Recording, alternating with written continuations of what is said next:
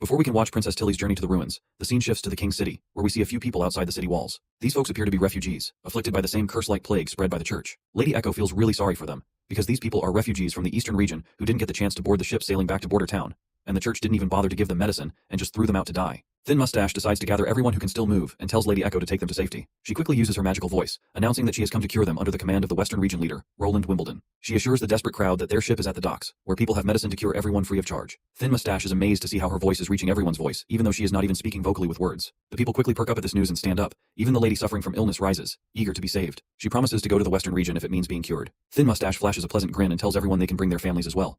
A while later, we see a bunch of water skins containing the medicine. The soldiers quickly tell the gathered refugees to drink the medicine inside the bottles, and they will be cured immediately. Without a second thought, the desperate people grab the water skins and chug down the water. As they do, a soldier preaches that the rumor about witches spreading this plague is total bullcrap circulated by the church, which is meant to make people beg and kneel before the church. He tells them that not only did Roland provide the medicine, but he's not even charging a single copper for it. Everyone's stunned and having a hard time believing it, because this just feels too good to be true. But then, one of the seriously sick women says she's already feeling better after drinking that potion, and the marks on her body have vanished. The crowd goes wild with joy, and cheers fill the air as they celebrate their salvation. The soldier then explains that Roland Wimbledon is busy developing the Western region and needs a bunch of people to help with farms, building houses, and paving roads. He says those who agree to move there will get food and shelter as compensation. He also promises that everyone will get a job suited to their skills, and lets them know they'll be leaving in 3 days, so they should head to the ships if they want to go to the Western region. The crowd bursts into cheers once again, and eagerly says they're ready to work for Prince Roland. Thin Mustache is glad that everything is going smoothly, and what's even more surprising is that Margaret is also helping by arranging ships. Not gonna lie, I'm curious about why she agreed to help and what our boy offered her to make such a greedy merchant lend a hand. Thin Mustache then asks about the wine barrels scattered around. Theo explains that they're used to store Miss Lily's purified water.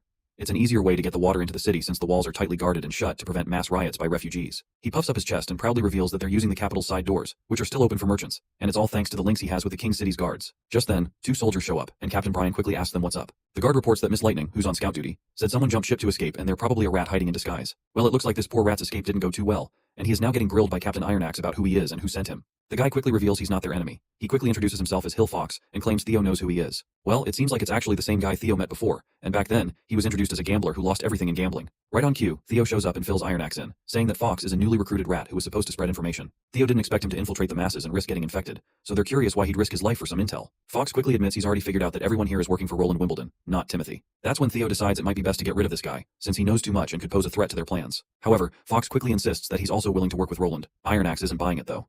He definitely doesn't want to trust a rat who's already been working for Timothy. But Fox quickly ups the ante, declaring that he's actually an enemy of Timothy. Suddenly, a little bottle falls out of Fox's pocket, and Theo is quite startled to hear that he's actually an enemy of Timothy. Theo bends down to grab the suspicious-looking bottle, and Fox quickly claims it's the church's holy medicine, which he took from the black market for a high price. He then quickly expresses his desire to join Roland's crew, because he also wants Timothy crushed as well. Thin Mustache asks Theo what he thinks about the situation. Theo explains that when he's not sure what's true or not, he usually goes with the safest bet, which here means deciding to kill Fox. Right at that moment, Nightingale joins the scene and tells Theo to leave it to her to figure out whether Fox is lying or not, because she is a living, breathing lie detector. In a few moments, Fox spills everything from the beginning. He clarifies that he didn't go bankrupt from gambling, nor did his wife cheat on him. These are just tall tales. In fact, he used to be part of the Pigeon Hat, a circus group that performed in the capital's inner districts. The group wasn't very large, but they were a tight-knit team, and Fox met his wife during that time. After they got married, they saved enough money to buy a house in the capital.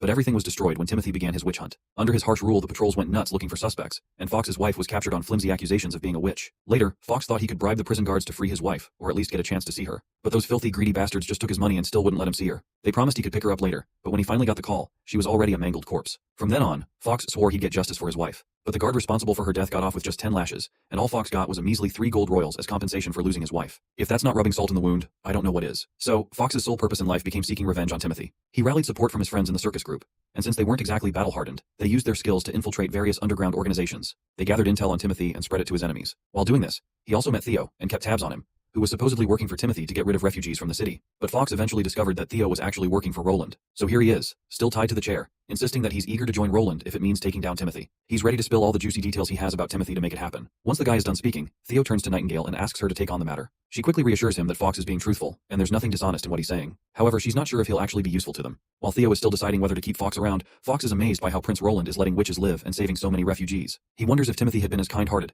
his wife might still be alive. Nightingale smiles, seeing that Fox isn't put off by Roland's unusual behavior. So at the end, they decide to let him join them, and quickly untie his hands. Theo tells him to stick with him and help out around the city for now. Theo is back in the same hotel, where he bumps into Black Hammer again. The big guy is thrilled the medicine worked, saying that without it, these 2 fools he's holding would have been dead by now. The little girl thanks Theo for curing the plague, wondering if he's working with the church. Theo keeps his identity under wraps and claims that the medicine came from higher-ups in the royalty, and the church is just spinning stories about witches causing the plague, so he wants everyone's help here to cure all of the commoners. Black Hammer perks up at this and asks if Theo's client really let them sell the medicine. Our boy Theo confirms it and explains that his client is furious with the church for deceiving the public. He's worried that if the church keeps spreading propaganda and turning all the commoners to their side, they'll end up ruling the whole kingdom. That's why Theo's client, who is our boy Roland of course, wants to cure all the city's commoners. Theo tosses out a pouch of water containing Lily's purified water and tells the rats they can sell it for 10 silver, with 40% of the cut going to them. The guys perk up at the prospect of making some quick cash. Theo explains that he smuggled nearly 5,000 to 6,000 worth of medicine, so if they sell it all, they could make some serious money. He also points out that he knows they might try to sell the medicine at an even higher price. To drive his point home, Theo slashes his dagger across the desk and warns them that his client doesn't forgive those who try to play dirty, so they better steer clear of scamming others for their own gain. He also tells them not to sell the stock all at once to avoid scalping, and that it's their problem from now on. Then he asks one last time if they're up for the job. Hammer stays quiet for a moment, then grabs the dagger and confidently says he's all in. After hearing the response, Theo quickly informs him that the medicine will arrive at the inn in 2 days by sunset. The next scene takes us to the church, where people are lined up before a priest. One guy sits down over his knees and informs the priest that his whole family has caught the plague, and he desperately needs the holy medicine. He explains that he got ripped off by those black market rats when he tried to buy medicine, and now all he has left to offer is a little egg. The priest takes the egg, but not before giving the guy a stern look. He tells him he'll be punished for not trusting the church and trying to buy medicine from the shady black market. Then the priest orders him to stand up, in order to seek forgiveness. The priest tells him that he'll have to devote the rest of his life to the church. The guy quickly agrees, saying he's ready to dedicate his life right away. Suddenly, another guy rushes in and tells the priest there's a report about someone smuggling the sick out of the city. The news comes as a great surprise to the priest. Shortly after, we find a priest grilling this guy Needle Eye, who claims to have even juicier news. The priest promises this man that if his information checks out, he'll be rewarded with the holy medicine for his help. Needle Eye then quickly explains that there are empty ships at the commercial river outside the city specifically for shipping the sick. What's even more blasphemous is that they have a way to cure the demonic plague. He says the soldiers had the sick drink some strange water, which made their black spots quickly vanish. These soldiers from the western region are also offering food and shelter to anyone who moves there. To make things worse, there are witches among these people. The mention of witches rattles the priest to his core, and Needle Eye confirms he even saw one flying through the air. One priest grits his teeth at this revelation, while the other asks how many people are on their side, and whether Needle Eye is sure they're mercenaries employed by the merchants. Needle Eye kind of confirms it, saying they weren't wearing any armor, didn't have horses, and were armed only with wooden spears, and claims that there are probably fewer than 100 of them. The priest tosses a bottle of medicine towards Needle Eye, who after seeing his reward coming at him, quickly adds that there are also rumors this whole thing was organized by the ruler of Border Town, who's looking to develop his land. The priest gives Needle Eye props for the info. But before the poor guy can even enjoy his reward, his throat is pierced by a dagger from behind, leaving him writhing in pain, and the attacker is a shady figure in a robe. After Needle Eye is dead, the junior priest asks his senior if he really buys the stuff Needle Eye was saying. The senior priest says he'll need to check it out, but suspects there's some truth to it. He plans to put 2 scouts on the city walls to figure out what's going on. The priest gives the mission to his junior, instructing him that if there are indeed mercenaries and witches at the docks, he'll need to buy up all the medicine the rats are selling around town. He is afraid that if the people from Border Town continue spreading their cure, nobody will bow down to the church anymore. As for the witches, the priest decides to leave that task to a mysterious figure known as Faceless. It turns out Faceless is no ordinary person. When the priest tells him to return to his true form, the old man quickly transforms into a stunningly beautiful woman, radiating the undeniable beauty and grace of a witch. It seems she has a particular fondness for the priest, and assures him she'll take care of her part of the job. Back at the city walls, our party is doing a great job getting all the refugees out. Nightingale lets Lady Echo know that the operation has been a success so far, and everyone should be able to catch the ships by sunset. Lady Echo seems a bit distant. When Nightingale asks what's on her mind, she says she's just in awe. She explains that before she was sold to the capital, she went through a lot of hardships. She thought people in Grey Castle were especially cruel because she came from the deserts, but she's realizing that they're not so different from the people in Iron Sand City. In response, Nightingale reminds her that there are good people too, and points to Roland Wimbledon as a shining example. Sister Echo then asks if Nightingale really thinks the prince can change things. She believes it doesn't matter if people come from the mainland, the deserts, or if they're witches.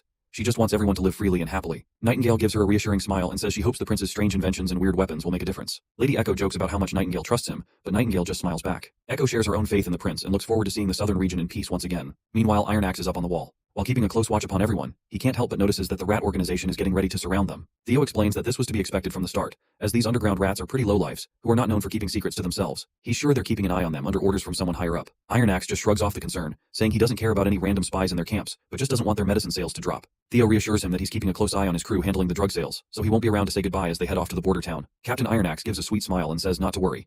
They'll catch up when the prince himself comes to claim the capital. As night settles in, we see that witch again, keeping an eye on the crew. She seizes her chance, lunging at one of the soldiers with a dagger. Before he can react, she slits his throat, leaving him dead on the ground. She then takes her clothes off and disguises herself in the soldier's uniform. As Lightning strolls back into camp from her patrol, Wendy's first question is about the current situation. Lightning reports that Iron Axe has already taken the infantry team out to tackle the rats. Lady Echo hands Lightning some water, and Lily grumbles about not having had a shower in days. All she right now wants is to go back to her house and enjoy the luxury of her bubbly home shower. Lightning almost chokes on her water and can't help but tease Lily for sounding like a spoiled elite, especially since she hates nobles. While the girls are in the middle of their banter, that witch in the guise of a common soldier barges in. She's hoping to blend in without any trouble, but Nightingale cannot be fooled so easily. She quickly appears behind the disguised witch, gun barrel pressed to her head, and demands to know who she really is. The witch tries to keep up her pretense, claiming he is Ford, just in charge of patrol. But Nightingale's not buying her crap, quickly pointing out that she's never seen a man with magic inside him before. Nightingale figures this guy isn't just any man. He's either a witch who sneaked in or a really rare male witch. Either way, she's sure he's not the Ford he claimed to be. With her cover blown, the witch decides to go on the offensive.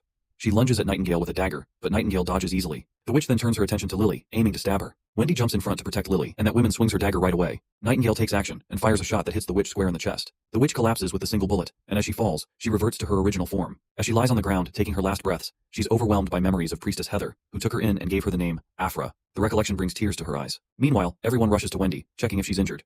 Wendy assures them that she's completely fine, and that the dagger didn't even touch her. It turns out she was wearing some armor made by our hero, which likely saved her from a serious cut. Meanwhile, Lily is still shaken and on the verge of tears, visibly terrified from the close call. She then lashes out at Wendy, telling her not to rush into danger like that again. Wendy comforts Lily by patting her on the head, explaining that she was just caught up in the moment, and jumped in front of the blade to protect her, instead of using her wind magic. While they're chatting and comforting each other, Lightning wonders why the witch attacked them in the first place. It doesn't make sense to her why a fellow witch would turn against them. Nightingale steps in and tells Lightning that this woman isn't like them. This night is the last night for everyone here before heading to the border town, and later that night, the rats tried to launch a major sneak attack. It was anticipated, and in the end, our first army had 1 soldier killed and 4 wounded in the aftermath.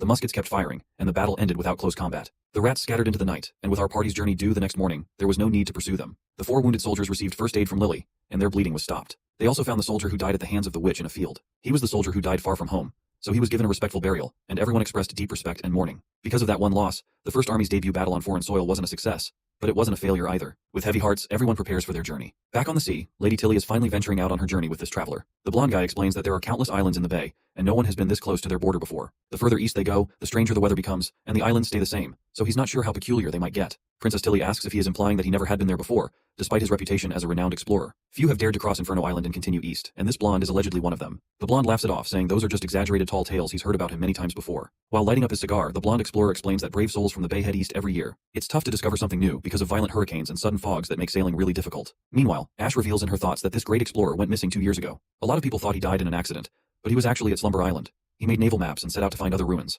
Lady Tilly has decided to work with him to explore the ruins, and ever since she is working with him, this guy has never talked about the 2 years he was missing, and Tilly hasn't mentioned it either, even though she likely knows about his past. Meanwhile, Tilly explains that the hurricanes around here are actually quite terrifying. The adventurer agrees, adding that witches are absolutely amazing. He mentions that if it hadn't been for a witch named Molly, they would have been goners. Suddenly Molly's fishing rod gets hooked, and she exclaims that there's a big fish caught on her line. The adventurer is still amazed by how Molly summoned that huge shield yesterday to protect their ship. He notes that his crew has stopped resenting witches because of it.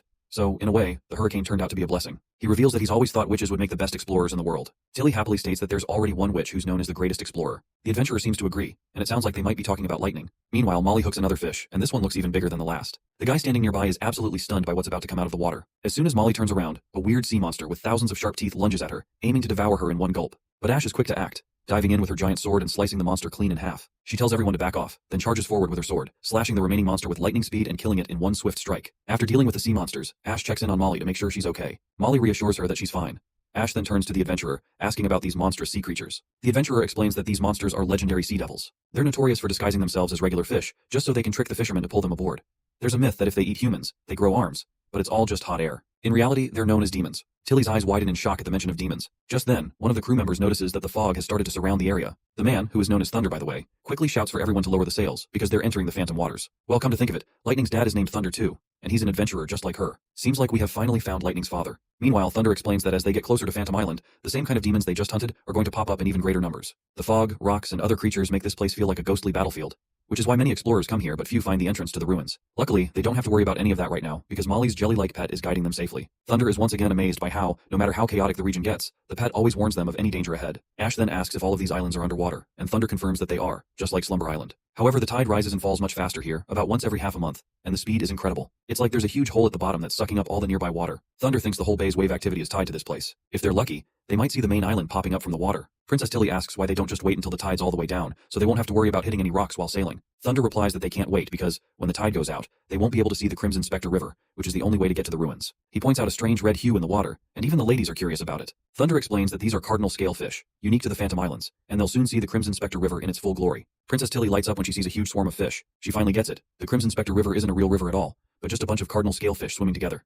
It makes it look like there's a crimson river below. Tilly asks why this happens. Thunder explains that it's because of the main island. Apparently, the island is shaped like a pyramid with a big hollow space inside. The fish lay their eggs there, and when the tide drops and the island starts to show up, the fish, sensing the change, go nuts and rush out. As long as they stick to the Crimson Spectre River, they'll make it to their destination. After sailing along the Crimson River for a while, the majestic Phantom Island finally comes into view, leaving everyone in awe. One of the crew guys quickly ties up the boat to a boulder. As everyone hops out, Princess Tilly asks if he's the one who set up the posts for parking the ships. Thunder explains that the posts were already here when he first found the place, and they were probably put up by whoever built the ruins. Lady Ash then asks where the ruins are, and Thunder says they're right above them, so they'll need to head up to reach them. As they walk through the spooky place, Thunder warns everyone that there are booby traps meant to keep looters out. But since the traps have been submerged for so long, he guesses they might not work anymore. The only issue is they have a long hike ahead, so they need to be careful not to run out of stamina. Princess Tilly seems pretty creeped out by the eerie pathway. Seems like Tilly isn't a fan of the dark. But luckily, Lady Ash has always had her back and is ready to guide her through the shadows once again. After crossing the narrow pathway, they finally reach a door. When they open it and step inside, they get their first look at the library from within. As Tilly starts exploring, Ash quickly tells her to stop, warning that it might be dangerous. But Thunder reassures them, saying they don't need to worry because he and his team have already explored this place before. He points out that there's nothing much in here except some stone tables and chairs,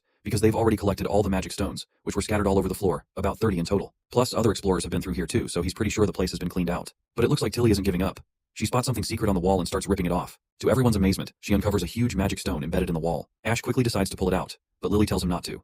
Instead, she approaches the crystal, and crimson magic energy begins to radiate from it. As the energy intensifies, red energy starts bursting out of the crystal. That's when Thunder realizes that Tilly might be trying to unlock something that only witches can activate. The other crew members are completely clueless about what's happening, and before shit takes turn for the worst, Lady Ash steps in, grabs Tilly like a toddler, and starts running out of the mess. At the same time, a staircase suddenly drops down to the ground from above, supported by some sturdy chains. Thunder's mind is hit by a bolt out of the blue as he sees the staircase before his eyes, probably leading to a secret room. Everyone quickly ascends the stairs, and when they reach the top, Princess Tilly finds another stone embedded in the wall, and this one looks like an ice crystal you will find in the Everwinter Kingdom. Thunder is also amazed and points out that a stone this size could be worth a lot on the market. Tilly assures him that he'll get his share of the loot, just as they agreed. After walking around a bit more, they realize this new place is an abandoned living space. There are some books here too, but even Tilly, who's usually pretty sharp, has trouble reading them because the language is unfamiliar. She decides to take the whole treasure trove of knowledge with her, as they had planned. Thunder then checks out the telescope, but all he sees is pitch black. It's probably because it's broken. Princess Tilly calls Ash over to help move a heavy bronze plate. When Ash pushes it aside, they discover another stone underneath. Tilly immediately reaches out to it, and the stone reacts by glowing with a thick crimson light. Princess tells her friend that the stone is continuously drawing in her magic, and quickly Ash tells her to step back.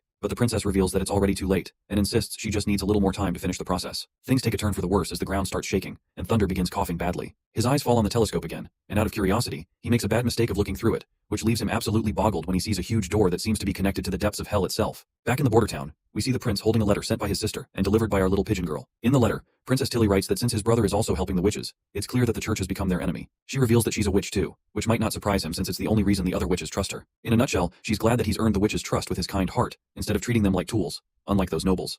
She's also excited about all the inventions he's made. As a gesture of goodwill and to build a strong relationship between both parties against the church, she's included a list of supportive witches in her letter. He can choose those he needs the most and have Maggie let her know. She also warns him she won't be sending more than 5 witches, so he'd better sort out a good transportation plan. The church is greedy and will eventually try to take over all 4 kingdoms, so she hopes he's ready to fight them when the time comes. She'll also give full support to help push back against the church and make a world where witches aren't discriminated against. With that sweet note, that's how the letter wraps up. The prince thanks the pigeon girl for delivering the letter and tells her that lightning has already gone to the king's city with the ships and should be back in a few days. In the meantime, she can either hang out with Nana or Leaf if she wants to play, or she can take a bath and get some rest. Just as he's getting back to his work, he's jolted by a commotion outside. He's freaking out, hoping his territory isn't under attack. But when he looks outside, he sees the chemistry lab is on fire. The prince rushes to the lab, and when he gets there, the lab assistant begs him to save their teacher, who's really hurt and might not make it. Roland calms everyone down, saying he's already sent someone to help and they'll be here in a few minutes. In the meantime, he wants to check on the teacher. The old alchemist's face is badly beaten up, and both Knight Carter and the prince have a hard time swallowing their shock when they realize his injuries are from the acid released by the explosion. The doctor says they've already done some first aid and stopped the bleeding, but she's worried his injuries might be beyond help. Not wasting any time, the prince quickly tells his guard Sean to bring Nana in as soon as possible, and Sean responds immediately.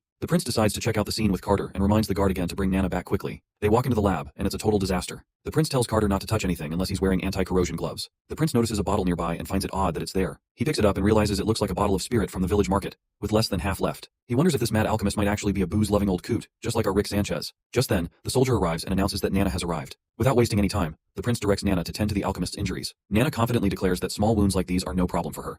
She activates her abilities, and the alchemist's face begins to heal. The skin on his fingers, which had been severely damaged, starts to recover and come together. It's pretty surprising that Nana is actually healing the alchemist's missing fingers, especially since she wasn't able to do this before. Even the soldier is a bit puzzled because there were 3 fingers missing before, but now everything is healed up. The prince asks Nana since when she's been able to do this. In response, the girl explains that she discovered this ability about a week ago. She was experimenting with chickens and realized she didn't need the severed limbs to patch them up once again with body. If she focused enough magic, the lost limbs would slowly grow back by themselves. She proudly mentions that she can pull up this miracle thanks to what the prince taught her in class about the human body being composed of cells. Injuries or amputated limbs are like lost cells, and since magic can fix these losses, she was sure that it should work for amputated limbs too. It's a bit mana-draining task, but growing back a finger is manageable, while regenerating an entire her arm is more challenging. Once the alchemist is fully healed, he opens his eyes and jolts awake. He quickly reports that he has finally created what the prince assigned him to make. Curious, the prince asks if he's talking about mercury fulminate. The alchemist confirms with a frantic yes. He explains that the missing catalyst turned out to be alcohol. At first, he tried dozens of different ingredients, but none of them worked. After this streak of bad luck, he bought some alcohol to lift his spirits, and remembered from the chemistry book that alcohol is an organic product and an important ingredient for some reactions. He extracted the alcohol from the spirit and conducted a new test, which surprisingly succeeded on the 6th try. He rambles on about some scientific details that aren't crucial right now. In a nutshell, while experimenting with alcohol, he accidentally had a blast, not the fun kind, but a pretty brutal one. Prince is pretty happy for the discovery, but he is also pretty sad and tells the alchemist to don't pull these kind of risky stunts for the next time, because he is not Rick. The prince tells the old alchemist that if it weren't for Nana, he'd be dead by now. The alchemist's eyes light up in amazement, and he asks if witches can heal wounds caused by experimenting. When he hears the answer, he goes completely wild with joy, excited that he can now experiment without worrying about dying. The prince and Nana are a bit lost on how to handle the frenzied old man, but then, Roland's mind starts racing about their successful experiment, which leaves him grinning from ear to ear, because he's got a great idea for making a bullet cartridge's primer, all thanks to the mercury fulminate discovery. But before he can dive into his exciting experiments, the prince has some boring ruler duties to handle, and he's not too thrilled about it. Just when the prince was hoping for some free time to experiment, a letter arrives from Longsong Fortress about a plague hitting the entire fortress. He also has to check in on Anna and the smith's shop. After finally managing to find some time, he sits down to respond to his sister. Meanwhile, the ships from the King's City have finally arrived. In his letter, the prince writes that he's thrilled about their alliance and is determined to destroy the church at all costs. He promises to expand his territory to allow witches to live freely, and is excited about the new witches arriving next month. He's also mapped out a safe route from the fjords to the border town to avoid the church and ensure a secure journey for the witches. He assures his sister that he'll teach the witches the basics once they arrive at the border town, and every witch who evolves will boost their chances of defeating the church. Lastly, he includes the names of the 5 witches he's picked, and hopes to see them soon. The first is Lotus, with earth formation powers. The second is Kande, specializing in state preservation. The third is Evelyn, with alcohol transmutation. The fourth is Honey, a beast handler.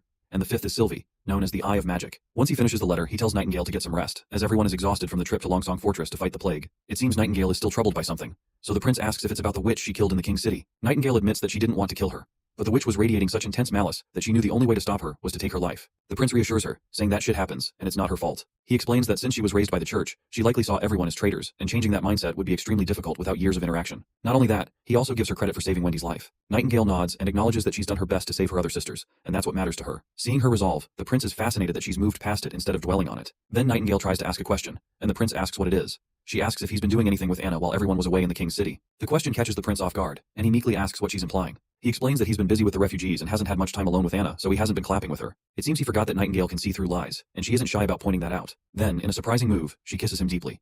After their intense lip lock, she says that if the prince wants to be with Anna, she's okay with it. All she wants is to stay by his side. The prince, completely embarrassed, blushes and smiles faintly. With those final words, Nightingale begins to dissolve into her fog, leaving the prince alone. The scene shifts to Anna, who's busy prepping some mushrooms. As she's walking around, Nightingale suddenly pops up behind her. Anna offers the mushrooms to Nightingale and explains she's making snacks for the prince. Maggie picked these bird kiss mushrooms from the misty forest today, and they're super fresh. Since the prince has been working so hard lately, she thought some snacks would be a nice treat. Anna asks if Nightingale wants to try some once she's done. Nightingale asks if Anna can show her how to make them, and Anna's all too happy to teach her. The two ladies get into their cooking groove. Anna places the mushrooms on a plate after cleaning them, with some dip sauce to bring out their flavor. She grills them until they turn a golden color, and they both enjoy their cooking time together. While they're cooking, Anna asks her senior if she's missed the prince.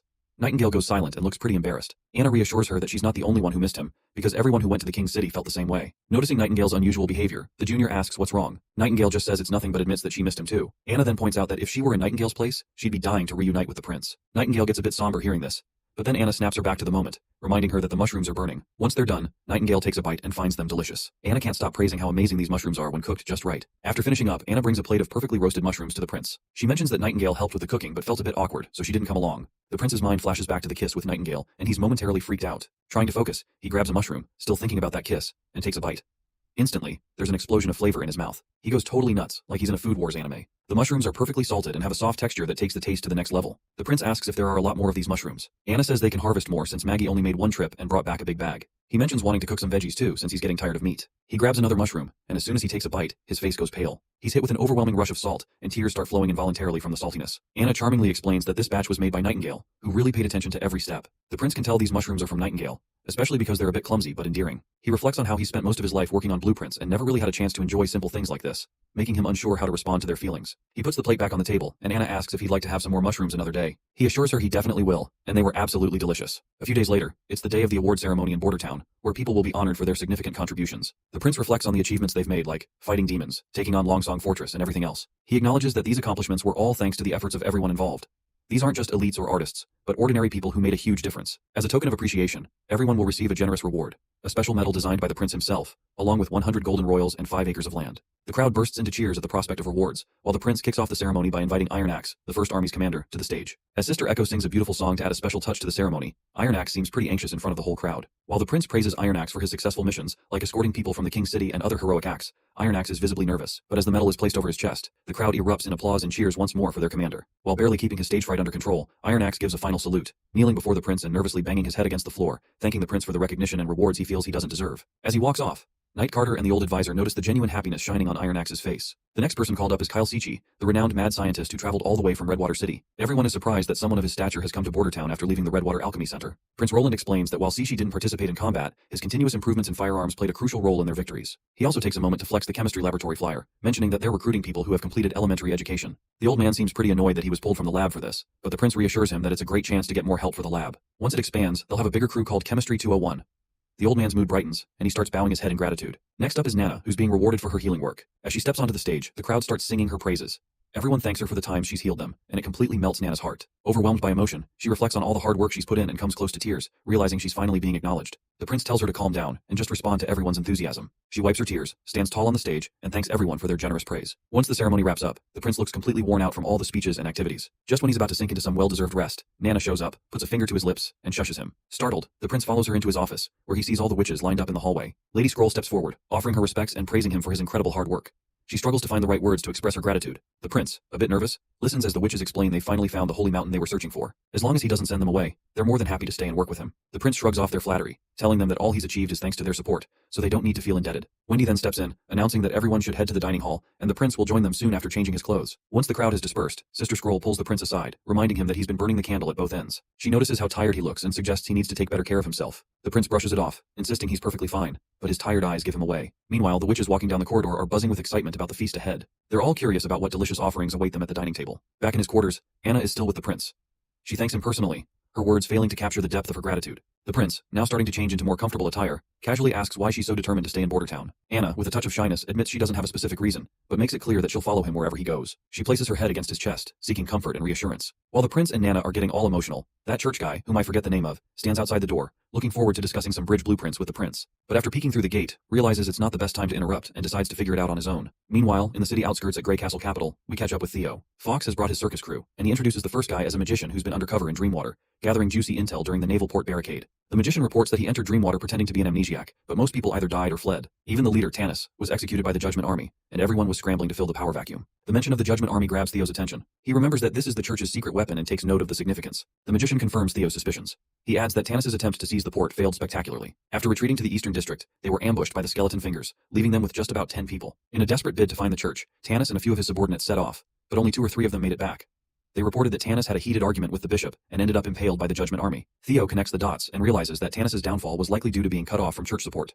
The church's refusal to assist him led to his demise. Dreamwater is in serious trouble, and Theo can see how the pieces are falling into place. Man, all this high-stakes political stuff between the kingdoms is a lot to handle, but honestly, who cares? What really matters is watching Roland wipe the floor with everyone. Theo steps in and announces that he serves under Roland Wimbledon and is in charge of gathering reports for him across the kingdom. With his voice raised, he asks if anyone's interested in working for Prince Roland. The whole circus crew gets fired up and makes it clear they're in as long as Timothy is brought to justice. Theo tells them they'll meet once a week at this time and place, and if anyone has urgent reports, they should leave a pot of purple flowers at the door. They'll knock 3 times long, then 2 short. Everyone agrees, and Theo reminds them that a good informant keeps their identity hidden, so they need to keep a low profile.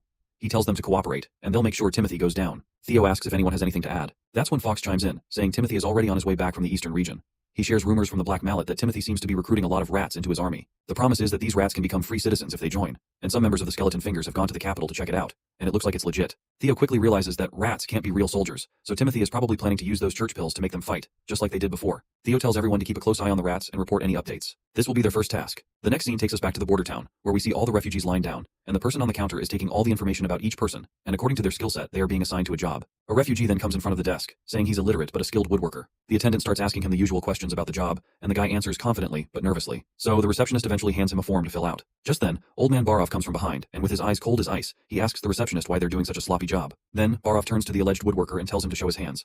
The man reluctantly holds them out. Barov points out that if this guy was a real woodworker, his hands wouldn't be so rough. They should be shiny and tough from handling wood, and stained black from drawing outlines, which is hard to wash off.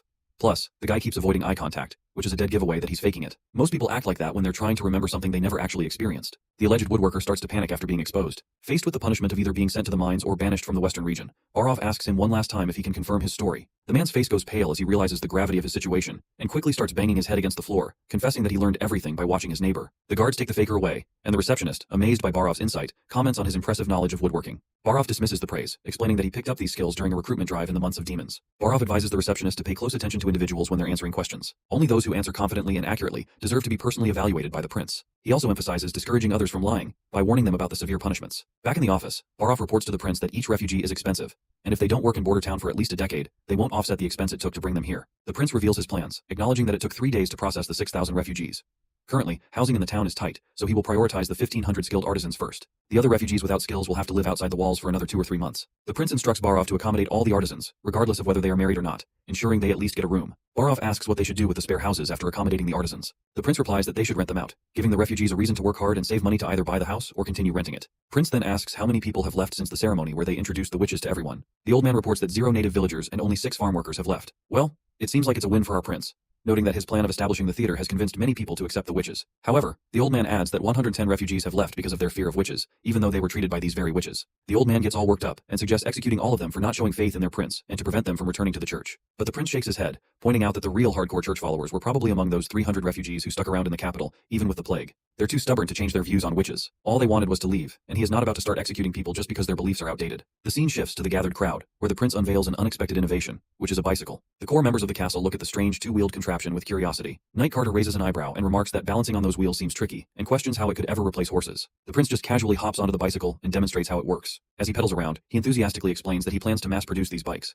He's even called in Sister Soraya to sketch out riding positions so they can teach the townspeople. His goal is to make this new mode of transport accessible to everyone, promising that even common folk will get a taste of this luxury, and it'll cost just a couple of royals. The prince's excitement is contagious, and he's clearly eager to see the bicycles become a common sight in Border Town. Shortly after, Knight Carter decides to give the bicycle a spin himself. He's completely impressed by the sleek design and rides it around with a big grin, asking Sister Soraya if she did the drawing for his riding position. She nods proudly, and Carter's eyes widen when he sees the detailed and handsome painting of himself. As everyone enjoys their time with the new invention, Prince Roland watches with a satisfied smile. He then turns his attention back to alchemist Kyle, ready to dive into their next big project. The prince explains that he's going to need a lot more acid than the lab can currently produce. To solve this, he plans to design a chemical system that will churn out acid efficiently and in large quantities.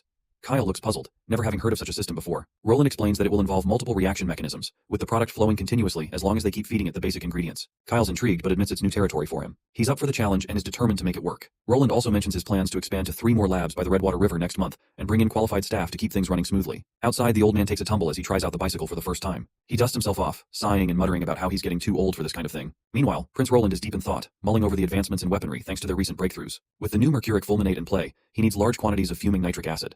Since his current labs can't meet the demand, he's considering asking Sister Lucia for help. Because the only way to win these upcoming wars against the church, he will need more than a few cannons and firearms. As he's lost in these thoughts, he reaches for some dried fish to snack on. Before he can even get a bite, Nightingale appears and mischievously stuffs a piece of fried fish into his mouth. Her gesture is both unexpected and warmly received, pulling him out of his deep contemplation. The scene cuts to outside where Prince introduces himself to these little kids and congratulates them for completing their basic education and becoming the town's first graduates. The kids are ecstatic to be speaking directly with the prince, and their excitement is off the charts. He praises Karl von Bate for his significant role in their education and announces that everyone will receive a generous reward based on their performance, regardless of their career choice. The kids cheer and celebrate, thrilled at the prospect of a bright future, and start dreaming about their new salaries and the bicycles they'll soon be able to ride. They excitedly discuss applying for positions at the city hall, envisioning a better life ahead. The prince then decides to distribute the degrees, instructing everyone to come forward when their name is called. A girl playfully pushes her friend to take his degree first. The boy reluctantly steps forward, and the prince hands him his degree, congratulating him on graduating. Feeling a surge of confidence, the boy expresses his eagerness to sign up for the chemistry laboratory and follow in the footsteps of Kyle Sichi. Meanwhile, back in the Holy City, the archbishops are in a heated discussion about Roland. Priest Main is stunned to learn that the plague the church spread was caused by microscopic demons specifically bred to be invisible. He has no idea how Roland managed to cure it,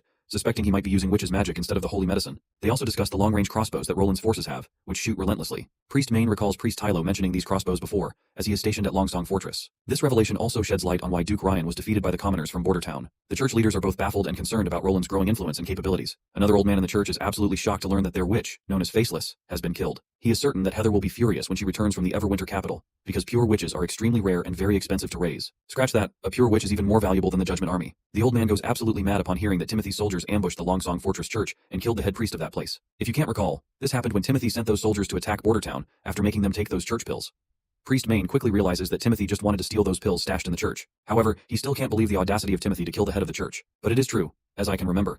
Timothy indeed stole those 2,000 pills and fed them to his army of common people to attack Bordertown. After mulling over it, Priest Main quickly understands that Prince Roland is actually planning to acquire this group of refugees as cheap labor. He can arrange for his witches to cure them and ship them to the western region. The old man agrees, saying if they were not fighting Wolfheart right now, the church would put a stop to Roland immediately. And most of all, the witches in the western regions deserve to be swept clean. But Priest Main tells his old fellow to read this letter before getting riled up. The old man is absolutely blown away to realize that a large number of witches have appeared at the bay, and they have destroyed all the current churches. The priests, still in the dark about Princess Tilly's involvement, are puzzled if the witches are migrating from the mainland to the sea. But Priest Main just shrugs them off, saying that they are far away in the ocean and shouldn't affect their grand plans.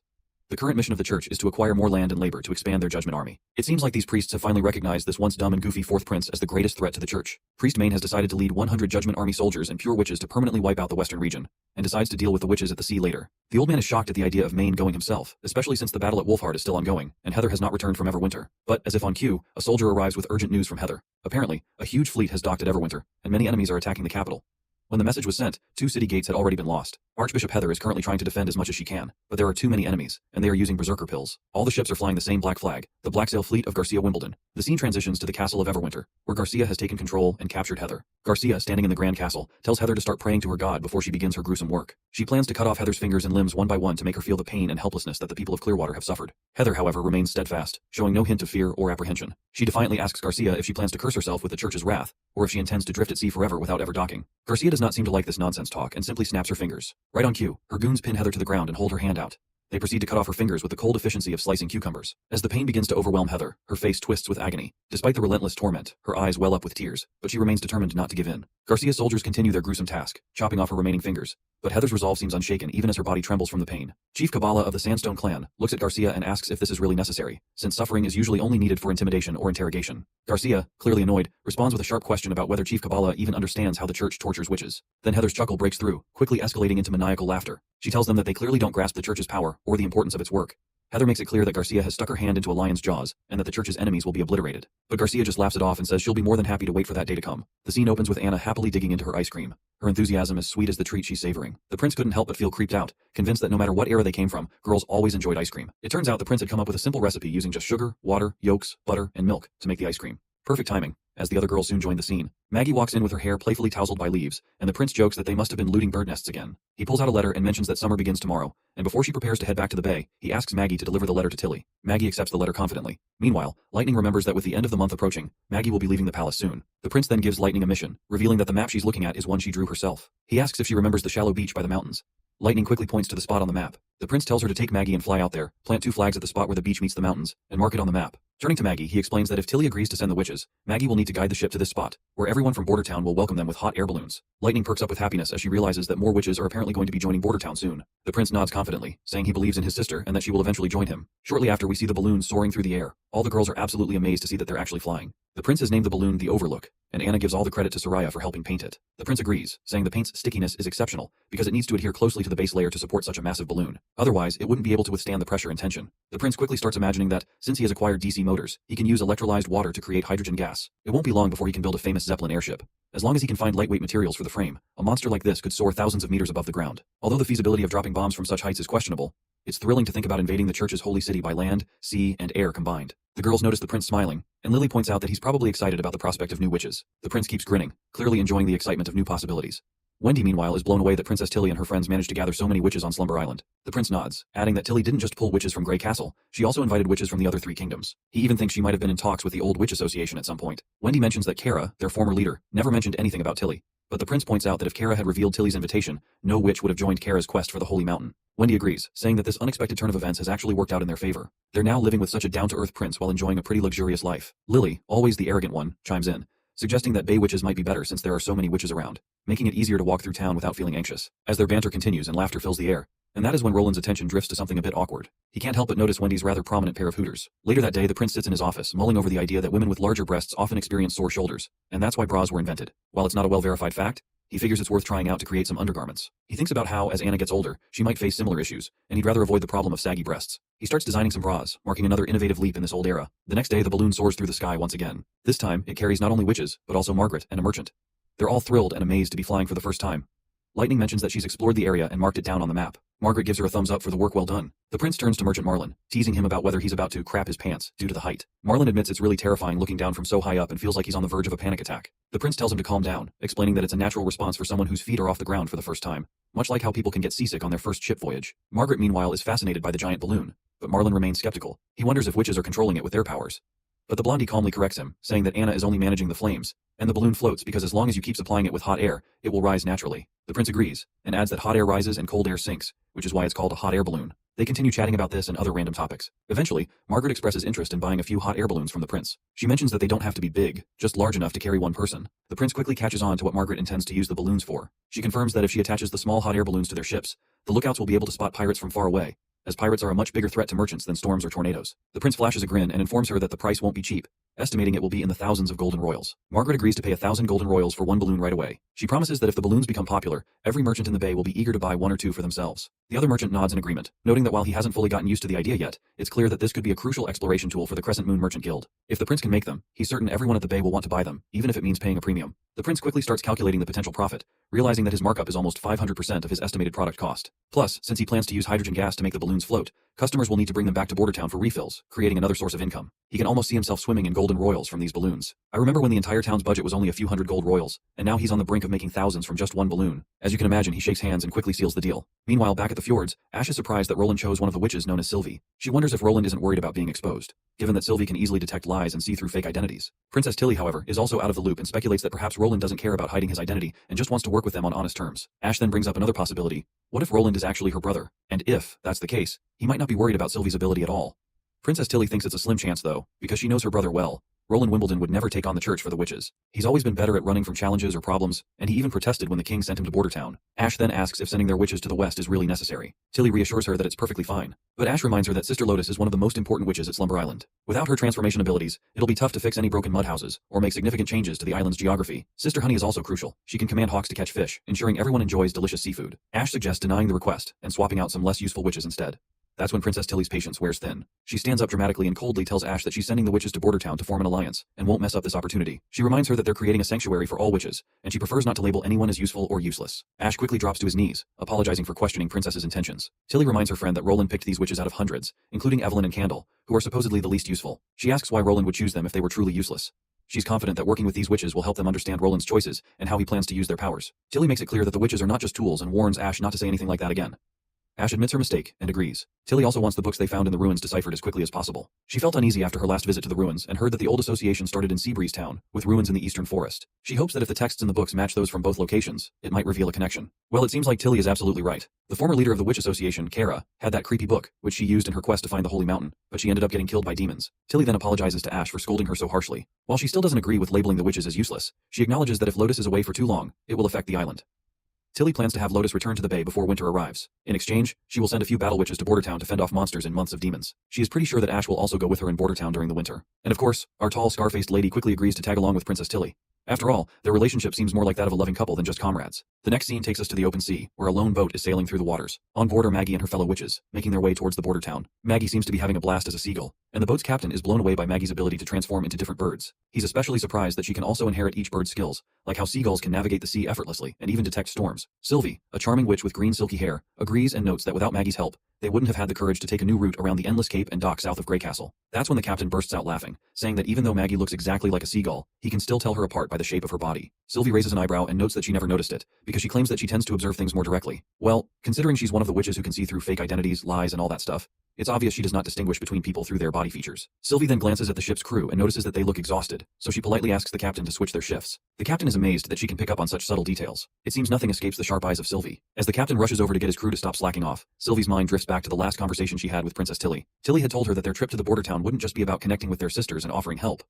Sylvie also had a task to uncover Roland Wimbledon's true identity. If there was anything suspicious about him, Tilly had ordered Sylvie to work with the Witch Union to expose his true self. Right now, Sylvie's worried that in the worst-case scenario, the Witch Union might not cooperate with her. They could end up imprisoning her and her crew just to keep Roland's false identity under wraps. She notices other witches goofing around on the ship. Even though everyone seems happy, Sylvie can't shake the feeling that things might not be as easy as they appear. We also spot Molly, who's having a blast and is excited that they're almost at their destination. On the other hand, a little witch with two ponytails looks miserable. She can hardly believe they've been swaying on this boat for a week and is amazed she's still holding on. The captain reassures her, saying she'll feel better once they hit solid ground. He adds that he's never seen anyone die from seasickness before and tells her to hang in there. Ash then turns to the little girl and comforts her, saying that Maggie has already alerted everyone in the border town, so everyone should be here to pick them up soon. The little girl curiously asks if Ash and Molly aren't going to the border town, to which Ash explains that she and Molly just tagged along to ensure their safety at sea. After dropping them off, they'll head back immediately since Princess Tilly needs their help on the island as well. Ash warns the girls to stay away from Roland Wimbledon as much as possible. The little witch then curiously asks her senior why they should be afraid of him since he's just Princess Tilly's brother. Ash agrees he's her brother, but makes it clear that being royalty doesn't mean the prince isn't a creep who likes groping witches. While everyone's busy chatting about the prince, Sylvie notices something rising into the sky from the mountains, and she's absolutely shocked by what she sees. The crew's expressions are priceless as they wonder what kind of giant bird it could be.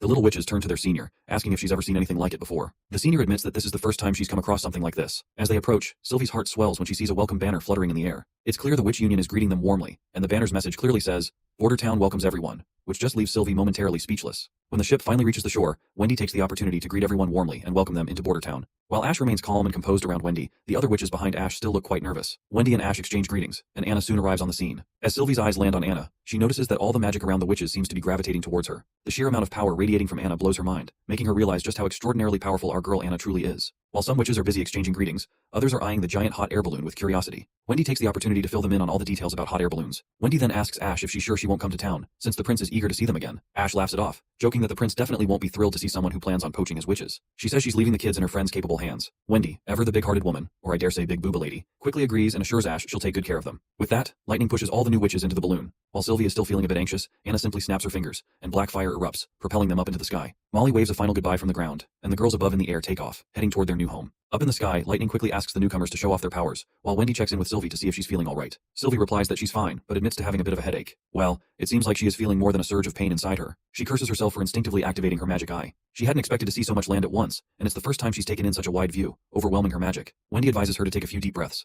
reminding her that everyone feels a bit strange the first time they lift off into the air. Sylvie thanks her and reassures Wendy that she's feeling better already. Meanwhile, the other girls are having a blast as Lightning enthusiastically sings about their prince's heroic deeds, cheerfully narrating all the adventures they've had together. Seems like Sylvie has finally started to relax, realizing the mood is more laid back and fun than she expected, and she hopes it stays that way forever. When they finally arrive above Border Town, the balloon lands near the castle, and the girls are absolutely shocked when they hear the resounding boom of cannons firing. Lightning quickly reassures them, explaining that the prince fired the cannons just to welcome them. Soon after, witches from the Witch Union arrive to greet the newcomers. Sylvie is blown away by the fact that their magic is completely different from what she had expected. She can't help but take note of how friendly the Union sisters have been so far, though she reminds herself to stay on guard just in case. Once they enter the dining hall, they see a feast already laid out on the table. The prince warmly welcomes everyone to Border Town, introducing himself as the ruler of the Western region, and tells them to make themselves at home. While the other ladies are overjoyed to see the feast before them, Sylvie is absolutely blown away by what she is seeing before her. She notices that the prince isn't wearing any stone of divine judgment, and there's no trace of magic inside him. This tells her that the man in front of them is indeed Roland himself, not disguised or controlled by magic. After a hectic day, we find the prince gulping down some delicious wine, letting out a satisfying burp as he leans back on his bed. He's so excited about the witch's arrival that he can't even sleep, so he's drinking to help himself doze off. The prince addresses the newcomers as sisters, and asks if their accommodations have been arranged. However, Nightingale isn't too thrilled about him calling them sisters right off the bat, warning him that he shouldn't trust them so quickly. The prince asks Nightingale why she's so cautious, to which she reveals that the witch named Sylvie was speaking half-truths. Although there was nothing malicious in her words, she was very careful in how she chose them. The prince nods, understanding her point. He speculates that Sylvie is likely trying to determine if he really is the true Roland Wimbledon. He reminds Nightingale that if one of her family members completely changed their personality, she'd also wonder if they had been replaced or controlled. This is exactly what Tilly thinks of him, since back in the capital, Roland was notorious for being a lousy slacker, and an easy target for bullying. This makes Nightingale curious as well, wondering if the prince is truly Roland Wimbledon. The prince responds that he is indeed Roland, but at the same time, he's not. Nightingale, with her keen sense, quickly sees that the prince isn't lying and asks him why he isn't. The prince grins and simply says that this is just how it is, and there's nothing to lie about. Nightingale just shrugs and says that as long as he remains the Roland she knows, she's fine with it. The prince nods plainly, saying he's always been himself since the day he met her. The next morning, all the newcomer witches are lined up before the prince, greeting him with an anxious, "Good morning." The prince tells them to relax, assuring them that he's not big on formalities, so they can call him whatever they call Tilly. He then explains that he won't assign them any work during their first week. They should take the time to get accustomed to the town's environment and explore Border Town as much as they want. He guarantees that no one will mistreat them or kidnap them for being witches. He reassures the nervous ladies that he has already removed the church's influence from the Western region, so this place is as free as Slumber Island, a place of freedom for everyone. The prince continues by assuming the newcomers already know the basics of anti-phase and maturity, so he directly explains that there will be basic lessons after dinner, covering reading, writing, mathematics, and natural sciences. Their salary will be 1 golden royal per month, with weekends off and paid vacations. If they have any questions, they can ask Wendy for clarification. Once the administrative details are out of the way, the prince dives into the most exciting part of the meeting. He's eager to see the witch's abilities firsthand, as Tilly's description was a bit vague. He decides to go outside to start the demonstrations. As he stands up from his seat, Sylvie interrupts to add something. She presents a few pieces of paper and explains that Princess Tilly discovered these ancient texts at a ruin site near the bay, and there's also a letter included with them. The prince starts reading the letter and quickly becomes anxious. As we already know, the letter reveals some serious and concerning information related to what Tilly encountered at the ancient ruins near the bay. Once Prince is done reading, Lady Scroll confirms that the text in the letters matches exactly with the book Kara retrieved from the Eastern Forest ruins. This revelation piques everyone's curiosity, including the prince's, who reflects on the details in the letter about the man-made island with unpredictable tides, the ancient telescope, and the stone door on the sheer cliff. He finds these elements incredible and is puzzled by the existence of such strange ruins at the bay. Lady Scroll agrees with Princess Tilly's assessment, pointing out that the ruins were created by the same people, given the consistent scripture and language. She's concerned about why the church would have built these structures, and then abandoned them. Wendy adds that it's not just these ruins that are mysterious. Records older than 450 years have been wiped out. She's baffled about what might be hidden there, or why there's such a concerted effort to erase these historical records. The prince says that since Tilly's already been working on deciphering the texts, he's pretty sure she can crack them. To give her a hand, he'll tell her about the holy city of Tequila, and send her some photos of the devils Soraya took, as those might help with the translation. He points out that keeping this info hidden is pointless, and it's better to be prepared and understand what's going on, which might even reveal some weaknesses of the church. Because if the church did not care about these ruins, they'd have buried their history even deeper. He also suggests checking out the stone tower in the misty forest again, where lightning once found a devil. Maybe there are more clues there. He adds that once the armies got their new weapons, they'll clear out the forest just in case there are any other devils hanging around. First up, the prince wants to test everyone's powers. They head out to the empty backyard where Lotus, the first witch, shows what she's got. She pulls a giant boulder out of the earth with ease. The prince is seriously impressed, noting that despite being around the same age as Nightingale, Lotus looks incredibly young, just like a freshly picked cucumber. Her abilities are super strong too. She can terraform within a 5-meter radius without breaking a sweat. But when she tries to stretch the mud tower beyond 7 or 8 meters, the tower she creates starts to collapse due to structural imbalance. Also, she uses less magic if the dirt is looser. But her ability is good for solid ground like the slumber island she came from, while the dirt houses she might build in the border town are just going to collapse. Lady Scroll also explains some nerdy details about her power. It's a summoning type, no extra frills, and she can terraform up to 5 meters. The stones of divine judgment hit her hard, but they don't affect anything she's already built. Next up is Honey, who just hit maturity last winter. Her main gig is animal subordination. She can tame any animal and make it follow her commands to the best of its ability. Her control lasts until the animal finishes its task, or she dissolves it herself. Plus, she's got this cool extra ability called Animal Messenger, where she can send animals off to find even more powerful ones to tame. The catch is that all her powers are affected by the stones of divine judgment, and the bigger the animal, the more magic it takes to tame it. Then there's Evelyn, who's about 25 or 26. She's got the wild talent of turning crude whiskey into all kinds of different alcohols, as long as she's tasted them before. She might help out with extracting ethanol, but serving a lady booze during the day is no go. So, the prince will have to wait until dinner to get a taste of her magic. Next up is Sylvie, and the prince feels pretty uneasy around her. She has the power to see through anything within her range, even behind her back and through obstacles. Her vision is totally unobstructed, which is a bit unsettling for him. He's actually a bit envious of her ability. Imagine being able to see through clothes of any woman you want. Sylvie also has an additional ability similar to Nightingale's, where her magic can see accumulated and dissipate. Following Sylvie is Candle, who reached maturity during the last few months. Before, her powers were limited to candle lanterns, but now they're amplified. She can maintain a state of matter for a period of time. For example, if she casts her magic on an ice cube, it won't melt, even if you put it under the sun. Her power is enchanting in nature and requires direct contact with the target. The prince had a grand idea of using Candle's powers to keep molten steel hot forever. However, he soon realized it might be a bit of a stretch, because maintaining that kind of heat would require a ton of magic. The real challenge is how much magic is needed and how long it can be kept up, especially for larger volumes. Nightingale also points out that Candle's magic is pretty good, but her mana capacity is on the lower end of the scale. Still, her talent is a gem. If she can keep something in a stable state, it could seriously boost the durability of machinery made with weaker materials. So Candle's got the potential to make those machines last longer and run smoother. Once he's done examining, Nightingale asks if there are any witches the prince particularly likes. The prince replies that he thinks they're all quite good. Nightingale is shocked to hear that the prince is willing to clap all of them tonight, but he gives her a gentle bonk and explains that he's not trying to light up his night, but simply that their abilities are impressive. The prince then decides it's time to head back to the castle since the testing is over. He mentions that he has something he wants to give Nightingale after dinner. I wonder what it could be. Maybe his rod or something special. It seems like Nightingale is really looking forward to whatever the prince wants to give her tonight. When dinner time arrives, everyone enjoys a grand feast once again. What's most intriguing today is the prince's new invention, and Lightning and Maggie are eagerly anticipating what kind of ice cream or other creation he has come up with. The prince tells them that everyone will find out soon enough, but they should eat first. Nightingale feels a bit disappointed that the surprise isn't just for her, but rather something the prince has prepared for everyone. Meanwhile, the new witches are fascinated by the chopsticks. Lady Scroll explains that the prince often invents new and interesting things like perfumes, chopsticks, and ice cream, and he tests them on a witch before officially manufacturing and marketing them. The new witches fondly recall the luxurious experience of bathing with soap they had a while ago in the castle, a treat typically reserved for nobility. They can hardly believe they're living a life that rivals even that of kings, given all the amenities they're enjoying. As the witches get cozy and start feeling at home, we're skipping ahead to the end of dinner, where the prince finally grabs everyone's attention and decides to reveal what he's made. A few maidens quickly bring out wine, and the prince announces that he's starting with white wine among his inventions. Compared to the Hebrew and fruit wines they've had before, this one is the real deal with a higher alcohol content, so he advises the non-adults to stay away. Lightning protests and insists she wants to try it too, but the prince reassures her that he's also prepared something lighter, which can be enjoyed with a bit of extra ice. He presents all of the types of wines in front of Sister Evelyn, and mentions that he's heard she's been to cocktail pubs and breweries before, so he's curious to hear her thoughts. Evelyn quickly agrees, picks up a glass of wine, and takes a gulp. As soon as the wine hits her belly, she feels a slight burn in her throat, but the apple juice helps flush it out. She finds herself pleasantly surprised by the blend of floral and fruity notes in her mouth, which makes it a unique taste she's never experienced before. Next, she tries the second cup. This one has a mix of milk and honey or sugar, creating a sweetness that complements the wine perfectly. It's a match made in heaven, and she thoroughly enjoys it. Then, she moves on to the last cup. This one's pure white wine, no extras. It's got a fiery kick that rolls over her tongue and down her throat, leaving a tart zing that lingers. It's intense but in a good way. After the tasting, Evelyn happily declares that all 3 wines are unforgettable. She admits that while some might not appreciate the strong flavors, true connoisseurs will definitely appreciate its richness. The prince is pleased with her feedback and explains that this was just a sample of his strongest white wine. He's planning to deepen its flavor even more and will need her to taste it again later. The next batch of maids arrives with boxes, and these gifts are only meant for adult witches. Anna receives her own box, while Nana eagerly wonders what's inside.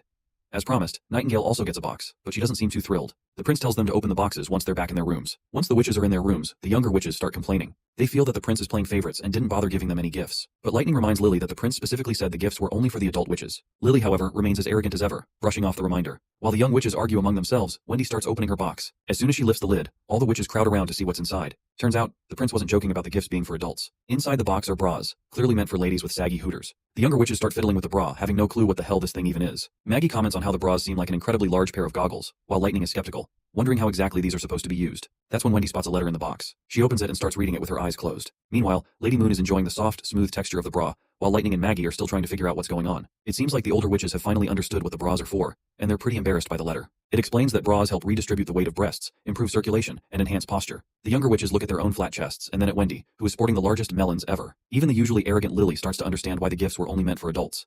But she tries to save face, claiming she doesn't care about the bras and never did. It's clear, though, that Lily's just trying to cover up her embarrassment about not having a pair of her own. Lightning tells Wendy to take hers off because she wants to try it too. But Wendy gets flustered and quickly pushes all the younger witches out, telling them to go to sleep. She closes the door behind them, her heart still racing, and wonders why the prince gave them something like this. Nightingale confusingly questions why the prince didn't just give the bras collectively. But then, realization strikes her like a thunderbolt out of the blue. Maybe the prince gave them individually because each bra is a different size, meaning he actually paid attention to everyone's measurements. Realizing this, Nightingale bolts out of the room and rushes to Anna's room. There, she asks her about the gift. Anna proudly shows off her chest and says the bra is surprisingly comfortable, and she's already worn it and finds it quite convenient. She then offers to show Nightingale the bra, but Nightingale quickly turns her gaze away, saying she doesn't want to see. Instead, she asks if Anna thinks it's weird for the prince to give them something like this. Anna points out that the prince plans to sell these bras to the public, so he's just testing them on the witches first. The conversation shifts to discussing how the bras fit and their comfort, so we'll skip over that part. In the next scene, we see the ship sailing. Inside, the prince is speaking with Sister Lotus, asking her to raise dirt on both sides of the river to lay the foundation for a bridge. They dive into some nerdy physics and science talk, and in the end, the prince asks if she can raise the dirt over 10 meters, given the river's depth. Lotus confidently agrees, saying she'll handle it. Meanwhile, Wendy is steering the boat with her wind powers, and is pleasantly surprised that her shoulders no longer hurt, thanks to the bra.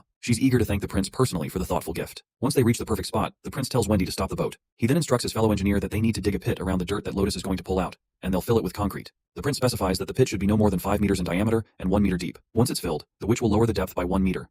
If they repeat this process, they'll be able to build a concrete wall that extends down to the riverbed. Lotus uses her earth control to raise the pile of mud, and as soon as she commands it, the mud begins to pop up and stack quickly. The prince is surprised to find it easier to raise dirt through water than through sand.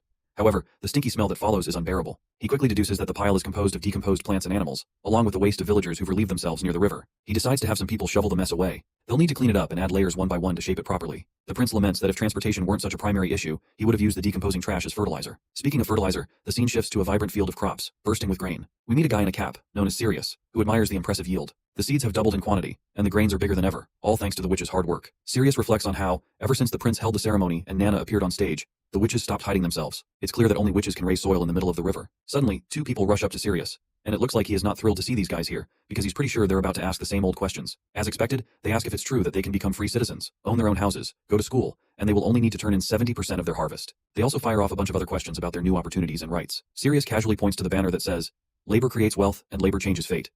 He smiles and says this means if they put in the effort, they'll become free citizens just as the prince promised. And trust him, that promise is solid. When someone asks what they should do with the remaining 30% of the harvest, to which Sirius explains that you can either sell it to the prince, eat it yourself, or use it as seeds. And that's pretty much it. He goes on to explain that Bordertown doesn't allow private sales of harvest. If they try to sell it outside the official channels, they'll be breaking the law, and their harvest could be taken away with a side of punishment.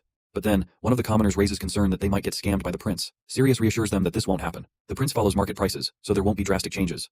The public marketplace, managed by the city hall, is the only place where grain is sold. The prince will always buy at the market rate. With that, Sirius concludes the conversation and tells them to get back to work. Another guy pipes up and asks Sirius if he knows where Miss May and Miss Eileen went, since there haven't been any stage shows recently. He's worried they might be sick. Sirius reassures them that they'll return in the fall, because they can't perform in this scorching heat. Or can they? As the workers head off to their tasks, Sirius reflects on his own journey. He used to be a knight, trying to escape his father's fields, but got captured and stripped of his position in just a few months. Somehow he ended up at Bordertown. His salary is going up, there's plenty of room for advancement, and he's even come to look forward to the harvest. In the next scene, the farmers have finished harvesting all the grain and have even started burning the leftover straw. After a while, the bald advisor, who is absolutely thrilled, reports to the prince that this season's harvest is enormous. He explains that, according to the city hall's estimates, their exports are 4 times higher than before, and their best field has produced 6 times more than its previous yield. This gives them more than enough to feed all their villagers. The prince smiles at the good news, pleased to know their warehouses won't be empty anymore. The bald advisor adds that with additional workers and more farmers, they could easily support 50 to 60,000 people. This makes the old man even more turned on, as he dreams about their town growing into a city and then expanding across the entire continent. You see, in this world, city growth is pretty much limited by food supply. A big city like the capital, with 20,000 people, needs tons of surrounding villages to keep everyone fed. But with new machines our boy just produced, one person's work can now feed 10,000 people, and the big harvests in Border Town are all thanks to Sister Leaf's improved grain. We further learn that the prince has cut back on the number of farmers without lowering the output, which means he can now focus on manufacturing. Since the agricultural team has nailed down the best farming strategies using metal tools and machines, their exports are only going to get better. In the next scene, the prince then steps up on a pedestal and gets the crowd pumped up. He knows they're dying to hear some good news, so he tells them straight up, the city hall will handle turning everyone into free citizens. You can choose to keep farming or try something else in town. Once the harvest wraps up, they'll announce the details about citizenship promotions. The crowd goes wild with cheers and praise for their prince. The prince further goes on to announce that starting next year, they'll only need to meet a quota to gain citizenship, making competition unnecessary.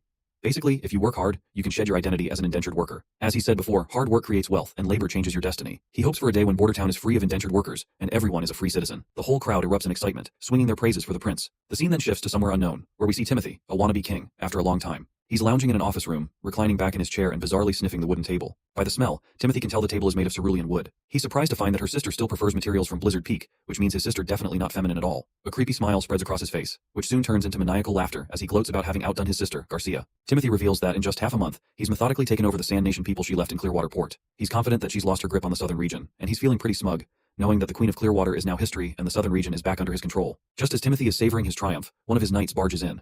Timothy tells him he'll be heading back to the capital the next morning. The knight will handle everyone else, except for Timothy's personal guards and the capital's night squad. He instructs his knight, who goes by the name Duke Edward Haas, to keep the southern region secure and to prevent the Sand Nation from stepping into Grey Castle territory. Edward Haas asks if this means he'll be staying behind. Timothy agrees, saying there's still a lot to finish here, and he needs someone loyal and powerful to stay behind, either to deal with traitors or gather refugees. He reassures Edward not to worry. He won't be stuck here forever. Once everything in Clearwater Port is sorted, he'll make sure to bring Edward back to the capital. He explains that Grey Castle still needs to be unified, and before conquering the western region, he'll need many knights to fight. So he promises his loyal friend that he won't leave him behind. Edward looks down, saddened, and reminds Timothy that his brother Raymond Haas is missing. He asks why there's been no news about him, especially since it's been 2 months since Raymond went to the western region. Timothy reassures him that Raymond might be delayed by something, or he could be on his way back. He tells Edward not to worry about his brother for now. The focus should be on burning down Garcia's old stronghold.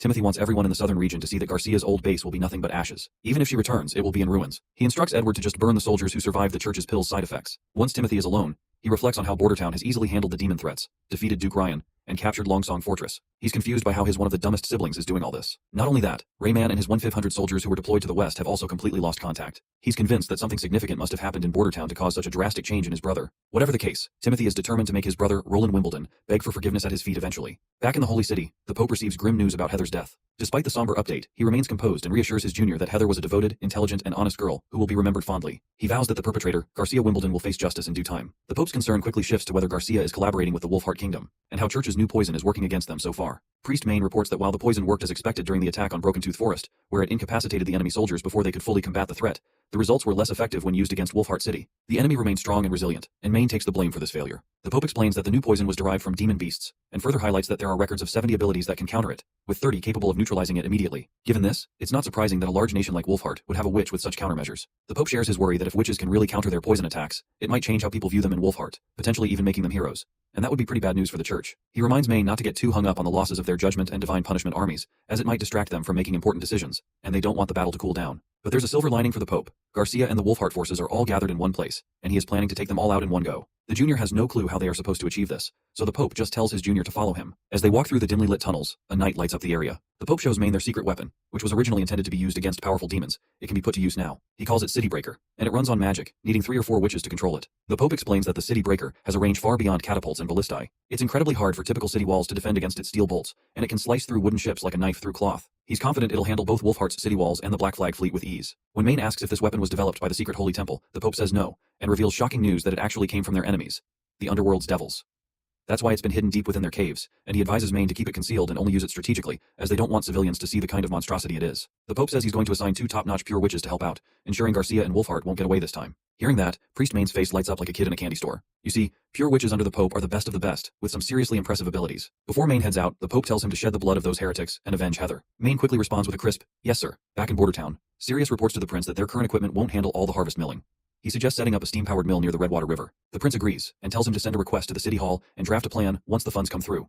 Sirius also mentions that 516 people have become free citizens, and their names have been sent to the old man Baroff. With that, Sirius wraps up his report. The prince is quite happy with Sirius's performance, and is confident that Sirius will be valuable in recruiting aristocrats and knights from the fortress, given his impressive manners. Next up is Lady Scroll, representing the education sector. She reports that all the students who finished their basic studies have moved into their preferred sectors, with 5 even applying to the chemistry laboratory. It seems Prince Roland was hoping for more than just 5 recruits, as otherwise, the newly built laboratories might end up sitting empty for a while. Even Kyle Sichi, the head of the chemistry department, is concerned about the low number of applicants. The prince then asks Kyle to report on his department's situation. Kyle, who isn't fond of these meetings, makes it clear that he's not into wasting time, and suggests finding a new representative for the department if this is the routine. Kyle Sichi then points out that he needs more personnel. The new assistants are young, but they're quick learners, and basic education seems to have done the trick. He also mentions that if the prince grants him access to Chemistry 201, he might finally come up with a way to manufacture acid on a larger scale. Next up is a guy in glasses, who reports on the infrastructure progress in Bordertown. He covers everything from bridges to residences and city walls. Let's not forget about Captain Ironaxe, who reports that the Second Army has finished basic training and is ready to march to Longsong Fortress whenever needed. Aside from the artillery division, all soldiers have now switched to using revolving rifles. With that, the meeting wraps up.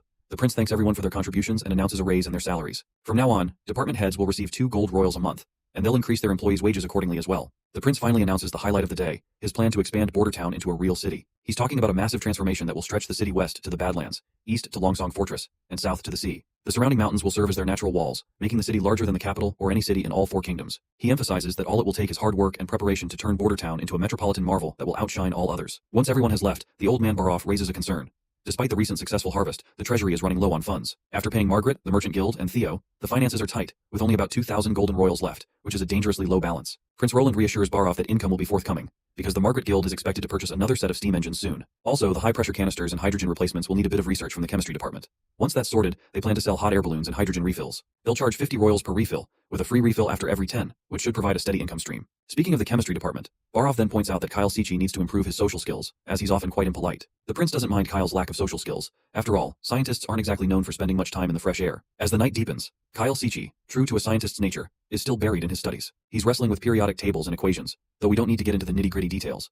What's clear is that Kyle is working tirelessly, determined to fill the laboratories and figure out how to manufacture acid. His main goal is to earn Chemistry 201 from the prince, although what exactly that entails is still a mystery to us. It seems Kyle has a lot riding on this, and he's pushing himself to the limit to reach his goal. The next scene takes us into a mysterious cave where the witches can be seen exploring. They suddenly stop, and Nightingale asks Sylvie if this is where the tunnel splits. Lightning jumps in with precise instructions, saying they should start at the second door, while Sylvie also adds her 2 cents to help steer the team in the right direction. After a bit of wandering, Lightning points out there's just one last door to check. Nightingale eagerly vanishes from her spot and reappears at the front, urging everyone to move further inside. Sylvie, watching this, can faintly see Nightingale's magic when she disappears, but can't quite capture her figure or movements. She remembers Tilly saying that Nightingale is the most battle-ready witch in the Union she should be aware of. It turns out the prince sent everyone into these mines because there's an old legend about an ancient beast living here. He told them to report back after their trip. Because of the danger, Sylvie reveals to us that Nightingale was specifically chosen for this task, due to the legend that these mines were once the nest of an ancient beast, and some miners have gone missing. Suddenly Sister Lucia halts their journey, and sits down to examine some ore she's spotted, because she thinks the prince might be interested in it. After their brief detour, they finally reach door number 23, the one they've been searching for. Sylvie steps forward, using her abilities to check it out. After a thorough scan, she can clearly sense that there are no ores here, but there are some further down.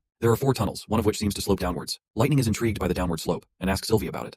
Sylvie responds that it might lead to a deposit. She also seems a bit exhausted, probably from using up her magic. Nightingale then points out that they'll never know unless they investigate further. So eventually, they reach the downward slope, which drops steeply from where they're standing. Nightingale comments that it looks pretty deep, and Lucia, feeling uneasy, mentions that she feels like someone's watching her, and suggests they should hurry back once they complete their investigation. Sylvie scans the area once more and notes that there aren't any ores around, so they should probably leave. But then she notices something odd. When she tries to scan the middle path, she can't see anything. Lightning asks what that means, and if Sylvie is just tired from using her magic. Sylvie explains that she's not running out of magic, but rather something seems to be blocking her vision. Nightingale decides to check it out herself and tells the other girls to stay back. However, Sylvie quickly stops her, saying that something could be causing this effect, and going in could be dangerous. Nightingale asks what she means, and Sylvie explains that it seems like there are stones of divine judgment involved. These stones appear to be underground and stretch throughout the area. In the next scene, we see the prince arrive at the underground location with his trusted partners and is utterly awestruck by the sheer magnificence of the giant crystal before him. He turns to his knight and asks if they built the staircase. Knight Carter responds that they did not. It was already here when the first army discovered this place. He believes it has been here for decades, possibly even centuries. Sister Lightning agrees somewhat, noting that Border Town was established around 70 years ago, so it's unlikely the staircase is related to the town's villagers or the kingdom. Carter adds that Grey Castle didn't even exist 100 years ago, so it seems implausible that anyone from centuries ago could have built it. The prince then reminds them that they do know of a group of people who lived 450 years ago and were forgotten. As the prince takes a closer look at the crystal, he remembers that glowing rocks usually have radioactive or fluorescent properties, but this stone of divine judgment doesn't seem to fit either category. If it were radioactive, the soldiers from the first army would have been toast within minutes. And it can't be fluorescent since there are no light sources in the cave. Plus, even though these crystals act like prisms, they don't have any of the usual crystalline patterns, so he's totally baffled about how they even got here. Knight Carter is blown away, pointing out that a stone of divine judgment the size of a thumb would be worth a fortune, but something this massive could bankrupt all 4 kingdoms. Nightingale isn't thrilled with Carter's line of thinking, though. She gives him a stern look and asks if he's seriously considering handing it over to the elite just so they can use it to torture witches. Meanwhile, Lightning is fascinated by these crystals. They're the first stones of this color she's ever seen, and if they could bring one back, they wouldn't need candles anymore. But Nightingale reminds everyone that, as intriguing as the crystals might be, they're really just shackles for witches. Still, Lightning wants to take a small piece of the stone as a trophy from her exploration. The prince gives her the green light to go ahead, as long as she isn't too dismayed by it. With that, Lightning tries to crack the stone with a rock, but it doesn't even leave a scratch. Even Knight Carter is surprised because, as far as he knows, divine stones of judgment are supposed to be fragile. Lightning then starts hitting the crystal from different angles, but the result is the same. No scratches, no cracks, nothing. That's when the prince tells Nightingale to give it a try. She bombards the crystal with bullets, but it remains just as shiny and undamaged as ever. The prince is intrigued that even revolvers can't make a dent in the crystal. Carter wonders aloud how the church managed to break it down for sale if it's this tough to crack. Nightingale then points out that these stones should be pulverized with the slightest strength. Anna also chimes in with some info of her own, asking our boy if he still remembers the treasure map. She explains that one of the maps actually points to this location, not the northern mines. The prince is also shocked by this news, realizing that this cave holds a significant amount of these stones, which makes it a part of the treasure place. Once they're back in the office, the prince studies everything with Lady Scroll. He points out that it matches what he remembers, and the southernmost point does indeed align with the northern mines. Lady Scroll adds that if Anna is correct, this map could be one the church left behind while searching for new veins of stones. She's curious about why they would abandon everything after excavating it and building the stairs. The prince reveals that given the high value of stones of divine judgment, this cave certainly doesn't seem like something they'd leave behind. Since they can't go to the city of Tequila right now, he wonders if the answers might only be found when they visit the stone towers. I'm not entirely sure what is going on, but let's hope to soon connect the dots when we further dive into the story. As night falls over Border Town, the new witches chat during their study class. Evelyn asks Sister Candle if the prince assigned her any tasks. Candle nods and explains that he did give her a task. She says he asked her to use her powers on some metallic lumps to keep them solid at room temperature, but she's not sure what he plans to do with them. Candle then inquires about what tasks the prince assigned Evelyn, to which Evelyn reveals that the prince hasn't asked her to do anything specific. She's free to learn whatever she wants. Sometimes he does ask her to sample new booze, and she's given suggestions like adding water or fruit juice, but the prince seems focused on making the strongest alcohol possible. That's when the little girl mentions that the prince must have a reason for his request. But before she can elaborate, their teacher, Lady Scroll, walks in. Lady Scroll breaks the news that they won't be learning any new material today. Lightning's face lights up, excitedly asking if they're going outside, or maybe tasting some new food. Lady Scroll just smirks and shatters their hopes by announcing that she'll be giving them an exam on everything they've learned. Everyone looks confused to hear this, and wonders what this exam thing is all about. Lady Scroll explains that, after 3 months of studying, the prince thinks it's time to check their progress. They'll tackle problems in 3 subjects: language, mathematics, and natural sciences. She adds that they'll need to answer the questions on their own and can't get any help during the exam. Everyone's faces fall at the shocking news, but Lady Scroll isn't done dropping bombs yet. She announces that the prince has explicitly stated that only those who answer more than half of the questions correctly will get to enjoy ice cream during the weekend afternoons, and those who score below half will lose their tea privileges. That last line leaves Nightingale completely boggled. As a fan of afternoon teas, she's pretty sure she's in trouble. Lady Scroll adds that witches from Slumber Island are exempt from this exam and can either stay and finish or take the day off. No matter their score, they won't lose any privileges. The new witches finally breathe a sigh of relief, realizing they're not completely screwed after all. Candle turns to her friend Evelyn and asks if she's going to stay for the exam. Evelyn nods and explains that taking the exam is a good opportunity to learn. She wants to advance her abilities by gaining more knowledge, and she's been practicing her writing after class with help from Lily and Moon. She figures it's worth the effort to avoid falling behind. Hearing this, the little witch decides to join her for the exam as well. Shortly after, the exam is conducted, and the answer sheets from all the witches are sent to the prince. The prince thanks Lady Scroll for her help, and as he reviews the answer sheets, he's fascinated to find that Nightingale has passed. Well, it seems like the prince is a bit disappointed that Nightingale passed because if she had failed, he was planning to discourage her from eating more sweets during afternoon tea. Nightingale quickly catches on and starts pinching his shoulder, practically telling him not to even think about it. Jokes aside, the prince is genuinely glad that all the witches performed exceptionally well. What's even more fascinating is that 2 new witches also took the test, where Evelyn scored 5 points while Candle scored 36. The prince is especially impressed by Candle, who only attended the course for 2 weeks but still managed to score 60 points. It just proves how witches, both physically and mentally, have a significant advantage over commoners. The next scene shows Lucia practicing hard with the materials inside her pouch. That is when her little sister wanders in and asks why she's still practicing so late. Lucia loses her concentration due to the sudden interruption, and gets annoyed at her little sister, telling her to focus on reading the books instead of bothering her. But the little one replies that she can't really understand the words completely. She can only read a bit at a time and wishes she could read and write as well as her big sis. Lucia explains that's why she needs to practice more. She tells her sister that words have similar structures, and you can figure out their meanings from their roots. It's all part of the learning curve. The little girl reluctantly grabs a book and goes back to reading. Just then, Nightingale shows up and notices the sibling squabble. The little girl quickly rushes over to Nightingale with a pleasant smile and says she's just reading some books while her sister is busy practicing. Nightingale then offers ice cream to both sisters, and they eagerly grab their sweet, delicious treats. As they enjoy their ice cream, Lucia points out that these goodies are usually only distributed after noon tea time, so she is curious how Nightingale managed to get her hands on them. Nightingale proudly boasts that she placed third in the exam, just behind Leaf and Wendy. Since the prince didn't expect her to pass, she figured she'd try to get something extra from him. Lucia then asks how many points she herself scored, to which Nightingale reveals Lucia got around 68 points. Lucia's face falls a bit at this, since there were 120 points total, and she only scored a little more than half. As her mood sinks, her melting ice cream starts to drip, and a drop of creamy sweetness lands on her hand. Nightingale quickly grabs Lucia's hand and licks the sweet nectar off, reassuring her that she did fine. She explains that Lucia hasn't been studying with them for long, so it's perfectly reasonable to miss a few questions in math and science. The banter among the ladies continues, and the little girl cheekily asks Nightingale if she likes princes. Her big sister panics and quickly shushes her, saying she shouldn't ask such blunt questions. Nightingale blushes but admits that yes, she does like him. The scene shifts to Roland's office, where Lucia presents the ore samples she collected from the northern mine. The prince thanks her for her help, and Lucia says it's all worth it if she can be even a little bit helpful to him. As the prince examines the ores, Lucia's thoughts drift back to Nightingale's confession. She admits to herself that she doesn't really understand romance or whatever it is, but the idea of a witch being interested in the prince seems impossible to her. She thinks it's best if witches keep their feelings to themselves and not let others know. Meanwhile, the prince finishes examining the ore and tells Lucia that he'll have Sishi take a look at it. He suggests that Lucia keep practicing her abilities at the mines, and to ask Anna if she needs any help with anything. Lucia feels a bit confused that even the prince can't identify the ores. But then, the prince calls her name, and she perks up at the sudden attention. The prince congratulates her on passing the exam, and reveals that she placed 9th with 68 points. He acknowledges that it's impressive to perform well after only studying with everyone for a month, and encourages her to keep up the good work. Lucia brightens at the praise and agrees with a big smile, feeling more motivated and happy about her progress. After a while, the prince lets out a sigh, feeling disappointed that he couldn't identify the ores in the mine even after purifying them. He realizes there's still a huge gap between engineering and geology, and wonders if he should leave it to the alchemist, as chemical experiments are more reliable than observing things with the naked eye. Also, he does not have any time to stress anything, since it's already time he starts planning countermeasures for the months of demons. Suddenly, a reporter rushes into the office with an urgent report. There's a secret letter from the capital. The prince asks who sent it, and the reporter says there's no signature. The prince opens the letter and sees that it's unsigned and written in an unrecognizable handwriting. It doesn't take him long to deduce that this secret letter must be from Theo, who has done a good job hiding his identity. As the prince squints at the text, he reads that an army of 1,000 strong has left the capital and is heading towards the western region. The next scene opens to the resounding claps and cheers from the audience, celebrating the stellar performance of the stage actors. In the background, a newcomer asks Lady May if she performed really well. Lady May acknowledges that she has indeed improved a lot. Another little girl chimes in, hoping for some encouraging words from her senior as well. However, Lady May breaks her junior's heart by dropping the bombshell that she's still far behind and needs to work on her emotions. Another stage worker points out that Lady May seems pretty strict, especially since the audience enjoyed their performance so much. The senior reminds the stage worker that many of these audience members are commoners who've never experienced theater before, so it's a new experience for them. She adds that if their audience were elite members, their stage mistakes would have gotten them into serious trouble. Suddenly, another actor makes her entrance without missing a beat. She immediately begins berating Lady May and her crew, labeling them as third-rate actors performing in a rundown place like Bordertown. Lady May's student is visibly annoyed by this, but the arrogant woman, known as Bella Dean, mocks them further. She questions if they even know their place and makes it clear that none of them are suited for a big city like Longsong Fortress. She emphasizes that the Longsong Theater doesn't welcome third-rate actors. She even sneers at their play, The Diary of a Witch, dismissing it as terrible and unworthy of attention. She continues her rant, accusing Lady May of causing a drop in the theater's revenue due to performing in such a filthy town. According to her, no noble would want to watch shows from a theater that also performs for commoners without charging any price. And these commoners are nothing more than monkeys in her eyes. But Lady May isn't having any of it. She shoots back, making it clear that Bella's being arrogant and clueless.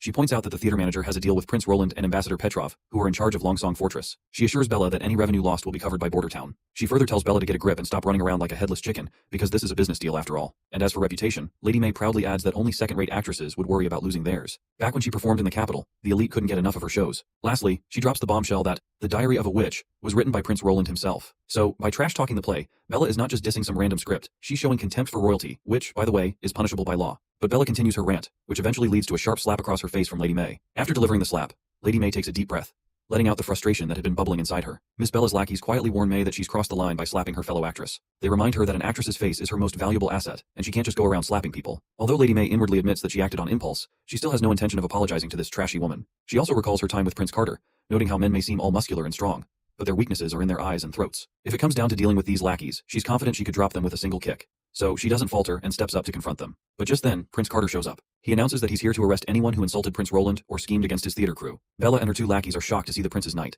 and Bella is pretty sure they're screwed since she was the one who belittled the prince's play. Later that night, Knight Carter and Lady May have a great time together, chatting and enjoying each other's company. But we are not interested in their lovey-dovey shit, so let's jump ahead 2 days. Inside the castle of Bordertown, representatives from the 5 families have gathered from around the western region. Prince Roland reveals that he has received reliable intel indicating that Timothy has sent soldiers to Longsong Fortress. Their numbers are unclear, but there's no doubt they're coming for Bordertown. He explains that Timothy's typical strategy involves kidnapping commoners to bolster his forces, then making them eat the church's drug. This drug, known as the Evil Crimson Pill, grants commoners strength even greater than that of knights, but its side effects are fatal and irreversible. Timothy plans to weaken the Western region's power by turning anyone useless to him into drugged berserkers, making everyone here in danger. As the leader of the Western region, Prince Roland instructs all the representatives to mobilize their personnel into the fortress. By doing so, Timothy won't be able to strengthen his forces. One of the members raises a concern, pointing out that they don't have enough food and supplies to sustain such a move. But Prince Roland makes it clear that they'll have to bring everything they can, and they only have 3 days to do that. Every commoner must be transported to the city, and once Timothy's soldiers are defeated, they can return home. All the representatives kneel in respect, and once they're gone, Prince Roland turns to his army captain, Iron Axe, and explains that this army is different from the last one they faced. Timothy's soldiers are currently sailing down the Redwater River, planning to infiltrate through Willowtown.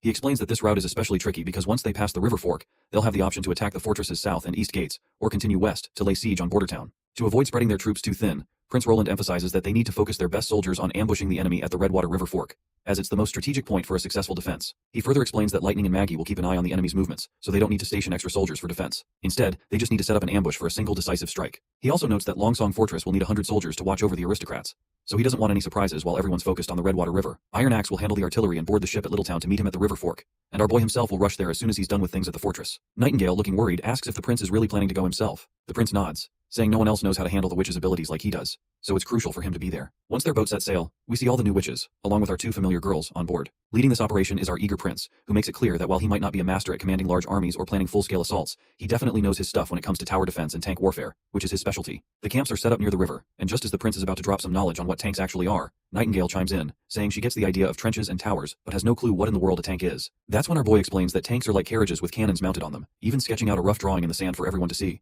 But then he admits they don't have enough horses, and the cannons also need to be transported with the ships as well. So the prince concedes that what they have isn't really a tank. But he suggests that if they don't have enough horses, Honey could tame some tigers or cougars to pull the cannons instead. Nana then asks if cannons pulled by tigers still count as tanks. The prince, with a grin, proudly says yes and even suggests they could call them tiger tanks or leopard tanks. That's when Lotus speaks up, asking the prince what her role will be in the battle against the fake King Timothy. The prince explains that they need to set up 2 perimeters on either side of the river. He draws a line in the sand to show the enemy's route and points out where their troops will be stationed on both riverbanks. The plan is to launch a surprise pincer attack, and to hide everyone, they'll need to build dirt structures in a V-shape along the banks. These structures should be long with sturdy walls, and each will have 8 rooms with 1 small window facing the river. Lotus appears to be still confused, and says that while they can hide their troops in the mud houses, they won't be able to attack the enemy's ships. If the ships don't stop or dock, they might just sail past. The prince reassures her, saying she doesn't need to worry about that.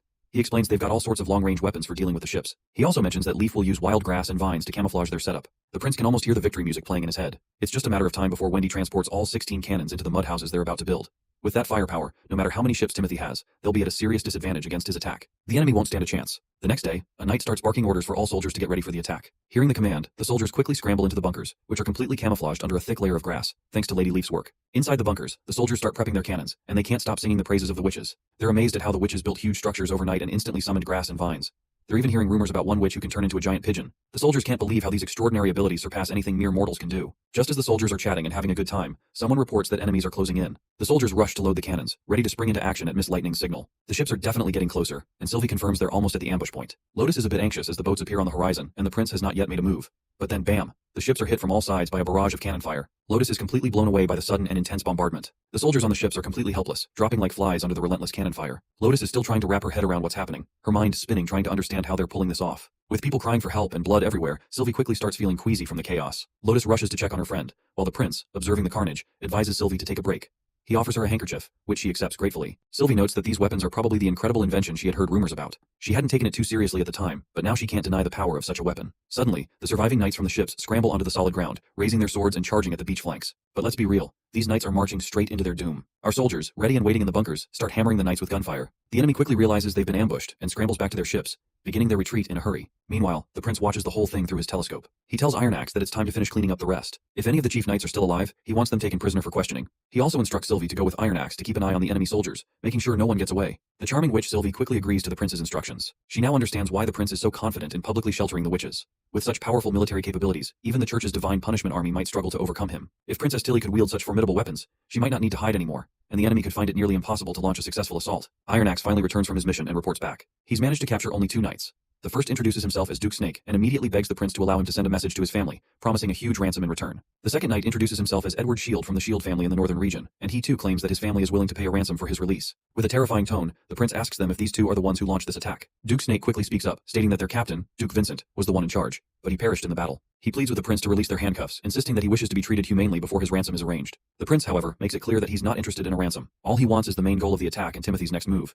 If they provide this information, he'll let them go. The two knights apologize and firmly state that they can't divulge any details. They've sworn loyalty to Timothy and refuse to betray their king. We can tell that the prince is really bothered by their response, so he simply turns on his heel and starts walking away. He tells Iron Axe that the fate of these knights is up to him, and makes it clear that he doesn't care what happens to them, as long as he gets the information he needs. Iron Axe quickly agrees, telling his soldiers to take the two knights away. Before they leave, the prince reminds the captain that once the interrogation is over, the two knights should be counted among the casualties. After all, they brought this on themselves by invading the western region and involving civilians in their mess. The next day in Border Town, the prince learns that the soldiers they defeated were just the first wave of Timothy's forces. Iron Axe confirms that this fits Timothy Wimbledon's strategy, revealing that Timothy is sending waves of refugee armies to attack the western region, using similar tactics to those employed at Clearwater Port. The prince asks if all the soldiers are civilians. Iron Axe replies that it's a mix. Some are criminals and troublemakers among the refugees. He explains that Timothy captures these people, makes false promises to pacify them, and then forces them to take the pills. This way, they fall entirely under Timothy's control, and Timothy needs more pills to keep them under his influence and manage their pain and desires. The prince feels a pang of sadness for those forced to take the pills, because the pills only offer a temporary reprieve, delaying an inevitable death. And he knows that even one pill means they're beyond saving. Iron Axe agrees, noting that Timothy never mentioned the pill's side effects to those people, and everyone was tricked into believing they'd receive status and rewards after fighting. Duke Vincent had underestimated the defenses of Border Town and thought that 1,000 drugged commoners would be enough to take down the Border Town. Iron Axe further reveals that Duke Snake spilled more details during the interrogation. Timothy had planned to split the commoners into groups to attack the town, while keeping an eye on their defenses. The prince makes it clear he won't let any enemy soldiers get away this time. Since Duke Snake was part of the first wave, he asks if they know anything about the next waves. Iron Axe shares that they didn't get many details about the second wave, but Duke Snake did mention it would be much larger than the first. The prince is disappointed to see Timothy squandering valuable lives as cannon fodder. It's hard to believe his brother could be so reckless with such a costly gamble. The prince then points out that once the Demons of Months arrive, the entire western region will be covered in snow. If they're going to attack, it needs to happen before winter hits. This means he plans to drag out the battle. Iron Axe asks if they should send a messenger. The prince thinks it won't be very effective. To make Timothy rethink his strategy, they'll need to cut his forces and show him that sending commoners into battle won't work against the western region. The prince spreads out the map and explains the urgency of their next moves. He explains that he was too slow and cautious in spreading news about the western region and recruiting more people. To cut off Timothy's options for gathering commoners for his forces, they need to recruit and interact with commoners, just as they did with the refugees in the capital. He emphasizes that the war-torn southern region is the most critical area to address next, followed by the northern region. He plans to release the prisoners to send a clear message, ensuring that Timothy's forces won't attempt another futile assault. Iron Axe raises a concern that releasing the captives would expose their strategies and weaponry. However, the prince reassures him that Timothy will remain in the dark about the specifics of their weapon strength and manufacturing capabilities. The released captives will only reveal the extent of the weapon's power and not the intricate details of their operations. Additionally, these captives will carry a warning letter to Timothy, which will serve as both a strategic and psychological advantage. Iron Axe looks puzzled, so the prince clarifies his strategy. He plans to announce a specific date for a major offensive and then lay siege on the capital during that time. This will not involve the First Army, but rather an unexpected aerial assault by the witches. He explains that while the chance of actually killing Timothy is slim, the primary objective is to create a significant psychological impact. By demonstrating their ability to strike directly at the heart of Timothy's power, they will shake his confidence and destabilize his rule. The goal is to make Timothy feel threatened and uncertain about his position, thereby achieving a successful operation through fear and disruption. Well, that was a lot to take in. I'm sure this episode was more dialogue-oriented than action-packed, and we didn't see much progress on the industrialization front. Nonetheless, it was a great episode. I guess having character development and compelling narration is what makes Release the Witch special, regardless of how dialogue-heavy the series is. I enjoyed narrating it, I hope you enjoyed it as well, so leave the feedback down in the comments. On a particularly sunny day in Border Town, Margaret is enjoying some cold ice cream while giving a shout out to the prince for his brilliant strategy that has shaken things up in Grey Castle. Because of this, Timothy has repeatedly failed to take down Border Town. She further shares that she's heard rumors about the Black Flag fleet raiding Seabreeze Town and Golden Wheat City before sailing to the north, and no one has any clue where Garcia went with her Black Flag fleet. Since Garcia is now out of the picture, this means that Timothy's only target left is our boy. She enthusiastically offers that if the prince wants to leave Grey Castle, the bay is ready to welcome him with open arms. There's enough land on their island to even set up 10 border towns, and she and the other merchants would be more than happy to provide all the land available to Border Town citizens. The prince, though, already knows where Margaret is coming from. He's not about to trade his steam engine and paddle steamer blueprints with the merchants like that. Even if he lost to Timothy and ended up losing Grey Castle, he'd prefer to head to his sister Tilly Wimbledon first. Margaret then asks the prince about the hot air balloons, and he reveals that he's already working on them. He's managed to manufacture 2 so far, but he points out that they're not quite like the ones she's ridden before, and they don't require a witch to operate either. When they head outside, the prince shows her one of the balloons they've created. He explains that it has a port at the end for loading gas, which is what makes it fly. Refilling is pretty straightforward, because all you have to do is just connect the hose to the tank and twist it open. He also mentions that the balloon is resistant to rain, fire, and even bird beaks. Margaret is amazed about all this, but curiously asks how many gas tanks each balloon needs. The prince tells her it's about 5 or 6. Margaret then inquires if the gas is very expensive, and the prince pretends it is, saying that gas isn't something just anyone can produce. But deep down, Prince Roland is practically doing a happy dance because, contrary to what he said, making helium is a breeze. All it takes is mixing sulfuric acid with reactive metal in the tank. And since he doesn't have any metals on hand, he can simply get help from Sister Lucia to extract high-purity metal for the reaction. Meanwhile, Margaret acknowledges that the formula must have come from the blood, sweat, and tears of Border Town's esteemed alchemists, who worked tirelessly to make it happen. So, without a second thought, she decides to buy some. The prince then humbly reminds her that the canisters can only be stored for a year and must not be incinerated, struck, or disassembled, or there will be severe consequences. He adds that while it might be a little expensive, Border Town will offer deals and discounts for their customers. That's when lightning chimes in. announcing that the balloons will come with pre-filled complimentary gas, a camouflage cloak, and a warranty. Customers can also purchase a yearly membership subscription for additional discounts. A while later, Prince Roland is feeling pretty pleased with himself. The deals he struck with Margaret have generated a lot of revenue, which means he can now invest in boosting the population. By the time he builds the city next year, he is sure that the Redwater River will be lined with neighborhoods. Meanwhile, Anna and Lucia are hard at work. Anna perks up when she sees the prince strolling toward them, and the prince quickly squats down after approaching them, asking how things are going and if they found anything worthwhile. It seems like Anna and Lucia are focused on producing a metal with incredible resilience, hardness, and tenacity. Lucia dives into some technical details, and overall, they're quite satisfied with their results. Anna even mentions that this project is more interesting than smelting musket barrels. She further happily reveals that she can completely transform an iron block by adding another metal to it, and she's eager to understand how these metallic atoms bond together. The prince is thrilled to hear this, and explains to us that Anna and Lucia are working on an extraordinarily useful task. Lucia's job is to break down ores into different base elements, while Anna melds them with iron to test their qualities. Using Blackfire's malleability, Anna tests the hardness and tenacity with varying amounts of magic. As the prince walks away, he's buried in a book about chemistry, detailing everything about iron and its properties. He knows that even tiny changes can cause significant shifts in a metal's properties, which is why they're testing those thresholds. A while later, the prince is sitting on a bench, and the falling leaves are a clear sign that autumn is approaching. As the prince starts dozing off, Anna jolts him awake with a tap on his nose, telling him not to fall asleep outside, otherwise he is going to catch a cold. He suddenly asks where Lucia is, and Anna reveals that she's having afternoon tea with Belle. Just then, Anna reads Roland's troubled face, so she moves in close and asks if he has something on his mind, because she can see it in his eyes. The prince remains silent for a moment, then grabs her hand and pulls her closer, admitting that he's feeling a little troubled about something. He explains that he had brought the commoners in the border town from the capital with the help of everyone, but there are still a lot more people stuck in the capital who are not willing to leave the capital.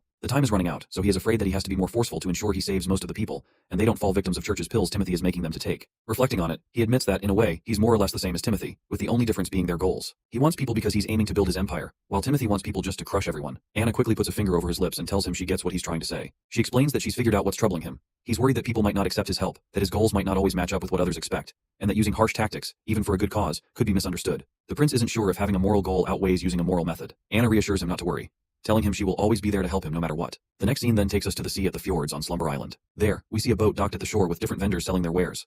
Molly and another cute witch can be seen exploring the market area. All the while, Princess Tilly is observing everything through her telescope. She notes how Slumber Island is no longer just a hiding place for the original 300 witches. Although the New Bay residents live on the outer edges of the island, far from where the witches live, she's confident that with continued growth, Slumber Island will eventually become a city. As Tilly is discussing these developments to herself, Ash calls out to her, warning her about the heavy wind and telling her to come down before she trips. Tilly quickly uses the stone embedded in her hand to lift off from her perch, and smoothly makes her way down. Ash scolds Tilly for being reckless and suggests she keep Molly around while she's experimenting with flying. On the other hand, Tilly excitedly talks about her new discovery, explaining that as long as she maintains her magic output, she won't fall off. However, controlling her direction is still tricky. She invites Ash to give it a try, saying flying is an incredible experience, and the view of Slumber Island from above is breathtaking. Ash remains dubious and flatly refuses, reminding Tilly that she couldn't even activate the lightning stone, and that she shouldn't risk her life. Besides, there's only one stone, so she can't fly with her even if she mastered it. Tilly sadly agrees and mentions she's also working on figuring out how to craft more of these stones.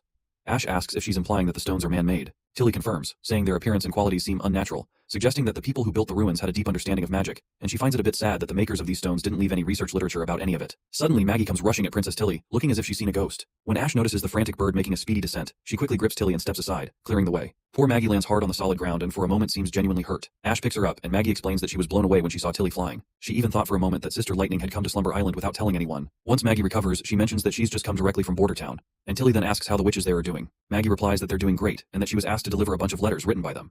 One letter is from Lotus, and the other one from Evelyn, and as well as Sylvie also sent a letter. She also pleasantly presents a letter from the prince as well. Ash then offers Maggie a cookie for a job well done, and Maggie happily transforms into her little chubby pigeon form and flies off with the treat. Tilly can't help but notice how Maggie seems to get plumper with each trip to Border Town. Nonetheless, as they walk away, Tilly notices that Roland's letter feels unusually heavy this time, making her wonder what's inside. Later, once they're in the office, she eagerly opens the letter and finds a bunch of pictures inside. She's blown away by the lifelike drawings, convinced that only magic could create such detailed images.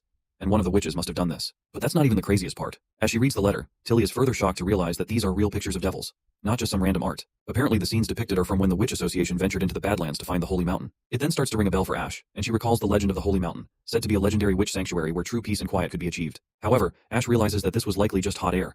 They could simply live peacefully on Slumber Island without the worries of the outside world. The letter reveals that Kara, the former leader of the Witch Association, truly believed in the Holy Mountain's existence. She had found an ancient book in the eastern ruins that led her to believe the mountain was located in the Forsaken Lands. So she took the association past the mountains into the wastelands, but they discovered nothing but horrifying monsters. The letter describes these monsters as having incredible strength, quick mobility, and some even wielding lightning magic, just like a witch would. Out of 40 witches, only 6 survived, and they eventually found shelter in Border Town. It wouldn't be surprising if those devils were using the same lightning stones which Princess Tilly has right now. The prince's letter goes on to mention something puzzling as well. Apparently, there's a scribble at the end in the language of the Four Kingdoms. It references the Holy City, a battle with devils, and Alice's experiment with the Divine Punishment Army from 400 years ago. The prince has yet to figure out as to why this would be written in such a different language. After finishing the mysterious letter from the prince, Tilly decides to read Sylvie's letter next. Sylvie's letter reveals that she hasn't detected any disguises or traces of magic related to Roland Wimbledon. There are no other witches in Bordertown who might be controlling the prince, which means that Prince Roland is truly her brother. The news absolutely shocks Tilly, and she's left trying to make sense of how it's even possible. She remembers that Gerald, Timothy, and Garcia were her father's first children, and they had formed a tight clique because of this very reason. Even Garcia, the youngest among them, was 6 years older than Roland. So, no one hung out with him and bullied him relentlessly. Logically, since Tilly was the youngest, she should have teamed up with Roland. But for some obvious reasons, that didn't happen. Roland's personality got pretty twisted because of the way his siblings treated him, and he was carrying a lot of frustration he couldn't dump on his older siblings, so Tilly ended up being his target. She explains that their father stepped in once he found out, and Roland did shape up a bit. Still, he was full of mischief. He was both immature and kind of funny, so she had to stand up to him, and he didn't bother her much after that. Not gonna lie, little Roland was pretty charming back then. Tilly further reveals that as Roland grew up, he didn't really change much. According to rumors, he was hot-tempered, uneducated, and relied solely on his royal status. Those traits were just a cover for his true weaknesses, fear and fragility. Yet now he's standing with the witches, protecting them despite being seen as demons, and he's even willing to go against the church. She is having a hard time believing it, and Ash agrees. She says that even though she hadn't seen Roland in years, he seemed like a completely different person now. Apart from his appearance, he gives off a totally different vibe. Tilly then curiously asks Ash for her observations further. Ash explains that the biggest change is Roland's cleanliness. Both his appearance and his presence are simple and refined. He doesn't flaunt his status like other elites, and if it weren't for his hair, he might not stand out from an ordinary commoner at all. Ash adds that while Roland might seem normal, there's something about him she can't quite put into words, and he gives off a really nice feeling. The princess smiles and teasingly points out that she never expected Ash, of all people, to give Roland a compliment. Ash quickly gets flustered and insists she's just being honest. Nevertheless, Tilly is still curious, and wonders what could have caused such a drastic change in Roland. She suspects he might have used some means to become someone else, and the only way to find out is to meet him face to face. I love how this manhwa is putting so much emphasis on Roland's transformation. It's a refreshing change from other manhwa that often make you forget the main character doesn't belong in their current world. Sylvie further writes that she has mostly been exploring the northern mines for the prince. To everyone's surprise, they've discovered a huge amount of divine judgment stones. These stones grow out of the ground just like other ores. She's also seen soldiers at the border town using a type of metal weapon that shoots iron balls and bolts. The weapon is incredibly powerful and makes a thunderous sound, and she has even made some drawings of these weapons. Ash quickly perks up and points out that this rod-like weapon is exactly what caused her injury back then. Since they're allies now, she advises Princess Tilly to request a shipment of these weapons for defense. If the prince refuses, it would suggest he's not as reliable as everyone thinks. Princess Tilly responds that first of all, they are not particularly defenseless, and secondly, those weapons are clearly vital to the prince, so he wouldn't give them away easily. Tilly is sure that making demands like that would only break their trust. Besides, she plans to visit Bordertown during the winter anyway, so it'll be easier to talk to him in person about it. Ash quickly agrees, saying that Tilly can handle things however she sees fit. As Tilly continues reading the letter, she notices that Sylvie's sharp eyes missed nothing, because the letter even describes Roland's gifts to the witches, and Tilly gets absolutely blushy and embarrassed when she reads about how the prince gifted some underwear meant to cover a woman's chest, specifically for the adult witches. Tilly finds it completely ridiculous, thinking that gifting underwear is something only lovers do. So how could Roland have done that? She then recalls that he did something similar at the capital, and realizes that he's definitely started to resemble the Roland she used to know. Ash nods in agreement, noting that Roland was always a bit of a creep, so she tells Tilly they shouldn't go to Bordertown during the winter. Back at Bordertown, the chemist Sichi is in high spirits as he shares some exciting news with the prince. He's found a workable solution for manufacturing acid, but it requires a large amount of lead and a skilled smith to make a container out of it. He's heard that there's a witch who can precisely cut metal, and if she can handle the metal work, he asks for permission to use her assistance. The prince gives the green light for the witch's help, but mentions that he actually called him for something other than the acid. But Sichi is already way too busy with his current projects to get time for anything else. The prince reassures him that it won't take long and that all he needs is a few of Sichi's apprentices, not his top-tier ones. Sichi is finally curious and asks what the task involves. The prince then explains that they're going to manufacture soap, specifically for the common market. Despite its modest appearance, it will have the same properties as luxury soap, useful for bathing, washing clothes, and cleaning kitchenware. Sichi then frantically asks if the prince is referring to saponification, the process from Chemistry 101 that converts fats and sodium hydroxide into glycerin and soap. The prince confirms, and he seems pretty happy that Sichi is using the correct chemistry terms. However, even though Mad Scientist is thrilled about it, he still suggests delaying soap production because citizens can go days without bathing and usually clean their clothes and dishes in the river. The prince clarifies that soap production indeed has the lowest priority right now, but it's the byproduct that they desperately need. Sichi then asks if the prince is talking about glycerin, and the prince agrees, stating that producing glycerin is their top priority. Eventually, Sichi agrees to the plan, but points out that he won't have the time to handle it himself. The prince understands and mentions that he has some spicy intel that might interest him. Apparently, a sailboat carrying 50 commoners arrived this morning. Since there were a lot of people and they didn't seem like merchants, they were stopped by patrol.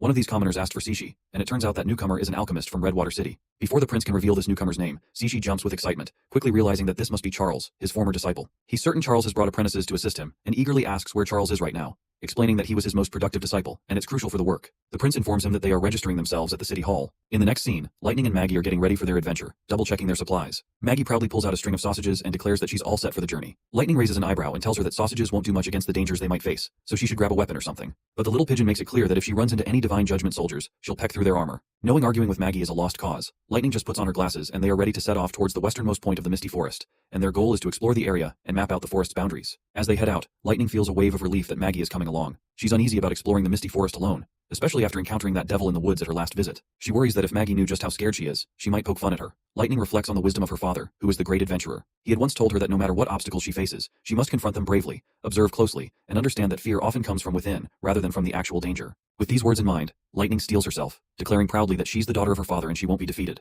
They continue their journey. Lightning finds it quite reassuring that they can simply just follow the river to not get lost. Suddenly, Maggie spots a towering mountain at the end of the forest. The mountain's sheer size makes it look almost mythical. They notice a deep, dark hole in the mountain and decide to dive into it further to investigate. Once they are inside, Lightning notices the black rocks scattered around in the area. Maggie even pokes at one of the rocks and reports that they don't seem edible. Lightning checks out the rocks and realizes there's some kind of ore. Since they don't know much about it, they decide to bring the rocks back to the prince for analysis. Lightning then mentions that they spent most of the morning getting here, which means this place is around 240 kilometers away from the border town, much farther than Longsong Fortress. Suddenly she gets curious and wonders what's beyond this huge mountain. Meanwhile, Maggie notices her feathers starting to turn black. Well, I would not be surprised if this place is a gold mine of coal. Nevertheless, Lightning decides to check out the other side of the mountain, so she tells Maggie to stay put and not move. She dashes out of the tunnel and starts flying diagonally towards the sea to see what's beyond the mountain. When she finally reaches the end of the mountain and looks around, she's absolutely shocked by what she sees. Later, the scene cuts back to the border town where the prince is studying a map of Grey Castle's royal palace, and he is busy planning his siege. Suddenly he hears a loud thumping noise. It's Maggie and Lightning peeking through the window, with Lightning looking particularly scared and anxious. The prince quickly tells Nightingale to open the window. Once they're inside, Lightning jumps at the prince, and he in return gives her a reassuring pat on the head, telling her to calm down and asking what happened. Maggie quickly starts flapping her wings and reveals that she saw black rocks and huge snowy mountains. But that is not what has Lightning so worried, because what really scared her were the devils she saw there. As she tries to explain, she's visibly anxious, so the prince tells her to calm down and steady herself before speaking again. The little adventurer finally takes a chill pill, and reveals that in order to completely mark the misty forest, she headed west along the Redwater River, and found a huge mountain there. Behind it, she saw a red mist that covered the entire range, and the mist had crimson blood-like color. It was hard to see through it, but it reminded her of Soraya's drawings, and she's certain that the red mist is the kind that the devils need to survive. A while later, Lady Scroll and other witches pay a visit to the prince. Seems like Roland has filled in all of the witches about the discovery of these devils. In the light of all this, Lady Scroll suggests that they should conduct an investigation of the red mist area. She points out that Lightning only saw it from afar, and couldn't confirm if there were actually devils in the mist. Plus, even if they do find devils, they'll need to figure out if those monsters can reach the kingdom from the mountains. Wendy agrees with the Sister Scroll's recommendation, and further adds that while everyone knows that the devils are powerful, they are still not sure what defensive measures to take against them, so to prepare in advance, they need to investigate these monsters firsthand. The prince also agrees with the point they have raised, and asks if anyone has any objections. If not, he's ready to move forward with the plan. However, the prince isn't sure how to conduct the investigation safely. That's when Anna suggests using hot air balloons. She explains that they can paint the balloons to blend in with the sky and use the clouds as cover. They'll fly over the ocean as an additional safety measure. Lightning then suggests bringing Sylvie along since her abilities are perfect for a scouting mission like this. The prince agrees and decides that he'll join the expedition as well. However, Nightingale quickly voices her concern, insisting that the prince shouldn't risk his life. And it seems like other witches are also against the idea of the prince tagging along. The prince then clarifies that this isn't as risky as it seems. He explains that if the monsters could fly or scale mountains, they would have already spread across all 4 kingdoms. The fact that they're still confined to the westernmost region suggests they're not as dangerous as everyone fears. Besides, the prince thinks to himself that he has more knowledge about alien civilizations and stuff, and he can easily figure out how advanced they are just at first glance. So if he can see the devils in their city himself, it could be extremely helpful in figuring out how to defend against them. With that in mind, he tells everyone to calm down, assuring them that they'll be watching from a safe distance. He adds that if even scouting from afar was too dangerous, he would never have agreed to this expedition in the first place. Nightingale finally agrees, though she seems a bit embarrassed for overreacting earlier, and she still insists that the prince isn't allowed to stray from the group during their journey. The prince agrees and points out that Anna, Wendy, Soraya, Sylvie, Nightingale, Lightning, and Maggie will all be going. He tells them they'll leave in a week and advises everyone to carry revolvers along with the necessary rations. He also tells them to practice with the revolvers in the meantime so that even the non-combative witches can defend themselves. The prince then decides to take a look at the ore Lightning has brought back. The little adventurer quickly reports that there were more of these rocks near the mountain, and the area covered by them is 10 times bigger than the border town. The prince notices that the rock is lighter than typical ores, so it's definitely not a metal or regular ore. Since it's black and found at ground level, it could be coal. He tells Anna to burn the rock a little, and once her green flame touches it, the rock begins to burn with a blue fire. It doesn't take long for the prince to recognize that this is high-quality anthracite, a type of coal that burns with minimal smoke. Lightning is surprised that this is what coal looks like because she expected it to be brittle and dirty like charcoal. The prince explains that this coal has been broken down and refined. Most coal looks like rocks in its basic form, and higher quality coal, like anthracite, is harder and shiny on the outside. He adds that coal isn't rare in Grey Castle because Fallen Dragon Ridge and Silver City both export it. It's primarily used for warmth, but this thing can easily replace charcoal in smithing, which is more environmentally friendly because it means fewer trees need to be cut down. He thinks to himself that even if they transition to electricity and gas, coal remains a versatile and cheap fuel source. It can be used to manufacture coal gas, hydrogen, and asphalt, and even generate electricity. Therefore, establishing an open-air coal mine would be more advantageous than relying on imports. It looks like they'll need to produce more steamboats and a coal factory in the westernmost region in order to ship all of the coal into the border town. The scene cuts to the king's city, where inside the palace, an alchemist demonstrates their new discovery, which is a combustive snow powder created by the Alchemists Association. When the explosion goes off, the brass bowl goes flying into the air, leaving Timothy utterly flabbergasted. The old alchemist explains that if they increase the quantity and pack it tightly, the powder could be powerful enough to shred armor and flesh. Timothy is thrilled to hear this, and gladly offers the old man a generous reward of 20 golden royals. He instructs him to start building a snow powder factory in the capital immediately, and to continue researching the powder. He promises that if its effects in battle are as impressive as claimed, he'll grant the alchemist a dukeship and territory. The old man bows in respect, but one of the knights in the chamber points out that while the invention looks promising on paper, it might not be very useful on the battlefield, because it requires a fuse and has limited lethality, affecting only a half a pace wide area. Timothy is deeply troubled after getting reminded that this powder still needs innovation. He reflects bitterly that if it weren't for Garcia snatching the alchemists who were in charge of researching the snow powder, he would have already dominated Grey Castle. But still, he's relieved that the remaining alchemists were skilled enough to sniff out the recipe. Suddenly, a soldier bursts in with urgent news and reports that the troops sent to the western region have been wiped out and returned to the capital in defeat, each carrying a letter from Roland Wimbledon. Timothy reads the letter and sees that Roland is clearly disappointed with his strategies. Roland calls the attack on the western region a severe mistake and warns that he'll make Timothy pay for it.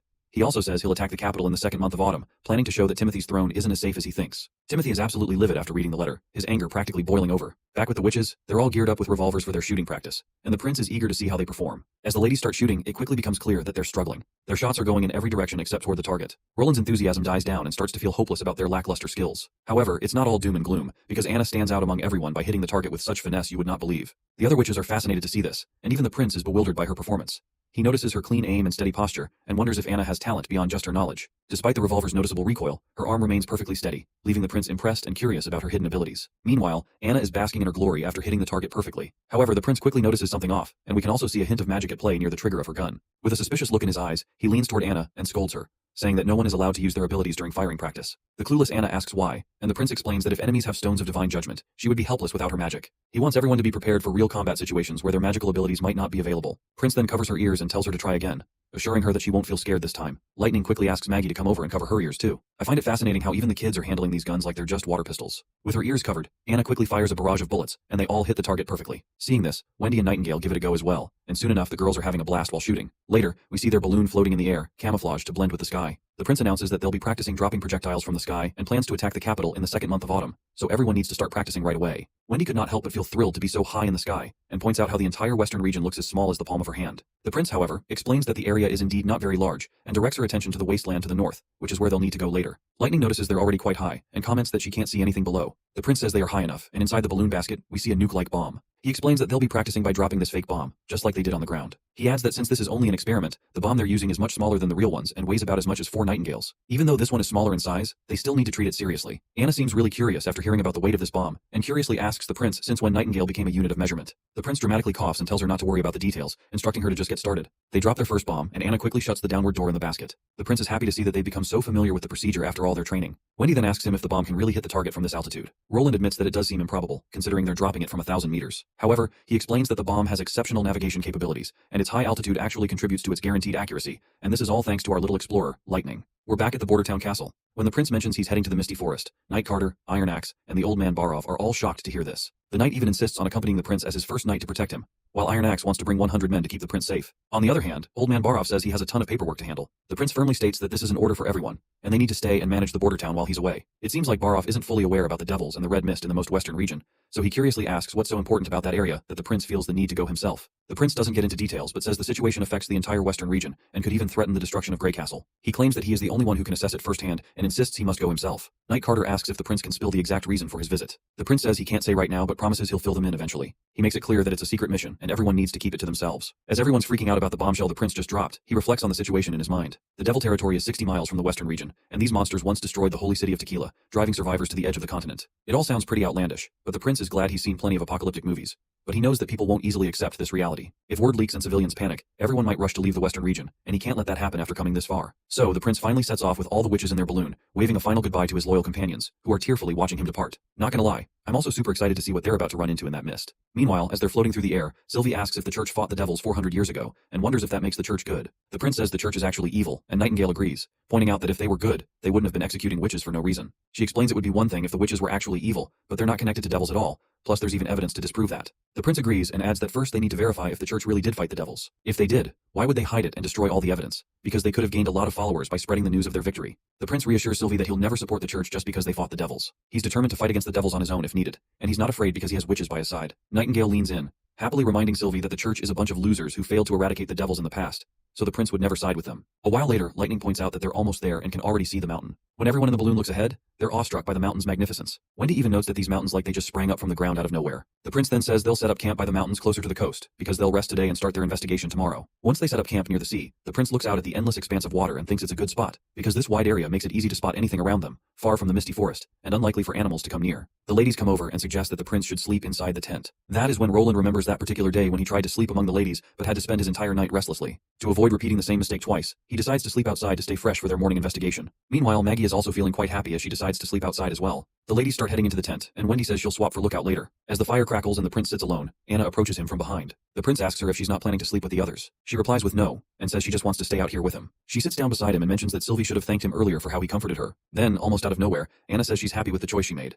The prince finds himself confused, and curiously asks what choice she's talking about, but instead of answering, Anna leans in and gives him a quick kiss on the cheek. Afterwards, she doesn't say anything else, just wishes him good night and heads off to sleep. While he still has not recovered from that unexpected kiss, the prince is caught off guard when Nightingale suddenly appears and gives him a smooch on the cheek too. She thanks him for everything he's done for the witches, then vanishes into thin air, leaving the prince smiling to himself. The next morning, the crew is back in the balloon, and they continue their journey to the red mist. Inside the balloon, the prince can be seen still yawning, feeling a bit uncomfortable from sleeping outside. He's already starting to miss the comforts of his castle, especially the running water and showers. Meanwhile, the witches are full of energy and in high spirits, and the prince can't help but marvel at how fresh they look, and wonders if their beauty is part of their magic. Suddenly, Lightning reports that they should be able to see the blood mist from a distance. She quickly points her finger out in that particular direction, and as they peer downward, they spot the entire area swarming with that creepy red mist. Sylvie wastes no time activating her ability, and she quickly reports that they're still too far away from the mist, because she just can't detect anything from this distance. The prince decides to descend further and tells Soraya to make sure she draws every scene from this point onward. As he looks through the binoculars at the coast, he notices there are no piers or docks. Even if there were devils, they haven't built any ships to reach Grey Castle from the sea. Suddenly, Sylvie speaks up, saying that about 10 miles from the coast, in the red mist, there are some structures made of black rock. They're triangular in shape and seem to point upward. Wendy quickly chimes in, noting that these structures sound similar to the mirages they saw in the wastelands, which suggests this place is definitely devil territory. However, Soraya, who's seen devils in their buildings in the wastelands before, points out that the height of these towers seems off. The towers she saw in the mirage were so tall that they should have been visible above the mist, because they were even taller than these mountains. The prince then speculates that what she saw before might have been a devil city, and this could just be a village. While Wendy and Anna are freaking out in the background, the prince keeps his cool and asks what's inside the towers. Sylvie reports that most of them are empty, but some are filled with some kind of liquid. Suddenly she notices creepy red eyes glaring back at her. The prince snaps her out of it, asking urgently what's happening. Sylvie doesn't waste a second before telling the prince they need to get out of there fast, because the devils have already found them. Scratch that, the devils are already on the move. She explains that they were buried underground, with only the pipes on their backs sticking out of the ground. The shit is about to get real, and it's clear they need to get out before things get worse. Sylvie then drops another brutal piece of news, revealing that there are some devils flying, which leaves everyone absolutely boggled out of their minds. The prince quickly orders Wendy to retreat the balloon at full throttle, and our wind girl quickly pushes the balloon forward with her wind powers. But unfortunately, Sylvie reports that two devils are rapidly approaching, and they are riding some kind of flying monsters. The prince is blown away to hear this, but instead of feeling terrified, he is kind of curious about these monsters, so he squints his eyes and notices that these devils are apparently riding some hybrid demon beasts. He makes a split-second decision, and shouts for everyone to lower the balloon's altitude and reach the ground as soon as possible. He knows that with only lightning capable of flying, it won't be enough to protect everyone if these monsters catch up. If the balloon gets damaged, they're all in serious trouble, and he is kicking himself for underestimating the devils and putting everyone into this risky mess. Before they can even start their descent, the flying monsters close in fast. One of them blocks their path and throws a spear with incredible speed straight at the prince. He braces himself to get screwed, but just in time, Anna conjures a shield to protect him, stopping the javelin inches from hitting him. However, it looks like Anna poured every ounce of her magic energy into creating that shield, and is almost out of juice. While the javelin falls back, the devils don't let up, and they charge at the balloon once again, surrounding the party from both sides. Surprisingly, Anna is still hanging in there, and conjures up the shield once again to keep the monsters at bay. The prince takes this chance, and immediately reminds the ladies that it's finally time to put their bad boys into action. The ladies quickly comply with command, and draw their revolvers right away. They start shooting like there's no tomorrow, with Nightingale even holding two revolvers like she's some kind of gunslinger reincarnate. But despite their best efforts, it looks like all those bullets are missing the target, and the monsters are closing in fast. Nightingale then points out that the balloon's shaking too much, which is messing up their aim. Just then, one of the wild beasts roars with its gross, gaping mouth, and Wendy quickly uses her wind powers to fly the balloon away. The abrupt push by Wendy causes the balloon to shake violently, making everyone in the basket lose their balance. Out of nowhere, Anna spots another monster right in front of her. This one grabs a javelin from its back and chucks it straight at her. But Prince Roland, being the hero he is, jumps in front of her and takes the spear right in his shoulder, and the impact shatters his arm in one go, leaving him crashing to the ground. The gruesome sight shatters Nightingale's heart, and for the first time I see her crying. All the witches rush to Prince Roland, and Nightingale calls out to him, but he doesn't respond. It looks like he's gone unconscious after losing a lot of blood. Nightingale sobs uncontrollably, while her tears stream down her face. Without wasting any time, Anna springs into action, quickly starting to burn the stump of the prince's severed arm to stop the bleeding. It seems like she picked up this first aid trick from one of the classes about first aid rescue, and not surprisingly, the bleeding stops right away, leaving Nightingale absolutely shocked. She quickly points out that this is their chance to get back to the border town if they want to save the prince. But this is not going to be that easy as it seems, because these devils are still looming large, and Nightingale realizes they won't make it back to the border town if they can't defeat these monsters. So she makes a split-second decision, and tells Lightning to protect the balloon from damage. The girl is startled to hear this for a second as how she's going to stray those devils away, but when she looks at the prince she realizes that they does not have time to be scared, so she quickly flies off into the air, and one of the devils quickly starts chasing her down, while there is still one devil who is trying to poke a hole into the balloon. The monster quickly backs away, and Wendy points out that it must be gearing up for a dive attack. That's when Nightingale steps up, deciding to leap off the balloon to get closer to the devils. Her friends try to talk her out of it, but with the devil charging at the balloon, she doesn't have much choice. Eventually, she jumps from the basket and lands on top of the balloon. She then uses her mist powers, and although she notices there's magic inside the devils, there's no time to dwell on it. She reappears from her mist and lands right on top of the monster's head. With her gun barrel aimed precisely at the monster's skull, she tells it to die and pulls the trigger, and the shot lands a brutal headshot, taking down the monster in one hit. The creature that the devil was riding begins to crash down, and Nightingale also starts to fall along with it. She tries to slip into the mist while plummeting through the air, but without anything to anchor her, the attempt fails miserably. Wendy tries to catch her with her wind powers, but her efforts fall short as well, and Nightingale starts to fear that she might actually die here. As she falls, memories of her past life with the prince flash before her eyes. Her dream of a sweet life alongside him begins to shatter. Despite the terrifying situation, she tears up but also wears a faint, bittersweet smile, and finally admits to herself that she might never be with the prince after all. Well, it turns out that dramatic scene was just a teaser because, let's be real, we all knew Nightingale wasn't going anywhere, especially since Maggie is finally here to save the day. With some serious plot armor at play, Maggie starts evolving right before our eyes, turning into one of those hybrid monsters herself. She quickly snatches Nightingale from midair. Because let's face it, no one's writing this series without her. Because she is one of the original witches after all. Maggie then flings Nightingale upward, and she lands safely on Maggie's back. Nightingale finds herself bewildered by Maggie's new hybrid form, and asks her what the heck is going on. Maggie responds in a language Nightingale doesn't understand, so she simply tells our demonic bird to head back to the balloon. With that, the newly demonic Maggie starts her ascent towards the balloon. As one of the monsters spots them coming, it quickly grabs a javelin and throws it down with impressive speed. But before the javelin can hit, Maggie quickly transforms back into her little pigeon self. The javelin zooms past harmlessly, and Maggie then reverts to her monstrous form just in time to continue the rescue. As they charge straight at the monster, it's also coming at them full throttle. When they're finally face to face, Nightingale leaps off Maggie's back and dives into her misty world.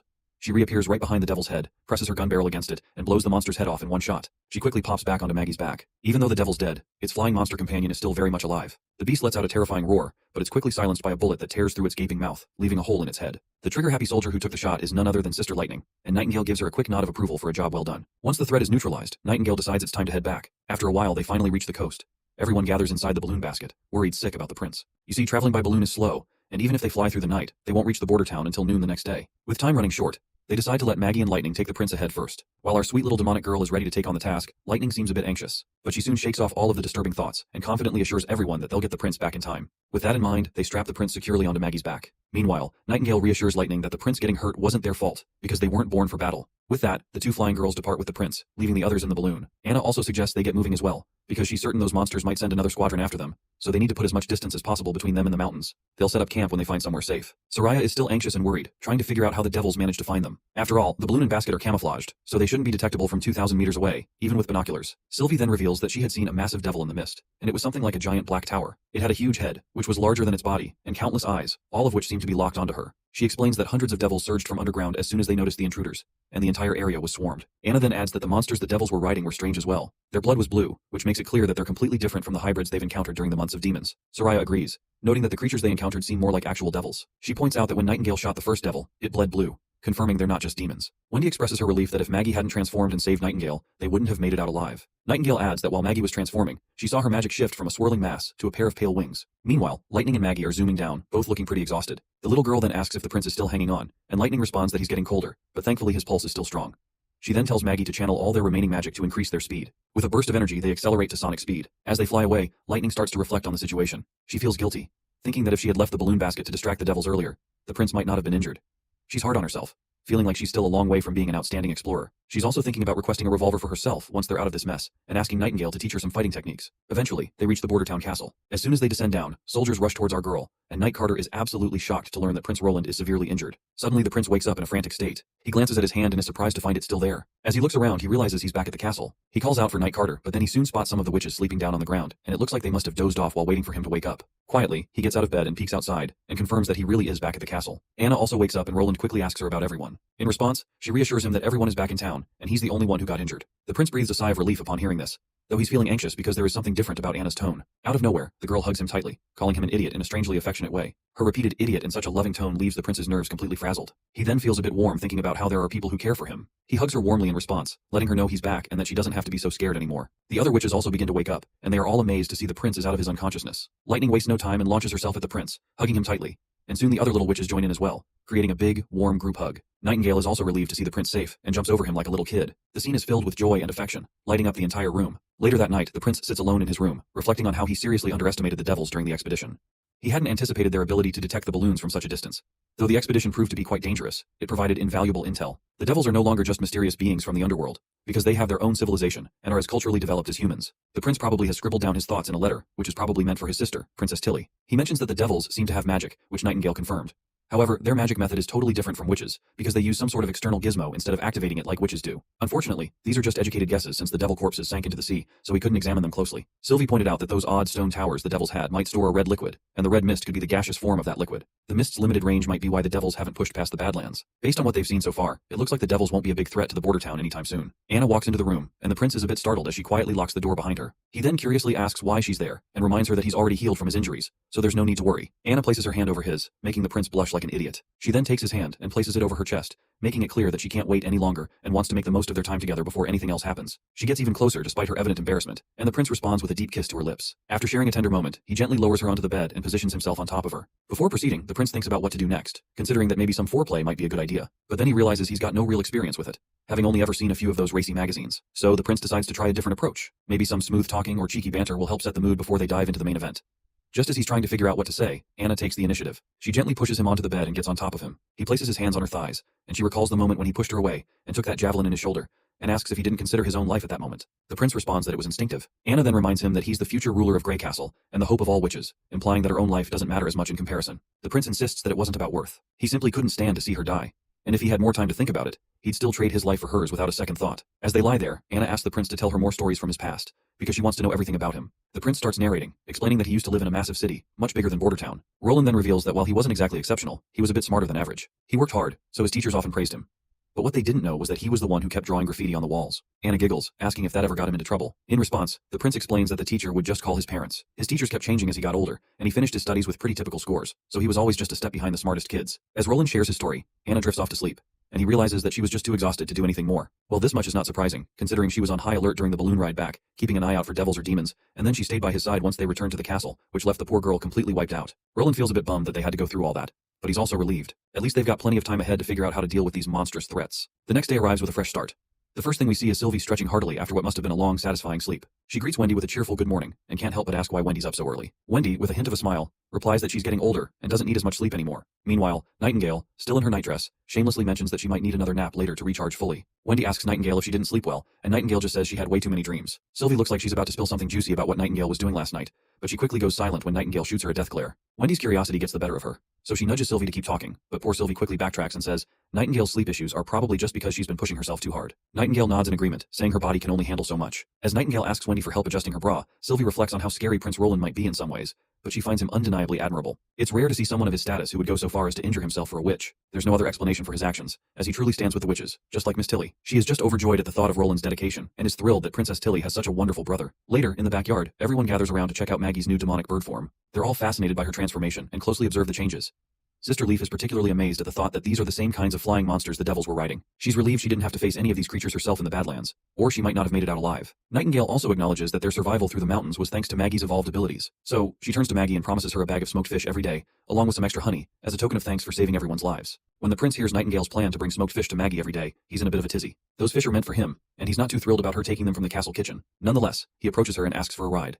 Maggie takes off, soaring across the sea with both the prince and Nightingale on her back. The prince is having the time of his life because it's probably the closest he'll ever get to riding a dragon. He notices that she can fly at about 80 kilometers per hour with 2 passengers, which is slower than lightning, but Maggie has the upper hand in stamina. Whenever lightning needs to carry anything, she has to use more magic, and she loses altitude too. But Maggie just needs to transform, and altitude isn't a big factor in her magic consumption, and she only has to worry about her own strength. Nightingale also notes that Maggie's magic has grown tremendously, and she could easily become a powerhouse in the current witch union. She also estimates that Maggie can now transform 7 or 8 times a day with her current mana. The prince then decides it's time to drop down, and Maggie quickly begins her descent. As they get to lower altitude, the prince reveals that the building they're seeing currently is Witch Tower. We can also see all the witches standing on the balconies, and the prince points out that everyone has already picked their rooms. He tells Maggie that he knows she likes to sleep with lightning, but he's still assigned her a bedroom, and she's free to decorate it however she wants. Our little demonic bird gets excited about this news and decides to make a beeline for her new room. Maggie's excited and rapid ascent starts scaring the prince half to death, so he quickly tells her to simmer down before they end up in the clouds. Meanwhile, we also see Evelyn is on the balcony, and she looks absolutely blown away by Maggie's new transformation. Suddenly, her mind then begins to drift back into past memory, where she saw how they poured the concrete into the building's frame. She finds it fascinating that if they mix it with pebbles,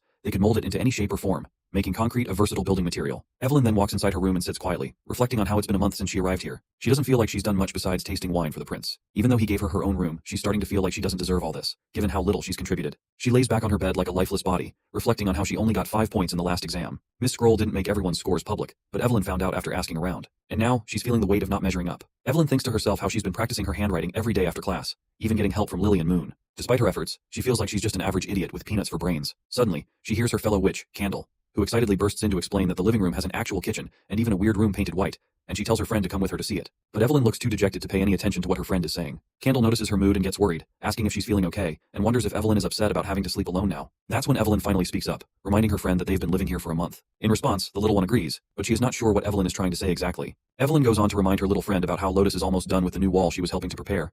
Honey has been training a bunch of messenger birds, and Sylvie went with the prince to investigate the monsters. But on the other hand, she feels like she herself hasn't had anything to do, doesn't even have anything to practice, and has the worst test scores. All of this is making her wonder why the prince chose someone useless like her. After hearing all of this, Candle suggests her friend to ask Prince Roland directly about it. Evelyn is startled by the suggestion, but Candle reassures her that the prince is Miss Tilly's brother, and has genuine intentions for the witches. She mentions that even Sylvie, who was once very critical of him, has softened and even complimented him once or twice yesterday. So, she encourages her to talk to the prince, assuring her that he won't be harsh or chew her out for speaking with him personally. Eventually, Evelyn decides to go talk to Prince Roland. We are back in the castle, where we see the old man Barov, asking the prince why he's specifically recruiting women for the starch production. In response, Roland explains that women are generally more careful, and that he wants more women working instead of staying at home. He also tells Barov that once the next exam ends, he will be in charge of recruiting female apprentices for the city hall. Barov is surprised to hear this, and points out there is no example of women as labor in the past, and further highlights that the other apprentices are just as careful as well. The prince explains that if there's no existing model, they'll have to create one, because adding women to the workforce is the easiest way to expand the labor force. The prince also assigns Barov the task of changing people's attitudes about women working. Besides, he points out that given the fat paycheck every woman is going to receive, he is sure that they'll gradually step up to the job. Suddenly, Nightingale pops back into the office and asks the prince if this starch stuff is something delicious he's planning to make. The prince shakes his head with no, and says it's not just food, but it does have a pretty neat byproduct. He explains that if you mix wheat flour with water and knead it until the water turns completely white, then replace the water, you're left with a sticky ball of gluten. This gluten can be deep fried or stir fried, making it soft and bouncy,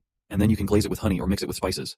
All of that sounds delicious, and it seems like Nightingale has already started drooling just hearing about it. The prince decides it's probably best to stop talking before she gets even more excited. In his head, the prince thinks about how processed flour water becomes starch, which is a crucial ingredient in explosives. Since he hasn't started producing glycerin yet, TNT is off the table for now. But starch is the easiest explosive to manufacture, and it's not very sensitive, so it can't be ignited by fire and needs a detonator, but it's actually stronger than TNT. The prince is confident that once his alchemists manage to create TNT, he'll be one step closer to shaking Timothy's throne. While the prince is dreaming of the grand explosions he'll be able to create with starch, Nightingale is also drooling over the thought of fried and roasted gluten once starch production begins. Both of them are lost in their thoughts, having the time of their lives thinking about their interests, when suddenly, Evelyn opens the office door anxiously and walks in. Nightingale quickly disappears, and the prince asks Evelyn the reason for her visit. The girl nervously responds that she has a question to ask. The prince assumes she might bring up the same old question about why he tolerates witches, but he brushes off the thought and happily encourages her to ask. Evelyn stammers out of nervousness and asks why he picked her for the position, since her abilities aren't as useful as Sylvie's, and she's nowhere close to Lotus or Honey. She mentions that if he just wanted someone to taste different wines and alcohol, he could have easily hired a connoisseur. The prince quickly figures out what Evelyn's thinking and asks her how she feels about the alcohol he's given her. Evelyn is a bit puzzled at first, but mentions that while it was too strong at first, she's gotten used to it.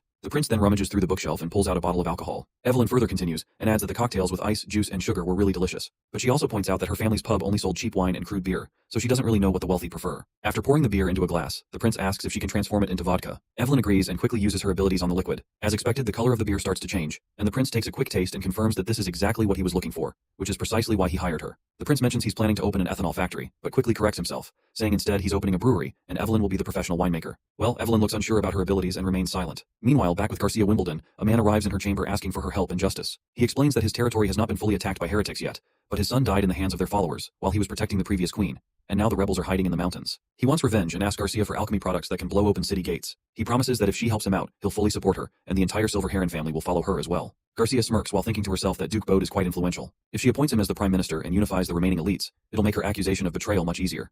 She quickly decides to help him, saying she likes the proposal, but can't just hand everything over. She assures him that she'll have alchemists assist him when needed. The Duke is pleased by her generosity, and walks off happily. Soon after, Garcia's knight appears with a glass of beer and offers it to her. He notes that with all the elites in her palm, she could dominate the entire kingdom even without the Wolfheart King's help. Garcia agrees, and just then, the knight presents a letter from the Wolfheart King. She opens it quickly, and the knight anxiously asks if it's bad news. Garcia reads the letter and grimly states that the church has sent more troops. They're coming for Wolfheart City, and they've breached many perimeters. The knight is stunned by the news and quickly asks why the church is launching an attack even though the months of demons are almost upon them. Garcia is also startled to hear this news, noting that she didn't expect the church to act so quickly. If they had waited until next spring, she would have been better prepared.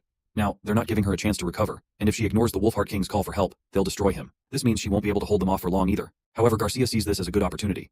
If many of the church's troops are defeated at Wolfheart and demons swarm Hermes in the Holy City, it could spell the end of the church. She tells her knight to mobilize the Black Flag soldiers because this year, they'll be spending the winter at Wolfheart. Back in Border Town, we see an air balloon up in the sky. On the ground, Carter is blown away by the news that the prince is about to bomb the capital with hot air balloons from 2,000 meters. While observing the balloon through binoculars, the prince says that as long as they manage the targeting, it's totally doable. He notes that Theo's letter mentioned Timothy is forcing more people to join his forces, so he is probably using the same strategy of using Church's pills. Iron Axe excitedly agrees, adding that as long as they blow Timothy's head by nuking the shit out of him, he is definitely going to get screwed for sure. The prince is hoping for just that and mentions he's been testing bombs for a week, so fingers crossed it works. Meanwhile, Carter can be seen crying, and he is yapping about how perimeters and defenses are useless against this balloon, and all their military tactics go out the window when tons of bombs are raining from the sky. When the bomb finally drops and detonates, it covers a massive area with a cloud of fire upon impact. The prince and his subordinates are practically dancing with joy, thrilled to see it work so well. The prince then happily reveals to us that this successful test means Operation Eastern Wind 001 is all set to roll. It looks like the next episode is going to be packed with explosions. Drop a comment about what part of the video you enjoyed the most. As for me, I'm totally pumped to learn more about these devils and their origin, and I can't wait to see how the prince plans to fight them. I'm kind of hoping he considers dropping one of these on that devil's village too. In the previous episode, once Prince Roland's nuke drop from the sky was successful, he confidently declared that Operation Eastern Wind 001 is ready. Later, he gathers all the witches in the hall, and, after laying out a map of the entire territory, announces that Eastern Wind 001 will commence the next day, and that everyone present will be participating. He then turns to Iron Axe and assigns him the task of taking 50 men to escort the witches to the outskirts of Silver City. He explains that there is a mountainous area there, hidden from view, which is perfect for setting up camp and launching the hot air balloon. Iron Axe quickly agrees to take command, while Wendy asks the prince if they are not flying from the border town. The prince replies that covering such a long distance with the balloon would not be feasible. He then points to the map, which I can't quite understand since the markers aren't in English. But he explains that if they set off from Silver City, they can cover the entire distance in one day and even return by sundown. He then turns to the other witches and calls out the names of witches involved in this mission. The names are as follows: Anna, Wendy, Lightning, Maggie, Nightingale, and Sylvie, who will be participating in the mission. He assigns Nightingale and Sylvie the task of monitoring the camp, while the attack will be conducted by the other 4 witches. The prince further tells them that Lightning will be key to the operation, so she better prepare herself as well. Our adventurous girl quickly flashes a big grin, assuring the prince not to worry about the task. Lastly, the prince wraps up the conference by asking everyone to be mindful of their safety, and mentioning that he will be eagerly waiting for good news from the border town. Although I'm not 100% sure what exactly Operation Eastern Wind 001 entails, as far as I remember, the prince wants to give Timothy a real shake-up, so he thinks twice about attacking the border town before the months of demons hit, because the town needs to get ready for the winter. The scene then transitions to a ship cruising down the river. Inside the boat, we spot Lady May, making her way back to the border town after quite some time.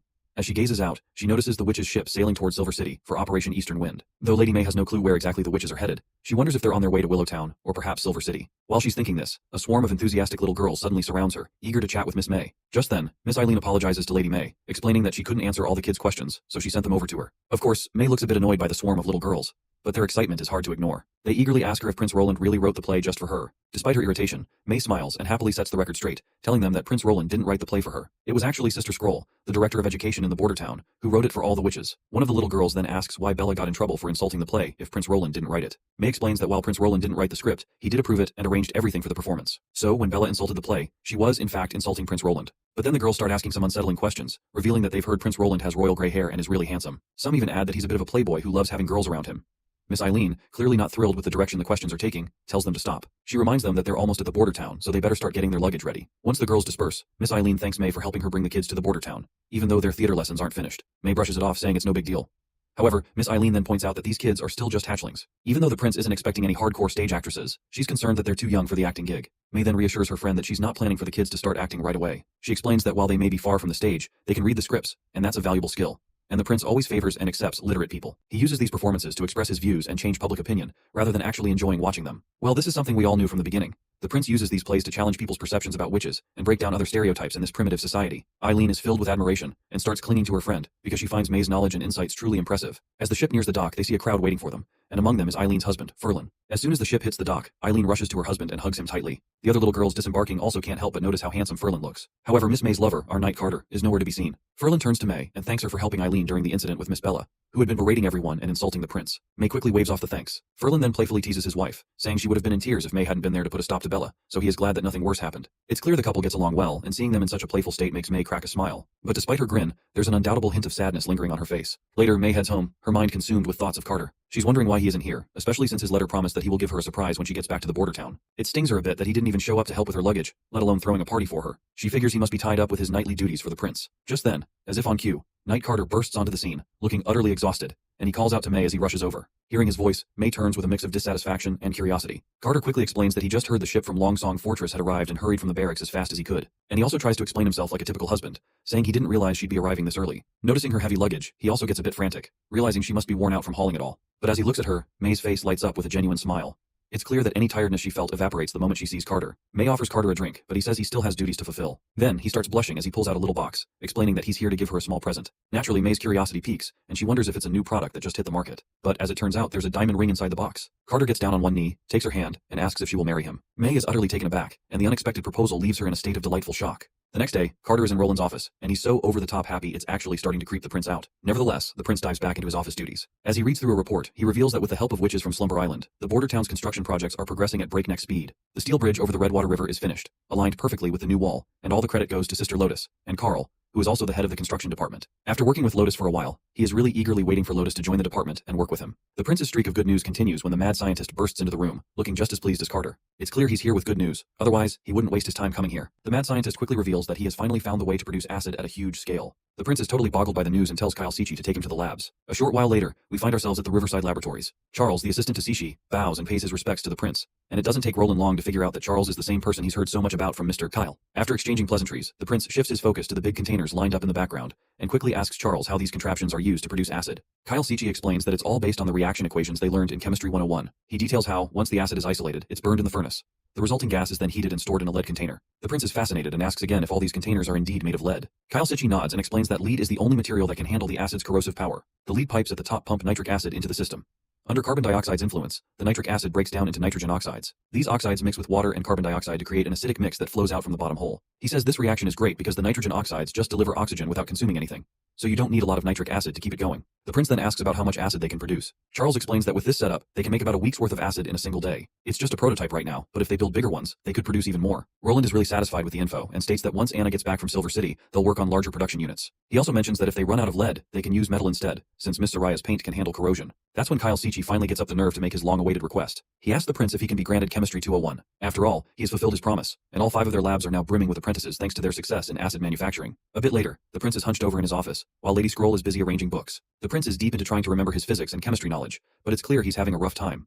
Lady Scroll can hear him mumbling to himself, and though she wants to help, she can only jot down whatever the prince tells her. She admits that this stuff is way more complex than the math and natural sciences she's used to, and it's no wonder he's struggling. She then walks over to him, tells him to take a break. The prince, however, expresses how envious he is of her memorization skills. He jokes that if he were like her, he wouldn't have to stress about tests, would have gotten into the best schools, and landed the best jobs. Of course, Lady Scroll doesn't quite get the prince's comment and assumes he must have been tested in the royal court. The prince quickly agrees, as he does not want to expose his true identity. Lady Scroll then explains that memorizing everything isn't always the best approach. Sometimes, it's better to let go of things, and she always has to keep those bad memories, even though she wants to just forget them. The prince reflects on this, and he feels quite sad for her as he agrees that she is absolutely right. It does not take her long to notice that the prince is feeling quite down because of her, so she reassures him, saying she's doing fine, and that everything is in the past already. She then begins to think to herself how Roland Wimbledon is unlike any elite she's ever encountered. Despite his vast knowledge, all he seems concerned about is passing it on to others. He doesn't act superior, even though he's in a position of power. Meanwhile, the prince decides to call it a day. Lady Scroll asks if he plans to continue this tomorrow. The prince happily says no and tells her to give Kyle Sichi the notes along with a physics textbook, as it'll keep him busy for a while. Later we find ourselves by a pond. The fish happily begin munching on the dead skin of Lady Leaf as she dips her feet into the water. Sister Scroll also joins the scene and asks her friend if her feet are feeling okay. Lady Leaf responds that her toes are in great shape now and she doesn't have to worry about them freezing in the coming winter. Lady Scroll then looks around at the lush greenery and asks her friend if she planted all these plants. The green girl nods, saying those are grapevines, fruit trees, and crops. She also mentions that there are lots of bird nests in the area and that Honey's messenger pigeon lives there. Lady Leaf then explains that the prince always told her that evolution lies in a witch's understanding of their power. She finds plant cells fascinating and initially thought they should function as a single unit. She points out how a bunch of leaves can become a vine, and if they're all different, they can never combine into one. She reflects on how her powers are tied to the ecosystem itself. Looking at her thriving green garden, with birds living and flourishing, she feels that she's found her path forward. The scene transitions to the outskirts of Silver City, where the witches have set up their camp near the mountains. Everyone is now in their balloon, ready for the next phase of their mission. As they're flying down, Anna tells Lightning to come inside the balloon and rest since there are no demons around. But Lightning energetically states that she can fly as long as she wants. Wendy turns to her and asks if she's feeling nervous. Lightning denies it, and confidently states that she's fully prepared to steer the nuke in the right direction, especially since she's practiced so many times, and the Silver City castle is so large, there's no way she'll miss. Wendy, however, advises her not to be careless. She reminds Lightning that safety is their top priority, and reassures her that the recent issues with the devils were not her fault, so she should not feel accountable for anything. Lightning quickly denies having any such thoughts, while Wendy can tell that she has been feeling down lately ever since that encounter with the demons, so she reassures Lightning once again that she should not worry about anything as she's not bad at combat, but just a bit inexperienced. Anna also agrees, and states that most witches do not come near to Nightingale when it comes to fighting experience. They further tells her that no one is blaming her, so she does not have feel bad about anything, and make things difficult for herself. Maggie joins the scene, quickly reporting that the inner district of the capital is now within sight. As everyone takes in the magnificent view, they are left awestruck by how they can see everything so clearly. Wendy then reflects on their past experiences, noting that when they first met Soraya and Echo, this area was considered the most dangerous part of Grey Castle. It was tough on witches, with one being executed nearly every month at the outer district plazas, and staying there even for one extra day was another day of watching fellow sisters suffer. Meanwhile, Lightning is giving herself a pep talk as they are about to nuke the shit out of the city. She thinks to herself that if bombing Timothy is all she has to do in order to make a change, she's ready to do it. As they hover directly above the city, Wendy tells everyone to get the bomb ready and open the doors. The moment everyone's been waiting for arrives, and the nuke begins its descent. The team cheers for Lightning, shouting that it's now all up to her. Lightning quickly accelerates, and positions herself right over the nuke as it heads towards the main castle. Once she steers the nuke into the correct trajectory, she yanks the parachute from the missile, allowing it to descend even faster, and she herself starts flying off into the other direction, because the prince has instructed her to not look at the bomb once it explodes. But naturally, she just can't resist the urge to look at the bomb before it explodes, because she wants to see the downfall of Timothy before her own eyes. When the bomb hits, it erupts with a colossal explosion. The civilians around the town are stunned by the massive bang. They watch in shock as smoke billows from the castle, and the entire building starts to shake. Even Timothy, sitting inside, feels the shockwave. Panic spreads through the chamber as everyone wonders if it's an earthquake. Timothy then quickly yells at everyone, telling everyone to shut up and demands to be escorted to the basement. The knight standing around quickly promises to protect their king, and Timothy quickly starts heading toward the basement without wasting any time. Debris continues to rain down, and Timothy grits his teeth out of annoyance. He's fuming at the thought that only a massive amount of snow powder could have caused such destruction. And he's irritated by how Roland managed to get his hands on such a powerful alchemy weapon. Timothy suspects that Garcia might have given it to Roland before leaving Clearwater. As soon as he thinks this, he can't shake the possibility that Roland and Garcia might be teaming up against him. But he's baffled by how they managed to smuggle so much snow powder in the castle to make such a big bang. He grabs one of his knights by the collar and orders him to rally the other knights and search the whole district. They need to check the sewers, gardens, sheds, and anywhere else snow powder might be hidden. He also tells them to arrest anyone who looks even a little suspicious, no matter their rank. And he insists that every last servant and maid in the castle gets searched. Nobody's getting a pass. Timothy's knight quickly runs off to carry out the orders, while Timothy himself just trembles in utter frustration, biding his time to respond to Roland and send a clear message that he's not as invincible as he thinks. But the thought of Roland smiling after this little sweet victory is really getting on his nerves. He punches the wall in utter frustration, replaying Roland's threat letter about the end of his rule over and over in his head. Meanwhile, back in Border Town, we see Honey's pigeon perched on the window. Apparently, it just delivered the message from Theo, who is already stationed at Silver City to report about the Operation Eastern Wind 00, and the letter confirms the successful execution of the mission. It explains that since the castle was quickly placed on lockdown after the nuke dropped, they didn't manage to investigate the effects of the explosion. However, by nighttime, nearly every citizen knew about the incident, and all the pubs, hotels, and plazas around the city were buzzing with the same discussion. Many now believe that Timothy died in the blast, and people are starting to think that Roland killed him, especially since our prince had already sent that threat letter to Timothy. Everyone's now thinking our boy might soon become the new ruler of the kingdom. The letter further explains that the elite territories are mostly silent, and the castle's reaction was very quick, hinting that Timothy Wimbledon is likely still alive. Also, there's talk that the attack came from the sky, with some citizens claiming they saw a white object drop on the capital at incredible speed. All in all, if word spreads that the attack was Roland's punishment for Timothy's tyranny, many people will believe it. You see, reports about Timothy's oppressive orders are already circulating, and compiling them into a solid case will be quite effective. Theo further writes that through this rumor mill, the message will reach every citizen's ear. Plus, Theo is also keeping an eye on the soldiers stationed in the east, but Timothy should be preoccupied with his current troubles, so there is nothing much to worry about. Seems like all of the news in the letter is quite satisfactory, and the prince believes that if Eastern Wind 001 can really push Timothy to deploy his troops, it will be a huge win. Now he just has to wait for the witches to return. It's been days since he's seen Anna, and nobody's been sneaking fish snacks from his drawer, which is something he's finding hard to get used to. Suddenly the door creaks open, and Knight Carter rushes in, reporting that 2 fleets have arrived at the docks, and they are Margaret's merchants apparently. He adds that some recruiters who had been sent to the southern region have returned with 400 to 500 refugees. The city hall is following the assigned plan of virus testing before allowing anyone inside. The scene then cuts to the labs, where Charles looks out the window, noting how unusually busy the docks are today. Meanwhile, his senior is absorbed in his own work. His junior then tells him to get some sleep, but the senior says he's fine. He mentions that it only took a few pages of reading for him to realize he knows nothing about the world. He's always thought alchemy was just about experimenting with elements, and he now finds observing the sunrise and sunset to be a pointless activity. His assistant counters this, asking if that isn't just how things are. After all, observation of the sun and stars is left to astronomers, while farmers and apothecaries handle the research on plants. His senior then emphasizes that this is why he feels they know so little. According to the prince's book, everything is interconnected from the very beginning. It explains how rocks, flowers, lightning, and fire all consist of the same matter and operate under the same rules, and chemistry is just a small part of this broader understanding. After reading this much of Chemistry 201, he's begun to grasp what the prince meant and why they can predict an element's qualities and reactions, even if they can't directly observe them. The senior admits that this perspective has opened a door to a broader understanding beyond just chemistry. The assistant acknowledges what his senior is saying and hopes to understand these 2 books in the future as well. The next scene cuts to the Wolfheart Kingdom, currently under siege by Archbishop Maine. His lackey quickly reports that the city breaker is ready. Maine then asks if the witches are prepared as well, and the assistant confirms, adding that they've made sure to keep them hidden. Satisfied with the report, he tells his lackey to return to his position. Before the lackey leaves, Maine further inquires about the whereabouts of Zero and Isabella. The junior promptly informs him that they're currently interrogating prisoners in the eastern part of the camp and asks if he wants him to call them over. But Maine denies it, saying he'll go himself to take a look. As he strides forward, he catches sight of them and can't help but think about how different they are from the witches the church has raised so far. Even in serious times like these, they seem completely carefree.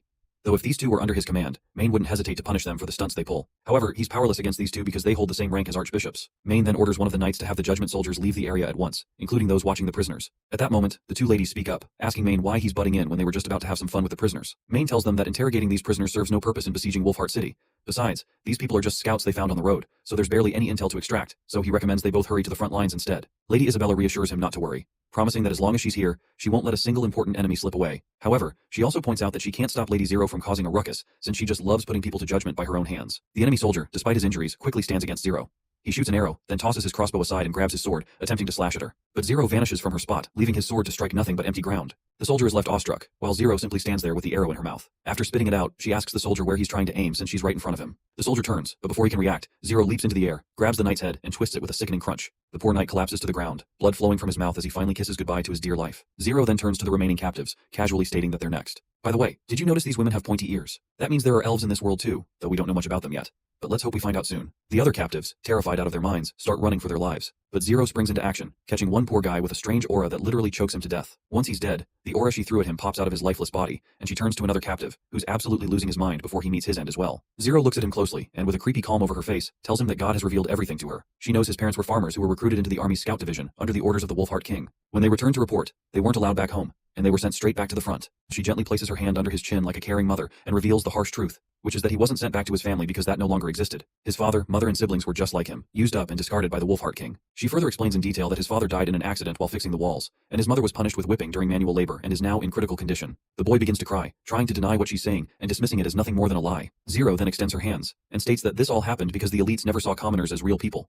To them, commoners are just livestock. However, she mentions that the church seeks to end this evil and injustice to create a new world under God's protection. The man asks what he should do, and she tells him to listen to his heart, as only God may judge him. He responds that he's willing to do anything she tells him, but he needs her promise that she'll save his mother. In response, she pulls out a weed like grass and tells him to eat it, assuring him it will help calm his emotions. The desperate man quickly begins to eat the weed, but his face soon goes pale, and he finds himself choking, blood gushing from his mouth as he dies on the spot. As he collapses with a thud, she turns to Maine and asks if this method of judgment reminds him of how Archbishop Heather used to punish. Maine, visibly annoyed, asks why she had to trick him and poison him. If it had been Heather, she would have made sure to turn him into a loyal follower, rather than a corpse. Zero then points out that everything she told him about his family was a bunch of hot air, and if he had found out the truth later, he would have been furious and could have caused trouble for the church. She then tells Maine to trust her, as everything she does is for the church. Despite her reassurances, Maine looks deeply disturbed by her actions and simply walks off. He tells her that the attack will begin soon, instructing her to get ready, stick with the plan, and make sure to deal with the Wolfheart King and the Queen of Clearwater. Confidently, Zero responds that they're surely going to die, because with her and Isabella on the church's side, there's no way the Wolfheart forces will escape. A short while later, the city breaker is fired. The giant fireball crashes into the wall, shattering it completely with a single blow.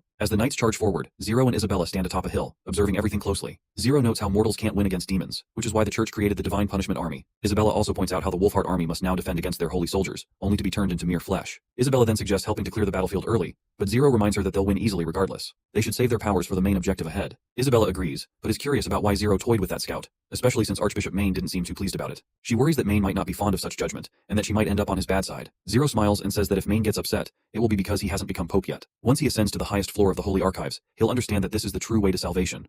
She further adds that God has never descended upon their world. Instead, he has fabricated a grand goal for them to chase, and everyone craves the God's blessings, something she thinks is akin to the judgment they've seen earlier. She further points out that God has never guaranteed whether the goal is real, or if they're just wandering aimlessly. Yet, they're still willing to throw everything away just to meet the God. She further states that she had been to the highest floor, and Grand Pope Holiness O'Brien is the one who told her these things. He's not a witch, and is nearing the end of his life due to his age. She's heard that as mortals die, their lives flash before their eyes, and they often spill their secrets. So she is thinking of consuming him just for this reason. Isabella says she can't do that, to which Zero responds, of course she can't, and even Maine would be furious. She reassures her friend not to worry, saying she knows her boundaries. Isabella reflects that after consuming so many people, she doesn't think there's much left in this world Zero hasn't experienced. She's never focused on anything in particular, so everything she does is purely for fun, and her sense of fun is quite morbid. It's not clear exactly how she consumes humans, but it seems likely that the aura-like thing we saw earlier is how she devours their life force. Suddenly, a massive explosion occurs, scattering all the soldiers in the area. They're getting burned alive from the blast. Zero quickly perks up, wondering if these are the alchemy weapons they've been using. They seem pretty powerful and effective against demon beasts. Isabella adds that there are many more stones of divine judgment behind the wall, and 2 of them are quite significant. She's banking on the idea that these belong to some important people. Zero looks pleased to hear this and decides it's time to head down. But her friend reminds her that these people aren't the Wolfheart King or the Queen of Clearwater, and the strongest energy sources are still in the castle, so she asks her friend if she is sure she wants to go down. Zero gives her friend a quick wink and says that an easy win is better than an expensive one, so she'll help out a bit. The scene cuts to Garcia at the dock, just stepping off her ship. Suddenly, a sand dweller who is escorting Garcia notices the 2 elf ladies casually strolling around. The knights and the sand dweller quickly position themselves to guard Garcia at all costs. Meanwhile, the girls remain cool as cucumbers, and Isabella quickly uses her powers on the knights. At first, nothing seems to happen, and the knights charge at her. But soon, they begin coughing up blood. Zero dashes toward the sand dweller and starts messing with his mind using her powers. Garcia then demands to know how she is using her powers in the presence of the stones. Zero smiles and says the stones aren't what they think they are. She then jumps into the air, telling Garcia that she doesn't need to know because she's as good as dead now. As Garcia watches Zero prepare to crash down on her, her mind suddenly flashes back to a memory. Inside her memory, she finds herself sitting in the castle yard, watching her younger siblings and herself playing around, looking small and carefree. She gazes at the slab she's sitting on and vividly remembers her father replacing those bricks with cobblestones. It seems that even Zero is inside her mind, complimenting Garcia on having such a nice place to rest. Garcia then asks her if she is a witch from the church. Zero promptly introduces herself, saying she can't simply be dismissed as just any witch, since she's a pure witch, different from other decaying bloodlines, who just die after some time. As soon as Garcia hears pure witch, she realizes Zero is just another tool of the church. Garcia then demands to know what this place is and if Zero created it with her magic. She's pretty sure it's just an illusion, and won't be fooled by mere mirages. She then begins to tightly grip those stones she is holding, and her hand starts to bleed. Zero finally reveals that this is her world of consciousness, which she calls the battlefield of souls. Here, they can tear each other apart, and the winner takes all while the loser surrenders everything, just as described in the holy records. The mention of the battlefield of souls shocks Garcia. As she is thinking about all of this, Zero pierces her with a sword, leaving blood gushing out of her stab wound. But despite the heavy bleeding, she has returned back into the consciousness realm, and she is still standing in one piece there. The bloodstains from the wound she took before dying are still visible over her chest. There, we meet Zero once again, who explains about the rules of the battlefield. Currently, Garcia's consciousness is currently limited, and pain from each death will feel real. This will chip away at both her physical and mental strength, and when she suffers more than she can handle, the real slumber will begin. Zero further adds that with every death, she will return to her original state. Most people last around 3 to 4 deaths, but she's seen others withstand 7 or 8, and even more. She then throws a jab at Garcia, saying that if Garcia gives up, it's totally understandable. After all, dying over and over again is an incredibly painful grind, and choosing to escape isn't exactly cowardly, especially when the outcome is already decided. That's when Zero suddenly pulls out a massive sword, leaving Garcia wondering how this is even possible. I mean, she's only wearing a robe, so how could she have been hiding such a huge weapon? But then it finally makes sense to her, and she wonders maybe she summoned it out of thin air. Finally, Zero brings the sword crashing down, but Garcia whips out this giant shield from nowhere. After that shield, she now has a bow in her hands, while Zero is suddenly pinned to a cross sign like a doll. Garcia, on the other hand, takes aim, quickly fires an arrow, and it pierces Zero's chest. That's when Garcia declares that since it's her world of consciousness, she can do whatever she wants. She imagines a javelin and starts walking towards Zero, contemplating how many holes she should put in her. Zero responds calmly, telling her as much as she desires. But just as Garcia is about to strike with the javelin, their roles suddenly swap. Now Garcia is the one hanging on the cross, while Zero stands there with her sword. In the next moment, our pirate girl loses her head, but somehow she's back in one piece. Seeing herself unharmed, has no idea what's going on, while the witch remarks that it wouldn't be a real fight if she didn't understand how things worked.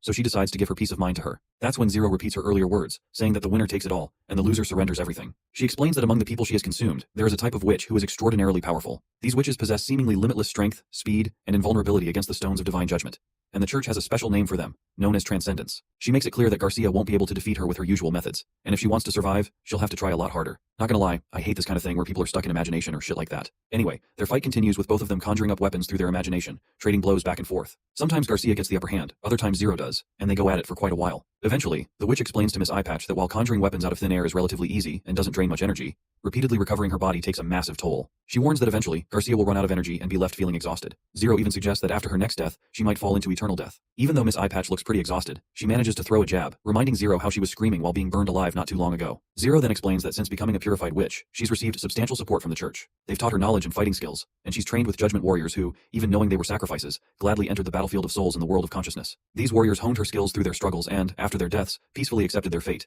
passing on all their insights and experience to her once she consumed them. She even mentions that she once swallowed an extraordinarily powerful witch who had impressive strength. During that battle of souls, she nearly lost, but in the end, she prevailed by relying on demon weapons and everything she'd learned. Because of the unique nature of her magic, she can't actually transform into an extraordinary being, or use the abilities of other swallowed witches. However, in the world of consciousness, none of that matters. Only a few individuals have ever posed a real threat to her. In the last 200 years, she can't even remember the number of people she swallowed. All their experiences, pain, happiness, sadness, delight, and even their deaths, have become part of her own personal experience. Garcia quickly raises an eyebrow and asks what the hell Zero is trying to pitch with all this talk. Zero replies that she's merely highlighting the vast gap in their strength. The assimilation of so many souls has made her will unmatched. And if Garcia wants to know how many deaths Zero can endure, she clarifies that she can at least withstand 100 deaths now. Garcia just smirks and says she'll be happy to help verify that claim. Despite her confident front, she's actually quite worried inside. Zero, on the other hand, informs Miss Eyepatch that she can't conjure up anything earth-shattering that she hasn't seen before. Garcia can only create things she's familiar with and can grasp. In response, Miss Eyepatch decides to cover the entire garden with snow powder and blow everything, including herself. That's when Zero decides to show Garcia the true power of the church. She conjures up this massive weapon known as City Breaker, and as soon as one giant arrow is fired from it, Garcia is split into 2 equal pieces. This happens repeatedly, and Garcia's death continues in this manner. When she finally collapses to the ground, the witch makes it clear that while having a strong will can delay defeat, it can't change the outcome. With those words, she then wishes Garcia a peaceful rest. After consuming her soul, she returns to reality. Isabella quickly rushes towards her friend, asking what took her so long. She had almost thought that she was going to lose. Zero, however, lights up with interest as she reveals that she found some fascinating things in Garcia's memory. She discovered the formula for snow powder and is surprised to find out it's quite easy to produce. Isabella then suggests they head back to the Holy City to report this discovery to Pope O'Brien. She adds that with Garcia dead, the enemy soldiers will eventually fall to the Judgment Army, so there's nothing to worry about. But before they can start walking, Isabella tells Zero to wait. Of course, Lady Zero looks back and asks what's wrong. Isabella notices that while her friend hasn't changed physically, the look on her face has shifted quite a bit. Nevertheless, they begin to walk away. The scene then transitions to the border town, where the witches and others have finally returned from Silver City after their successful mission. Prince is hosting a grand feast for everyone that night. The atmosphere is lively, with everyone clinking their glasses in a toast. Old Man Barov asks for another toast, this time for Chief Knight Carter, who is about to tie the knot with Miss May. Meanwhile, our little Lightning demands a glass of wine for herself. Wendy reluctantly agrees to the request with a promise that it'll only be 1 glass. Anna then turns to the prince, and he promptly welcomes her, noting that it must have been a hard journey for her. But she reminds him with a smile that he's already asked this before, and her answer will still remain the same. As they continue chatting, Lightning jumps in between them, eager to hear something good from the prince as well. The prince casually acknowledges her, saying she did well too, making the girl prouder than ever. Her enthusiasm gets the best of her, and she quickly kisses the prince on the cheek. The prince then blushingly asks if this is some kind of custom in the fjords where one must kiss the other person. Lightning enthusiastically confirms that it is, or at least, that's what her father told her. Meanwhile, Sylvie is utterly embarrassed watching Lightning kiss the prince like this, and seeing her bewildered reaction, the prince can't help but wonder if this custom even really exists. Meanwhile, Knight Carter and the old man are still caught up in discussions about Carter's potential marriage. Carter can't help but blush as he explains that the prince has already approved and even offered to help organize the wedding. Over by the side, Sister Lily is absolutely amazed by a piece of bread made from leftover scraps used for explosives. Our little Maggie, who just ate a lot of it, is startled and wonders if her stomach might explode. As everyone is enjoying the evening, the prince steps out onto the balcony. Suddenly, Nightingale appears and grabs him by the shoulder. He looks at her with a smile as she advises him to be careful not to catch a cold. She then asks what's on his mind, and the prince casually replies that he just had a sudden urge to take a look at his territory. She notices how the town is still bustling, even though it's nighttime, and the streets are full of people. That's when the prince reminds her that the premiere of the new drama, Dawn, is happening tonight. For most of the newcomers to the town, it's probably their first show in months, so they're eager to see Miss May and Miss Irene again. Nightingale then reflects on how, almost a year ago, this place was nearly a ghost town when she first snuck in. Now even from up here she can feel the joyful atmosphere. The prince admits he still has a lot to do, such as improving infrastructure, healthcare, education, and more. He's determined to transform the Western Territory into a solid foundation for unification. But when Nightingale asks what he plans to do about the witches, he reassures her that he's committed to supporting them as well. We then see Sister Lightning sneaking some food into her pouch. But just as she's doing it, Maggie catches her red-handed, leaving her utterly embarrassed. Quickly, she whispers to Maggie to keep quiet, and tells her she's found an interesting place in the misty forest she plans to explore tomorrow. So she asks her friend if she'd like to come along. Not surprisingly, Maggie agrees right away. The adventurous girl then tells her to pack rations and supplies for a day, and don't forget some weapons too. And finally, she makes sure Maggie knows this exploration is a secret, and Maggie promises to keep it hush-hush. The next day, they head out to the misty forest. Maggie seems a bit let down, expecting it to be as exciting as stealing hawk eggs. But the gloomy atmosphere doesn't quite meet her expectations. Lightning reassures her, saying that while a hawk's nest only has a couple of eggs, these ancient ruins might have some old books or other treasures worth finding. Lightning reassures her that if they find something cool, the prince will reward them with a whole basket of eggs. She can cook them however she wants, and they'll last a while. Hearing this, Maggie's eyes light up, and she excitedly urges Lightning to hurry up and find those books. As they're about to enter the ruins, Lightning tells Maggie to keep it quiet because there might be devils around. This gives Maggie the shivers, but they keep moving. Before they enter the ruins, we hear Lightning thoughts where she thinks about how every time she picks up speed flying, it feels like there's a devil chasing her. This fear started back when she was exploring the stone tower. Her dad used to say that fear comes from the unknown, and that to beat it, you've got to face it head on. She's worried that if she can't shake this fear, it'll be tough to fly, let alone explore. She also frets that the prince might be mad at her later or even punish her, and she's sure the other sisters at the castle will be worried. But despite all that, she's determined to explore. She's brought a revolver, and Maggie's right there with her. She then tells Maggie to wait up top while she checks things out inside. Gathering her courage, she starts stepping in, repeatedly reminding herself to overcome her fear of the unknown and face it head on. As she peeks inside, she notices that the devil she saw last time isn't there anymore, so she decides to venture further. That's when she hears a familiar, haunting voice begging for help. The voice keeps pleading for someone to save her, and the pain in her voice is evident. The desperate cries make Lightning shiver with dread and fear. Eventually, she can't take it anymore and rushes back outside, scared out of her wits. Maggie suggests that they extinguish their torches and sneak in, reasoning that the devils won't be able to see them. But Lightning points out that they won't be able to see anything either. Maggie then proposes that she could turn into an owl, which would solve the problem of darkness. Lightning finds this idea pretty effective but remains concerned. She explains that if someone can continue to scream for months in complete darkness without changing their tone or pitch, it makes her wonder what's really inside. She speculates that if someone can survive that long in such conditions, they probably have a way to detect prey. Otherwise, they would have starved by now. As Lightning is about to give up, Maggie tries to ignite her adventurous spirit by asking if she really wants to pass up the chance to bust a myth like this. Lightning's eyes light up with excitement, and she insists that a true explorer would never back down from verifying a myth, and it would all be for nothing if they ran away now. On a more serious note though, Lightning then asks Maggie if she's doing this just for the basket of eggs. Maggie rolls her eyes but can't hide a glimmer of greed in her expression. Anyhow, they head back inside.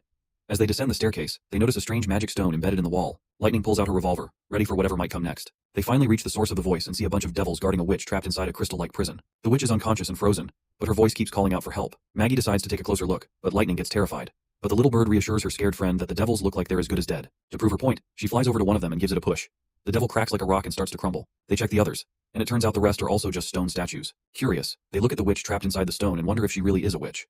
Suddenly they hear the voice asking for help again. Looking behind the statue, they discover a red stone that seems to be the true source of the voice. With this new discovery, they head back to the border town to report everything to the prince. They explain that there's a witch sealed inside, but it might also be an ordinary person trapped by the witch. The prince asks who was calling for help if the witch is sealed inside. Lightning then shows the prince the box they found behind the sealed witch. Inside is the same crystal they saw earlier, which seems to be linked to the mysterious voice. Lightning quickly activates the crystal, and the voice coming from it spooks the prince. Just then, Nightingale reappears and confirms that she can detect faint traces of magic, similar to the kind witches use. The prince deduces that this must be a magical recording, and that the woman sealed inside is likely a witch. He then asks Lightning if there were any other stones like this. Lightning admits she wasn't paying much attention, as most of the place was flooded, and she was focused on getting the news to him. The prince gives her a gentle tap on the head, and tells her not to face danger alone in the future, especially with situations like this. Lightning blushes, touched by the prince's kind but firm advice. The prince then instructs Nightingale to summon all members of the Witch Union and Iron Axe to the office, as their investigation into the ruins is about to begin, and they need to prepare. Once everyone is gathered in the council room, the prince explains that they found a crystal coffin inside the ancient ruins that shows no signs of deterioration. In the moist underground environment, they discovered a magic stone that emits cries for help, and a group of devils turned into stone statues. He asks the council for their thoughts on the matter.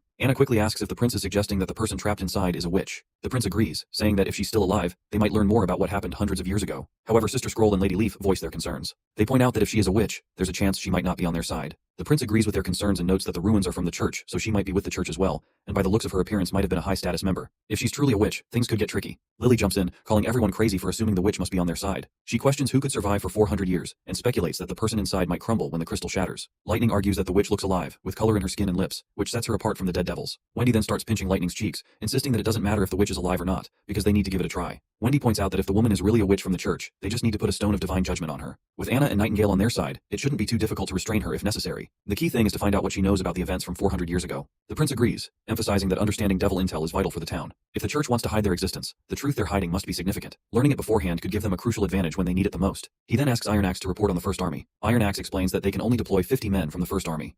Most of the squad members are out recruiting refugees, leaving only 500 soldiers in the town. He also reminds the prince that while Timothy may have suffered an attack from the heavens, there's a risk he might target the western region at any time. The First Army must be well prepared to defend the town. The prince acknowledges that deploying only 50 men isn't ideal, as devils can throw spears and they could suffer heavy losses. He suggests a better approach would be a simultaneous push by both ground troops and a hot air balloon, with witches handling close combat and infantry focusing on ranged attacks. Suddenly they hear commotion outside. When they look, they see heavy snow falling, signaling the arrival of months of demons. Right on cue, monsters start appearing on the other side of the wall. Wendy points out that they're still in the last month of autumn, so it's strange for it to be snowing. Iron Axe explains that this is unusual. They've been living in the town for 7 or 8 years and have never seen anything like this before. The prince opens the window and extends his hand out, clearly annoyed to see the snow arriving a month earlier than expected. The scene transitions to the fjords, at Slumber Island, where Thunder, Lightning's father, is visiting the witches. Princess Tilly expresses surprise at his visit, because she did not imagine that the first customer of Slumber Spell is Thunder himself. She then thanks him for the help to explore the ruins for the last time, and Thunder reassures her that there's no need for gratitude and that he's willing to come again, and they don't have to pay him anything for tagging along.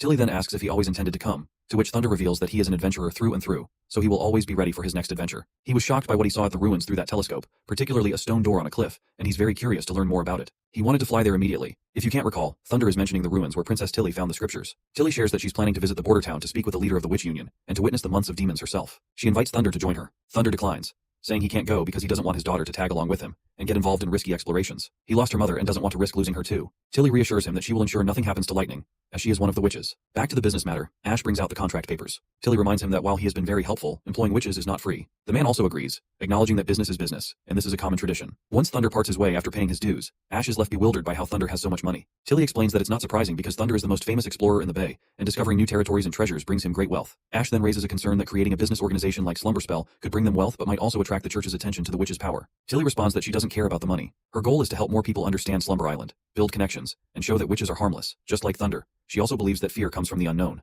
and witches are no different. The fear in the Bay and the kingdom stems from the church's lies and the public's ignorance. Tilly then asks about Maggie and why she hasn't returned to the island yet. She wonders if something happened over there, so she asks Ash about it. Ash casually replies, saying maybe there's just a delay, or maybe Maggie doesn't want to come back. Compared to the Bay, the quality of life in Bordertown is much better, so that could be why Maggie doesn't want to return. She also reminds Tilly that this was the exact reason she was against sending witches there in the first place, and she is worried that Lotus and Honey might not want to come back either. That's when Tilly decides she'll just visit Bordertown herself. Upon hearing this, Ash gets frantic and asks if they're leaving right now. The princess calmly reminds her that she's already promised to help fight the demons, and they can bring some of the witches back to the island as well. Plus, if they don't have Lotus, the immigrants from Crescent Bay won't have anywhere to stay next year. They desperately need Lotus to help build homes on Slumber Island. Ash then reminds her that they still have a month until winter, but the princess explains that it's going to take time to get to Bordertown, and besides, if something really has happened there, it's better to go sooner and help out. Plus, she's curious to see how her annoying brother is doing these days. The scene then cuts to Bordertown, at the wall. Winter has arrived, and the soldiers are fighting off monsters. The prince asks for a report, and Knight Carter quickly explains that most of the First Army has combat experience with rifles. A 100-meter section of the wall only needs 10 guards to fend off the demons, making it hard for the wolves to even reach the wall. The monsters are basically target practice for the soldiers. As long as no hybrids show up, the demons don't stand a chance. The prince, pleased with the report, encourages the soldiers to keep up the good work. The prince is clearly glad to see his soldiers performing so well. Their energy and discipline are completely different from the ragtag civilian army they were about a year ago. Suddenly, the prince hears a commotion nearby. Knight Carter quickly explains that there's trouble brewing in the Western District, where the refugees are staying. We then see two commoners duking it out while people on the sidelines cheer for their fellow citizens. A local citizen from Bordertown is getting beaten up pretty badly by a tough refugee, and the refugee doesn't seem to be backing down. That's when Knight Carter steps in, pins the rowdy guy to the ground, and commands him to stop fighting in the name of his highness. The prince also arrives at the scene and walks over to the injured citizen lying on the ground. He asks for the man's name, and the man responds that his name is Kaya Harris, a member of the city hall. Kaya explains that the refugee was the first to throw a punch while he was just distributing rations. According to Kaya, the refugee launched himself at him like a dog. The refugee, however, points out that's not the whole story. He claims that people are taking advantage of the situation and charging money for rations that were supposed to be free. Hearing this, the prince reflects that all the refugees from the Western Legion have been processed, and only craftsmen or literate people were moved, so commoners are supposed to be left left behind. However, this man's vocabulary and demeanor suggest he might not be a typical commoner. The prince turns to the man and states that the rations are indeed free. Before their integration into Border Town, all rations and shelter were promised to be free, and that promise still stands. Everyone present hailed their prince for such generosity. However, the prince makes it clear that fistfights are against the law,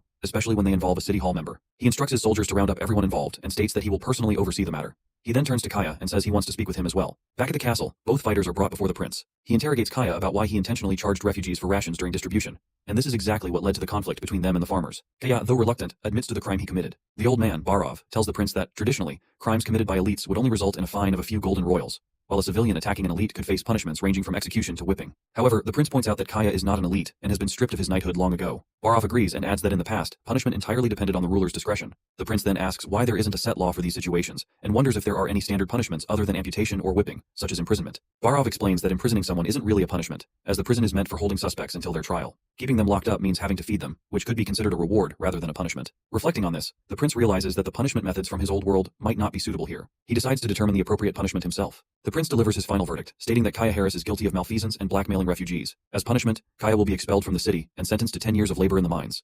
He will also be fined triple the amount he earned through blackmail. The refugee named Wade will receive 10 lashes for attacking a public official. The civilians who participated in the fight can choose between a fine of 2 silvers or 5 lashes. Additionally, rations will continue to be distributed for free, and all money obtained through blackmail will be refunded. And lastly, the sentences will be carried out publicly. Wade's face lights up at the prospect of free rations, and it seems he would even willingly accept another 10 lashes if it meant continuing to receive the rations. Meanwhile, the prince reflects on how quickly the city hall is expanding, matching the refugee population, and how internal security is becoming increasingly challenging. He does not want to create a prosecution agency because he wants all legislation and judgment powers to stay with him. He's aiming for a simple and effective system that doesn't require a lot of people to enforce the law. Suddenly, Nightingale appears and asks about his thoughts. The prince explains that he's planning to create a new department to oversee the city hall and tackle any threats to the western region. This new department will be independent of both the City Hall and the First Army. He wants to name it the Western Security Agency, and she will be the one in charge of this agency. He believes that she is the only one who can uncover the truth, as no one can hide anything from her. The prince offers Nightingale ice cream in the winter and other treats she loves as an incentive. However, she quickly pinches his hand and tells him it doesn't matter, because she will always agree with whatever he wants her to do. Wade finishes taking his 10 lashes, and an old man from his group looks at his back, which is covered in dried blood. The old man suggests rubbing some ash on the wounds, but Wade says there's no need, because the blood has already dried, and the knight told him it would heal in 2 or 3 days. The old man isn't convinced, warning that it might take longer because the wounds could get infected, leading to sores. Wade, however, says something surprising. He claims that he doesn't feel any pain at all. Instead, there's a mild itching and a cool sensation, which he takes as a sign that he's already healing. He explains that after the lashes, they poured a bucket of water on his back, and although he expected it to hurt, it didn't. The knight even mentioned that the water could eliminate viruses and bacteria. The old man is completely baffled by Wade's explanation, and they both suspect it might have something to do with the witches. The old man tells Wade he shouldn't have gotten into the fight in the first place. Wade counters by explaining that if he hadn't exposed the crooked ration distributors, they'd still be swindling everyone out of their money. He mentions how the prince regularly appears at the Western Wall during the day, and since he promised the rations would be free, he wouldn't tolerate anything that sullied his name. Exposing the scam was the best way to make sure the prince found out, even if it took a simple scuffle to get his attention. Wade also claims he did his research and found out that everyone, from local citizens to indentured farmers, praised the prince for his generosity. Wade then tells the old man that once he recovers, he's going back to work moving those strange weapons, and will make enough money for the both of them. The old man reminds Wade that he could have lived in the inner district with the other craftsmen, but Wade refuses to leave the old man behind. He explains that when Golden Wheat City was under attack, the old man helped him, and without that assistance, Wade believes he would have died. Wade then tells his old friend that he heard the prince is recruiting people for public security and plans to give it a shot when the time comes. The scene shifts to a boat sailing through the sea, carrying witches en route to Border Town. Inside, they're enjoying a meal, enhanced by seasonings like salt and peppers. A blonde witch relishes the taste and playfully teases Ash, suggesting she's probably forgotten what good food tastes like after living in Border Town. As expected, Ash gets annoyed, and the two get into an argument, Ash defending Border Town and its food, while the blonde witch mocks it. Just as their banter escalates, they hear noises from outside. A crew member informs them that multiple monsters are approaching. Princess Tilly gets anxious when she hears about the monsters and asks if they're demons. Once outside, they encounter hybrid fish monsters with legs.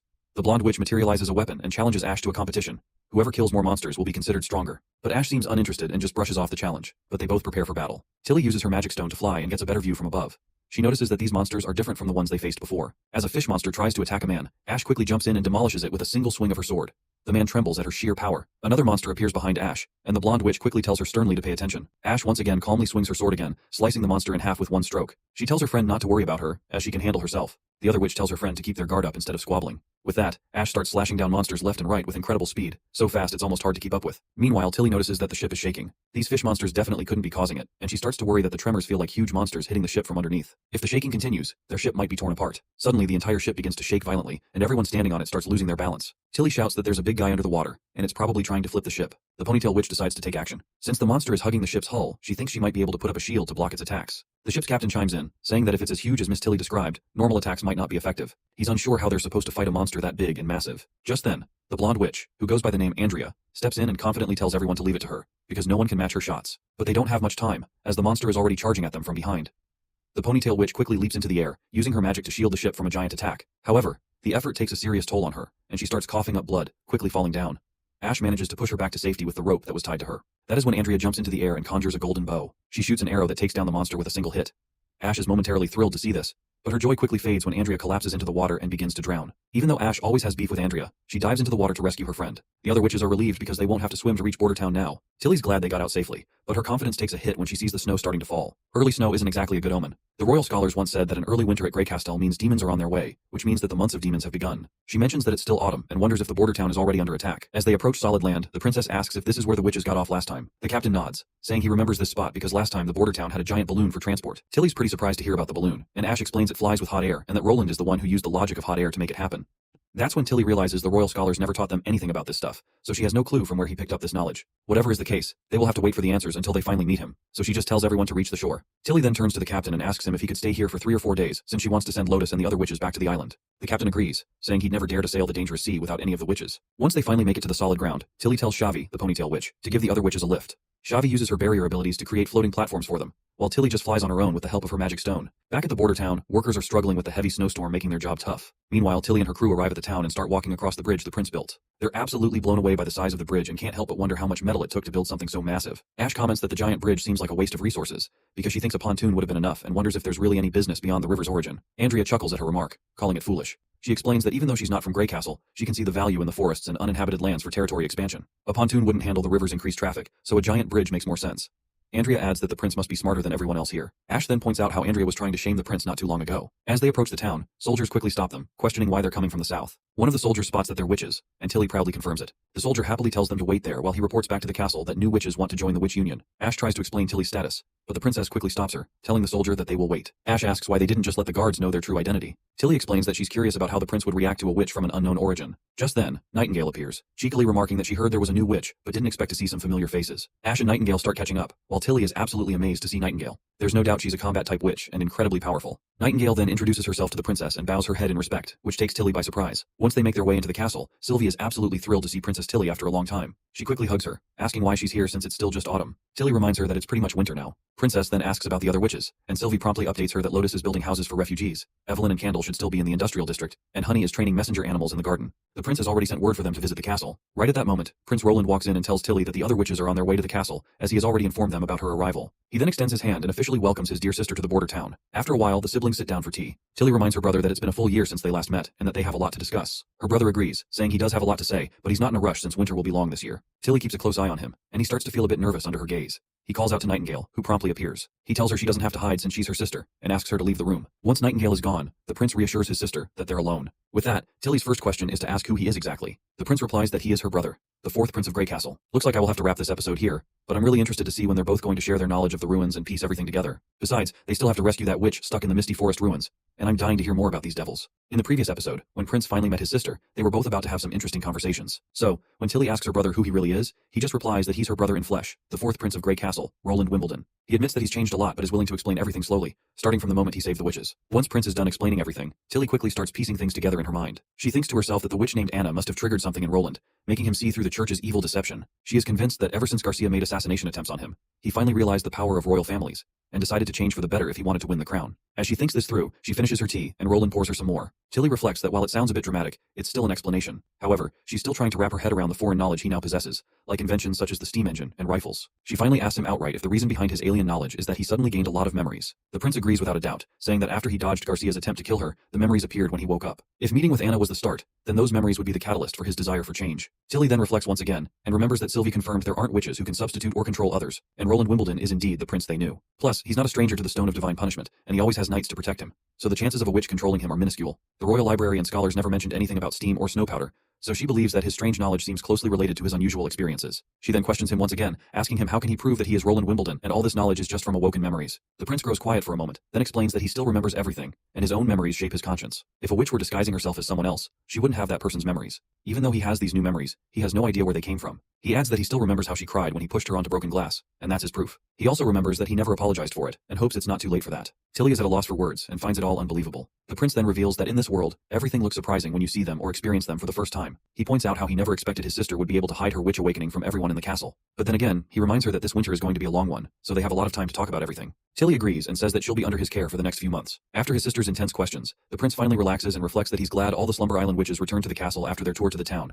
which gave him reason to end that heavy conversation. It's really stressful to lie to someone's face when they're smart, especially while trying to maintain an honest expression. Just then, Nightingale pops up and asks if he feels strange witnessing his sister as a witch. The prince says he was just pressured with all of her questioning, and that's all. Nightingale mentions that she thought it would be a touching reunion since he met his sister after a long time. The prince then points out that he doesn't have a good relationship with her. He often bullied her in the castle, and they were pretty much strangers as they grew older, so it's quite surprising she even came here to meet him. She then leans in closer and reminds him how he told her to go outside, even though he never meets any other witches alone, which makes Nightingale believe that he must trust his sister. My guy just turns his head away with a sheepish look on his face. The fact that he sent the Nightingale outside was because he did not want her to detect his lies. He might have told her to his sister. And right now, he is also trying his best to not make eye contact and to avoid speaking any lies. He simply tells her that she will understand someday. But Nightingale just keeps pressing, inching closer and asking him if he'll tell her everything. The prince stutters in response, and she takes it as a positive sign, deciding to wait for the day when he finally tells the truth. Later, we see Lightning and Maggie calling everyone into the dining hall, where a spread of delicious food has been laid out. All the witches gather in, with Wendy personally escorting Princess Tilly to the dining room. The new witches are amazed at how much grander the food looks compared to usual. Even Ash can't help but smirk, feeling proud of Bordertown's hospitality. Her smirk is just to tease her blonde friend, who was doubtful about Bordertown and its prince. Wendy shows everyone their way to the seats, and after a while, they are all done eating. The prince asks if the food was to their liking, to which Ash simply replies positively. Meanwhile, Tilly wipes her lips with her handkerchief and reminds the prince that, besides helping Bordertown fend off the demons, she's also here to retrieve their witches. Since a group of civilians will be coming to the Slumber Island from Silver Bay in the spring,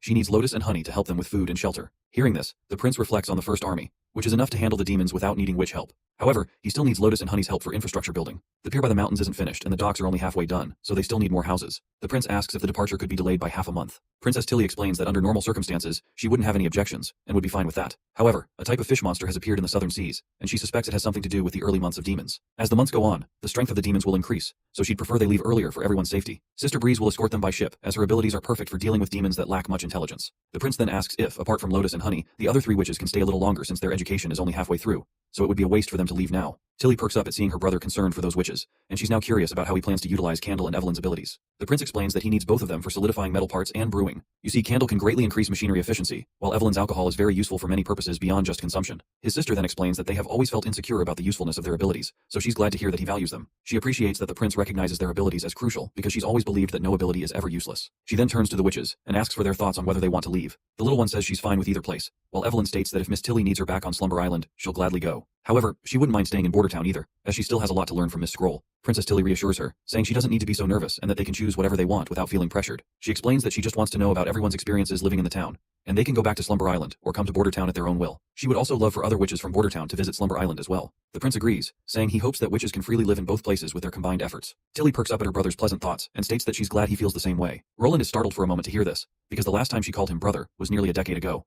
But then he regains his composure and tells her that the day will come when they will live in harmony. He then decides to get back to the serious topic and mentions he's about to brief her on the ruins and the devils related to the Snowy Mountains and the stone towers he mentioned before. He explains that he was planning to send witches and First Army soldiers to the ruins in the Misty Forest for a rescue, but early winter delayed it. Tilly responds that she can't believe the legendary devil army could be so close, or that someone would still be in ruins that are 400 years old. She recalls the drawings of the devils he sent her, and thinks that this is what's most important right now. The prince points out that, based on the environment and their reactions, the devil territory has been there for many years. He suspects they haven't expanded into the kingdom due to the limitations of their red mist, so they're not a threat to Bordertown for now. He plans to build a scout tower to monitor their movements in the next couple of years. However, the sealed witch within the ruins is likely to reveal the truth behind Tequila and the fall of the church. Tilly agrees, but asks if there's any way to approach the ruins from the air instead of the land, as she's heard from Ash that Bordertown has a tool for aerial transportation. The prince quickly realizes she must be talking about hot air balloons. He explains that although a hot air balloon can hold 10 people, it can be modified for more. However, bringing the First Army soldiers through air would be impossible. If they encountered devils, they could suffer casualties, and with demons everywhere, it's just too risky. That's when Princess Tilly reminds him that it would have been fairly dangerous if he had gone with only the Witch Union. However, since she's here with other witches, it will be significantly safer. She explains that Shavi's barrier can block threats, and Ash can handle anything in close combat. The prince begins to think it over, and remembers that they were at a significant disadvantage in the air last time, but he can see the logic in what his sister is saying. Sylvie's magic sight can warn them of any dangers, and with Nightingale and Ash's powerful offensive abilities, even if things go wrong, Shavi and Anna can ensure everyone's safety. He then asks her if she's sure about going. Princess Tilly replies that she thinks this is a great opportunity to make sense of this mystery. Ever since the months came early and the demons appeared in the sea, she's had a bad feeling, and she's willing to go herself to uncover the truth. The scene then transitions to the Holy City. At the outskirts, we see knights guarding the walls, along with the two major archbishops. The old priest reminds Archbishop Maine that this winter is far too early, and there haven't been any records like this in the holy books either, and those were written by the Pope. Maine explains that while those books were written by the Pope, inaccuracies are unavoidable. They mostly track history in a general direction. Judging from the demons last year, he estimates they have about 10 years left to complete their goal. They plan to unify all 4 kingdoms in 2 years and grow the Divine Punishment Army in 8. By then, the church's forces will be absolutely massive, and with Hermes' strong walls and strategic position, they'll protect this land until they make the enemy buckle. The old man sighs, saying he may be too old to witness this transition. suspicion. He then asks about the snow powder recipe that Perov acquired and whether it has been tested yet. Main explains that while the snow powder can be used for crowd control against demons, their true enemies are the devils. If they want to pierce through the devil's thick armor, they'll need to use a lot of explosives, and no one other than the Divine Punishment Army can throw such a massive amount of snow powder. The old man laments that there's no easy way to win against them.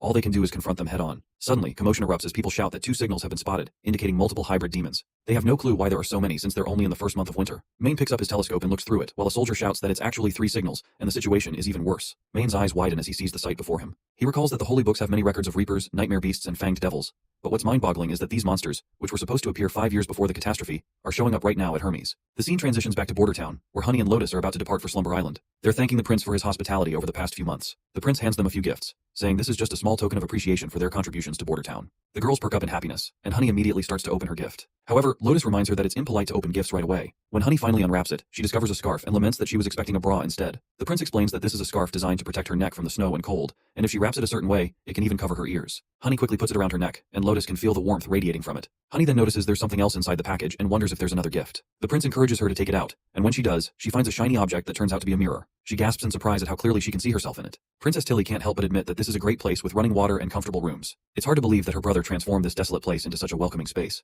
The prince asks if she regrets bringing the witches here, especially since everyone is enjoying living here more than Slumber Island. To which Tilly replies that she doesn't regret it at all if it means they can have better lives. She reminds him not to forget that she is a witch as well. The prince then asks if she's really going to join them on the trip to the Misty Forest ruins. He admits that while she is a transcendent, her abilities are not suited for combat. Tilly assures him that she can hold her own. To drive her point home, she takes out her red stone and demonstrates by shooting lightning from her hands. She proudly explains that this is a magic stone she found in some ancient ruins. The prince is quite amazed and asks if this means she can use 2 abilities at once. Tilly shakes her head with no. Apparently, the stones only allow 1 ability to be used at a time, and if she tries to channel magic through 2 stones at once, nothing will happen. She admits that she didn't want to reveal this to him so soon, but after their discussion last night, she realizes she may have been too harsh on him. But she now feels happy that he's being honest about the ruins. The prince just waves her off, saying there's nothing to worry about since he understands.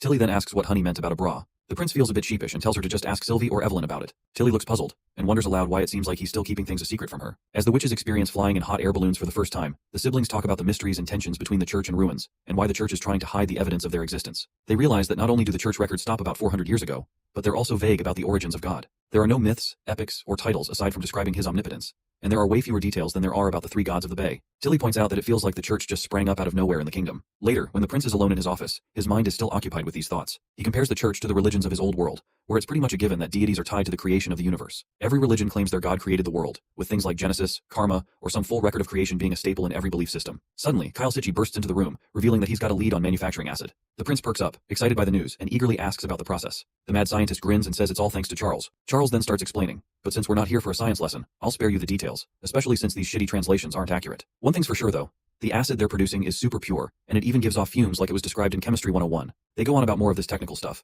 but the prince lets us know that they're using one of the oldest manufacturing methods. The issue back then was that sulfuric acid couldn't be stored properly since there weren't containers that could handle the corrosion, so it got phased out. But that's no problem for the prince. In Border Town, they're already producing sulfuric acid slowly using nitric acid. As for the corrosion issue, Soraya's paint can handle it without a hitch. The prince gives them props for a job well done, admitting he can't believe they stumbled upon this method. Kyle Sitchy grins and shares that he's always had great luck, even back when they were in Redwater. He mentions how he managed to pull this off at barely 20 years old, much to the envy of the older folks in their 30s and 40s. The prince nods, stating that he'll assign some witches to help arrange the equipment. He also mentions wanting to scale things up. Now that they've got a reliable source of nitric acid, the next task is producing something very dangerous, which is nitroglycerin. He explains that this experiment will be dangerous since it can cause an explosion with a minor change in temperature, but he assures Sitchy that he will send Anna over to take care of it. Sitchy looks intrigued and fascinated, clearly excited about what they're about to experiment with. The prince can't help but grin, thinking about how 9 out of 10 chemists have a knack for explosions, so he is sure that a few explosions should not be a big deal for someone like Kyle. He knows that if nitroglycerin is combined with nitrocellulose or nitrostarch, it'll enhance its explosive properties. The former is a smokeless powder, while the latter is a rare, powerful explosive. The key to creating something incredible is already in his hands. Later we see witches just chilling and patrolling around the town. Andrea asks why everyone is working outside in the dead of the winter,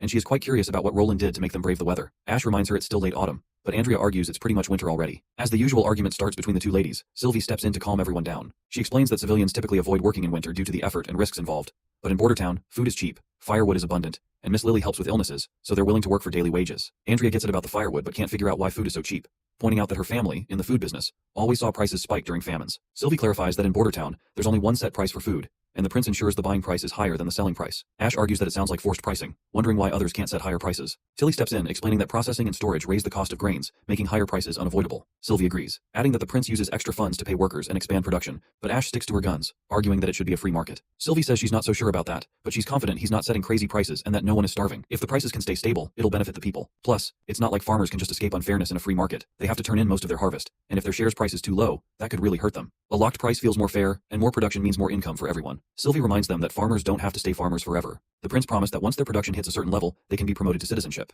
She explains that citizens only need to give up 20% of their harvest, and with the set prices, they'll be raking in a pretty good income. Now Tilly understands why the town is buzzing with life. She is fascinated how the legislation and the reward system were designed to encourage them. Suddenly an alarm blares and citizens start to panic. It's an alert for demons, and some of them decide to head to the wall to help the soldiers. Andrea feels fired up when she hears this. After all, they came here to show how witches really fight. When we reach the wall, we see Carter raising his eyebrow at how these demons never seem to get tired. They're always running wild every year, and even if they break through the town, it won't really do them any good. On the contrary, the other new soldiers are pumped up to flex their muscles. They think it'll be great practice, way cooler to shoot at demons than at a stationary dummy. Speaking of dummies, Carter has heard some interesting rumors about their artillery squadron. Other squads have mentioned that soldiers with consistent aim are being drafted into a precision team for a new mission. The soldiers shout at the mention of a precision team, and think that they just probably made this story up when they were getting bored. But Iron Axe reveals that the prince is planning to develop a new cannon for ships, which will let them attack other ships from a distance. Only the best marksmen will be commanding these cannons, and if anyone's interested in joining, they can put in a request through him. Alex, one of the leaders of this squadron, perks up at the news. He thinks to himself that this is clearly an opportunity to advance in the military. According to Iron Axe, warships might be named after soldiers who achieve significant accomplishments, and if a ship ever gets named after him, his life will have been worth it. He's also hoping these new kids get a chance to earn some valor as well, but right now, they're just too jumpy.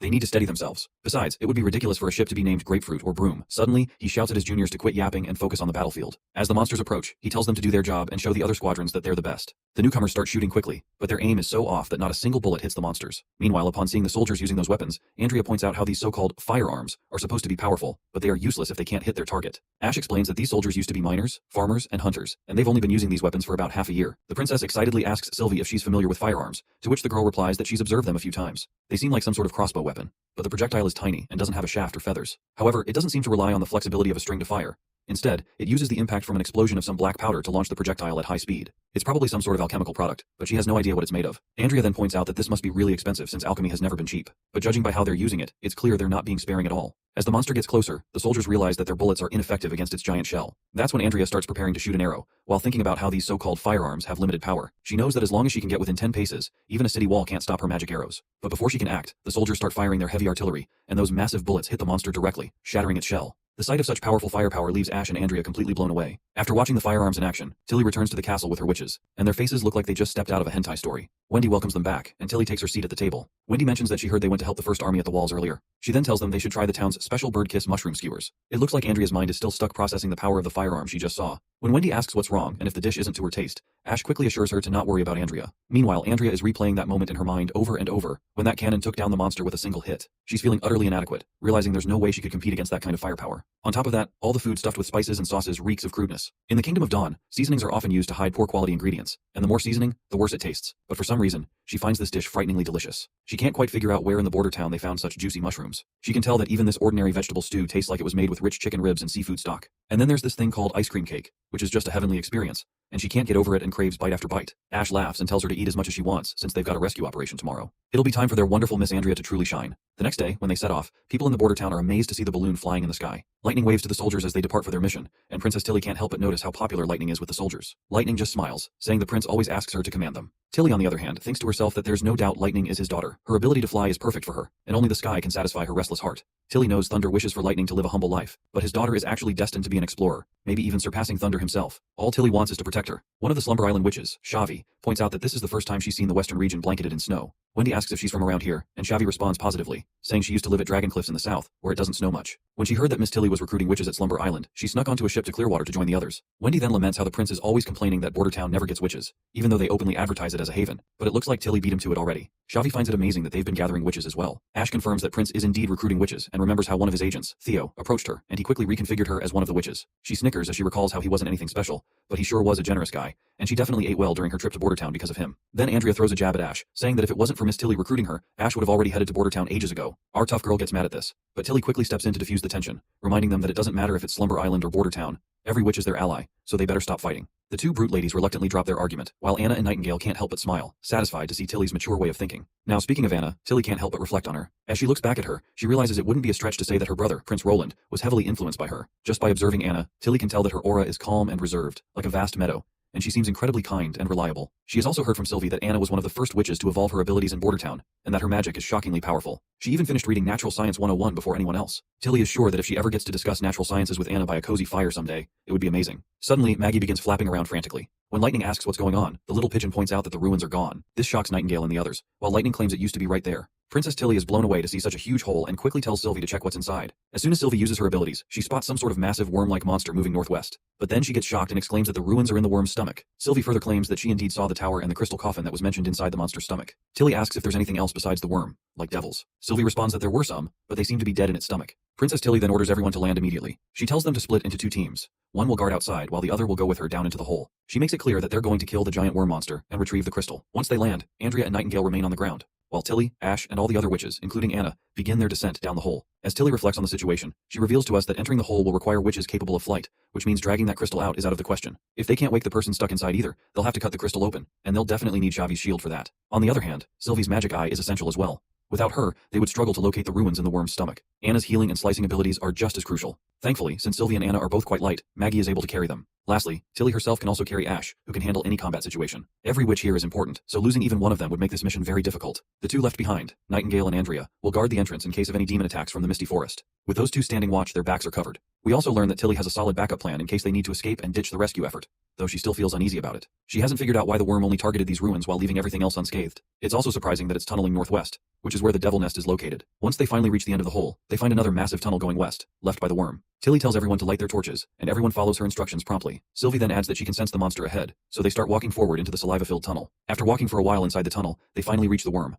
The rotten smell coming from this disgusting monster burns every witch's nostril hairs. Ash decides to slice open the monster's stomach and be done with it before the smell starts messing with her head. But as soon as she grabs her sword to draw it, Tilly tells her to wait, explaining that they'll need Anna to kill it. She points out that since they don't know what's inside the stomach, slicing it open could be dangerous, so using swords is out of the question. Anna quickly raises her hand and shoots a green fire bullet that pierces the worm's thick skin and makes its way inside. That green fire bullet starts spinning around, crisscrossing in every direction. In no time, the monster is sliced like a perfect cucumber from every side, and blood begins to gush out. Once they see how easily Anna cut through the monster, their faces go blank, and they stare in awe at the true power and magnificence of her abilities. Sylvie quickly explains that the monster is dead, since its heart has stopped beating. Ash is surprised that this monster even has a heart, to which Sylvie replies that it's near its head and about the size of their balloon's basket. It also got sliced up by Anna's flames, and magic is rippling throughout it. Seeing the magic, Lightning wonders if it's a hybrid demon. However, Tilly says they can't be sure, as historical records of the wastelands and demons are scarce. There's still so much they don't know, so she suggests grabbing the crystal and get going. As they enter the belly, Ash complains about the sticky mess, while Sylvie reports that all the rocks in here are crushed, making it impossible to tell what the tower used to look like. Lightning then mentions that there were so many glittering magic stones. She shows one of them, which resembles the crystal they're looking for. Right on cue, Ash finds the crystal after cutting through the flesh.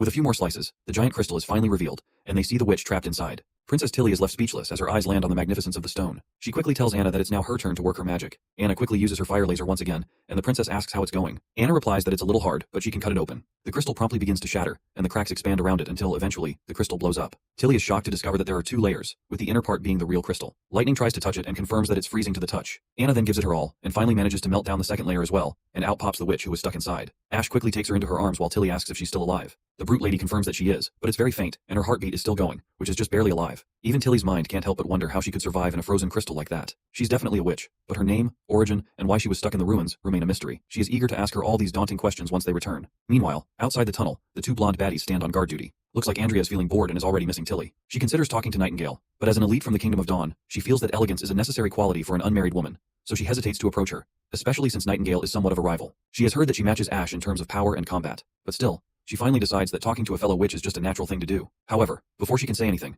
Nightingale suddenly vanishes from the scene, leaving Andrea startled. Right at that moment she senses a heavy presence and turns around, but finds nothing. She wonders if it was Nightingale, but then she feels that there is more to that. She eventually summons her weapon, thinking there's an enemy nearby, and the enemy appears to be translucent. Just as she's about to make a move, a gunshot blares right by her left ear, and blood splatters in front of her. The creature that took the shot remains invisible. Once the monster is dead, it's finally visible now, which leaves Andrea shocked to see a praying mantis before her eyes. It was Nightingale who took it out, otherwise, she is pretty sure she would have been toast. Nightingale goes on to blast two more mantises, blowing their heads off. Wendy also comes rushing into the scene, and asks what in the world are these things. Nightingale mentions that the creatures look like devils, if not demons, but their blood seems even more demonic. Andrea asks her since when she first noticed them creeping around. Nightingale replies that she spotted them the moment they first appeared. She explains that in her mist, their magic shines as brightly as a star, so it was easy for her to see them. Right at that moment, Sister Lightning flashes out of the tunnel, and Wendy lights up, relieved to see that they've made it back safely. Afterwards, they ride their balloon, and everyone gathers around this rescued witch in the balloon basket. Wendy can't believe that this witch was all alone in a place like that for decades. This just fuels her curiosity, and she wants to know what really happened to her. Princess Tilly then explains that she had a bad feeling inside, which is why she wanted to leave in a hurry. She asks if anything happened outside while they were inside. Nightingale explains that there were some weird hybrid demons, but they were dispatched immediately. Suddenly Sylvie notices something below and exclaims in shock, and asks, "What are those things crawling on the ground?" Andrea peers down and wonders if they're demons.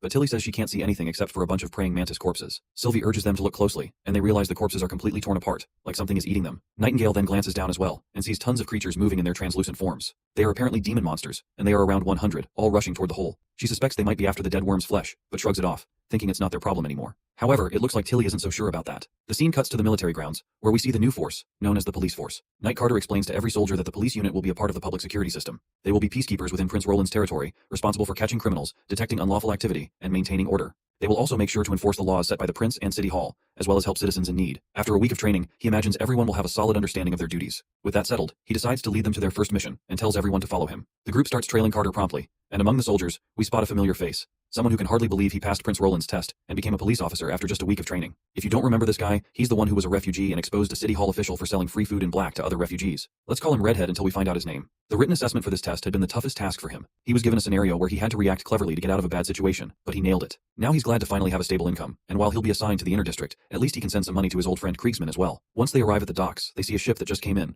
packed with refugees from the south and north. Knight Carter informs them that the prince has invited these people to Bordertown to ensure their safety during this harsh winter. So the first task of the police unit is to organize the refugees into lines so they can pass through each station for virus testing and registration. Since the police unit is still a bit short-staffed, the First Army will also be there to support them.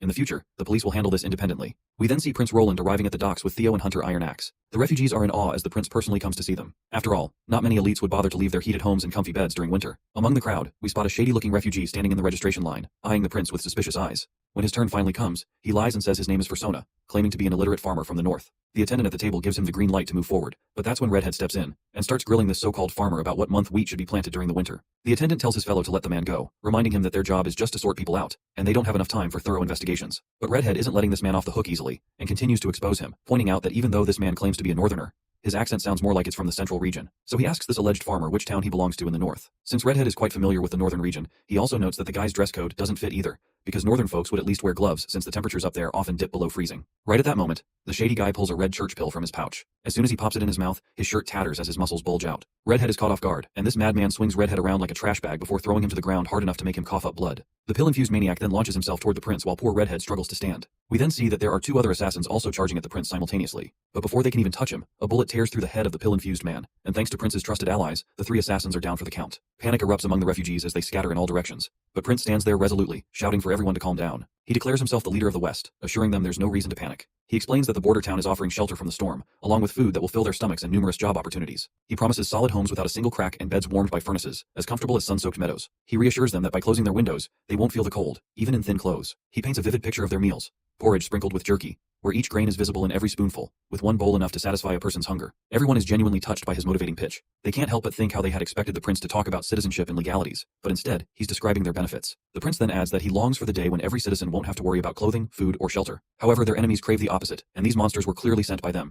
He reveals that their enemies want everyone dead, including him. He promises to increase security and ensure that no foes are hiding among the refugees for everyone's safety. As he finishes speaking, the crowd begins to cheer and praise the prince for everything he said and the care he is showing. Redhead manages to get back on his feet and can't help but point out how the prince completely stifled every trace of panic with just a few words. That's when Carter approaches him, giving him props for his keen eyes since he was the one who spotted the shady guy first. Later, Redhead is called to the prince's office, where the prince addresses him as Mr. Wade. Finally, now that we know his name, we don't have to call him Redhead anymore. The prince commends him for his astute observations and wonders if he was really just a normal citizen in the past. Wade reveals that he used to be part of the patrol in Golden Wheat City for about 6 years until the city was invaded by pirates. The prince then points out that his profile shows nothing special, and according to Carter's report, he should currently be living in temporary shelters. Prince finally catches on that Wade basically hid his true talents during registration, and he asks him why he did that. Redhead explains that the reason he's alive in Bordertown is because of a former prisoner he met in Golden Wheat City named Kriegsman. That old guy saved him when times were dire. Since the old man is labeled a criminal, he can't be registered as a citizen, but he can't just leave his old friend behind in the Western District, especially since his friend is getting old and can't take care of himself. The prince asks if the reason Wade wanted to become a police officer was so he could work and protect his friend at the same time. Wade stutters before responding, but the prince tells him to cool it, as there is no crime thinking about anything. He then asks if Wade has any family. Redhead lowers his gaze and explains that his family died in Golden Wheat City. Roland then asks about Kriegsman. Redhead explains that he's all alone because the rat scapegoated him, which led to his imprisonment. The prince reminds him that anyone with specialized skills can rent a place in the city and enjoy the benefits of citizenship, including their families. He asks him if he understands what this means. Of course, the redhead quickly catches on to what Prince is trying to imply, so he starts jumping for joy when he realizes he can bring Kriegsman along. The prince tells him to bring his old friend to registration, and they'll take care of everything. Wade is so happy to hear this news that he literally starts slamming his head on the ground, bowing up and down frantically. Then the prince gets serious, warning him not to let his happiness cloud his judgment. He emphasizes that he should remain cautious, just like he was today. If he doesn't pass the subsequent tests, he'll still have to live in temporary shelters. Of course, Wade quickly agrees. Speaking of tests, Wade then remembers that there were a lot of questions on the written test that he didn't know how to answer, so he just wrote whatever came to mind. So he curiously asks why he got elected for the police unit. The prince smirks and says there was no right or wrong answer. Every answer depended on the person taking the test. It wasn't about getting things right, but more of a literacy test. As long as Wade could understand the question and write a legitimate answer, he passed. A little later, Knight Carter steps forward to remind the prince that they've received intel on the assassins. The prince tells him to go ahead and speak, and Carter explains that Barov has an apprentice named Salon, who was in charge of gathering refugees in the north. Since they ran out of boats on the way back, Salon contacted some of his friends at the capital to see if any merchant ships heading to the western region were available for rent. That's how the operation got leaked. The refugees stayed in Silver City, which is only half a day's distance from the capital, making it easy for Timothy to make arrangements. He further explains that while Timothy might not be sending armies from the capital, that doesn't mean he isn't trying to get revenge. Prince then reflects on the situation and feels somewhat relieved that the assassins only had pills and not explosives. If those guys had exploded in the middle of the crowd, all of their new workers collected over the past 2 months would have died. He highlights that, considering Salon's mistake came from inexperience, they'll keep the punishment light and cut 2 months' worth of his salary. This is the only way to make him aware of his grave mistake. He also tells Carter to keep a close eye on screening the refugees, and to have Sylvie and Nightingale assist his team. They must ensure that no scouts or assassins escape and protect the lives of the refugees. Right at that moment, Lady Leaf bursts into the office, happily announcing that the balloon is back. Finally, the moment we've all been waiting for has arrived, and the balloon is here. We're about to hear all the juicy details about that mysterious witch. As soon as the balloon lands, Anna jumps out of the basket and immediately hugs the prince. He embraces her warmly, while the other 2 little girls also jump at the prince and surround him. His sister could not help but to notice how well his brother gets along with every single witch. The prince playfully asks if she wants a hug from her brother too. Tilly just smirks and says she'll pass, reminding him that the last time he tried to hug her, he threw her down on the ground. Finally, Ash steps out of the basket, holding the witch in her hand. As for the prince's first impression, he's just amazed, because the witch's outfit doesn't look cheap at all, and she looks like some rare character out of a gacha game. They fill him in that the witch is fine, but her magic is recovering at a very slow pace, so it'll take 3 or more days for her to get back to normal. The prince decides to call her the Slumberer for now. He announces that he'll open a room on the castle's 3rd floor for her, and the rest of them need to come to the lobby because he wants to hear all the details about what happened. Once they're in the office, Tilly explains everything in detail, and once she is done explaining everything, he admits to himself that he would be unsure of what to do in such a situation. He's impressed by Tilly's decisiveness in selecting the witches to form a perfect team. He then asks his sister if she believes that the massive worm might be related to devils. She responds that it's certainly not impossible since it had a completely different appearance, and it might have been another type of demon. This could mean they can compare devils to humans, while demons as hunting dogs. She believes some of these monsters follow the devil's commands and help them complete tasks. The prince kind of agrees with her assumption, but he's still not entirely sure. You see, if the devils are unable to dominate the continent because of the limits imposed by the Red Mist, then why don't they just harass the 4 kingdoms with demons year-round? Why do they always wait until winter? He also notes that the wolf-lion hybrids from last year were clearly more intelligent than the other demons. If intelligence can be gained through age, it will be just impossible for the devils to tame the other race. Tilly then adds that the enemies Nightingale encountered outside of the hole are more concerning because a demon that can conceal itself in daylight and move silently can breach any defenses. Their limited knowledge about demons makes this problematic, and they don't know how to deal with enemies like that at all. The prince agrees, and points out that if Nightingale hadn't witnessed it, he wouldn't be willing to believe in its existence. However, it seems these demons have never appeared in the western region before. Otherwise, a few of them would have reduced Longsong Fortress to ashes long ago. Tilly then mentions that the longer the months go on, the stronger the demons become, and this is a historically proven fact. She points out that it started snowing during autumn this year, which means their enemies will be extremely strong. The prince finds himself startled when he realizes that Tilly is actually considering his enemies as her own. This thought puts a smile on his face. He decides to assign Nightingale to watch the perimeter, and as long as Sylvie stays in the castle, she can keep an eye on the whole wall and alert the other witches as soon as she detects anything suspicious. Later, we see the prince and Lady Scroll walking down the corridor. Lady Scroll expresses concern about the new witch, and points out that until they confirm the identity of this new mysterious witch, they can't guarantee she isn't an enemy. The prince agrees, saying he knows, which is why he's temporarily placed a stone of divine judgment on her. Once they enter the room, they see Anna already inside. When the prince asks about the new witch, the girl explains that Nana and Lily both tried using their powers on her, but nothing worked. So all they can do now is wait. Even though she has been sealed for so long, there isn't a single scratch on her body, which is just incredible. She suspects it's probably similar to herself being impervious to fire, and this new witch's ability might be linked to ice. Roland then gives his most favorite girl a sweet pat on the head, commending her efforts for cutting open the coffin. Anna responds that it wasn't just her. She explains that this witch was very clever in how she encased herself, and must be quite powerful. She reveals that the witch first froze all her internal bodily cycles with extremely cold ice,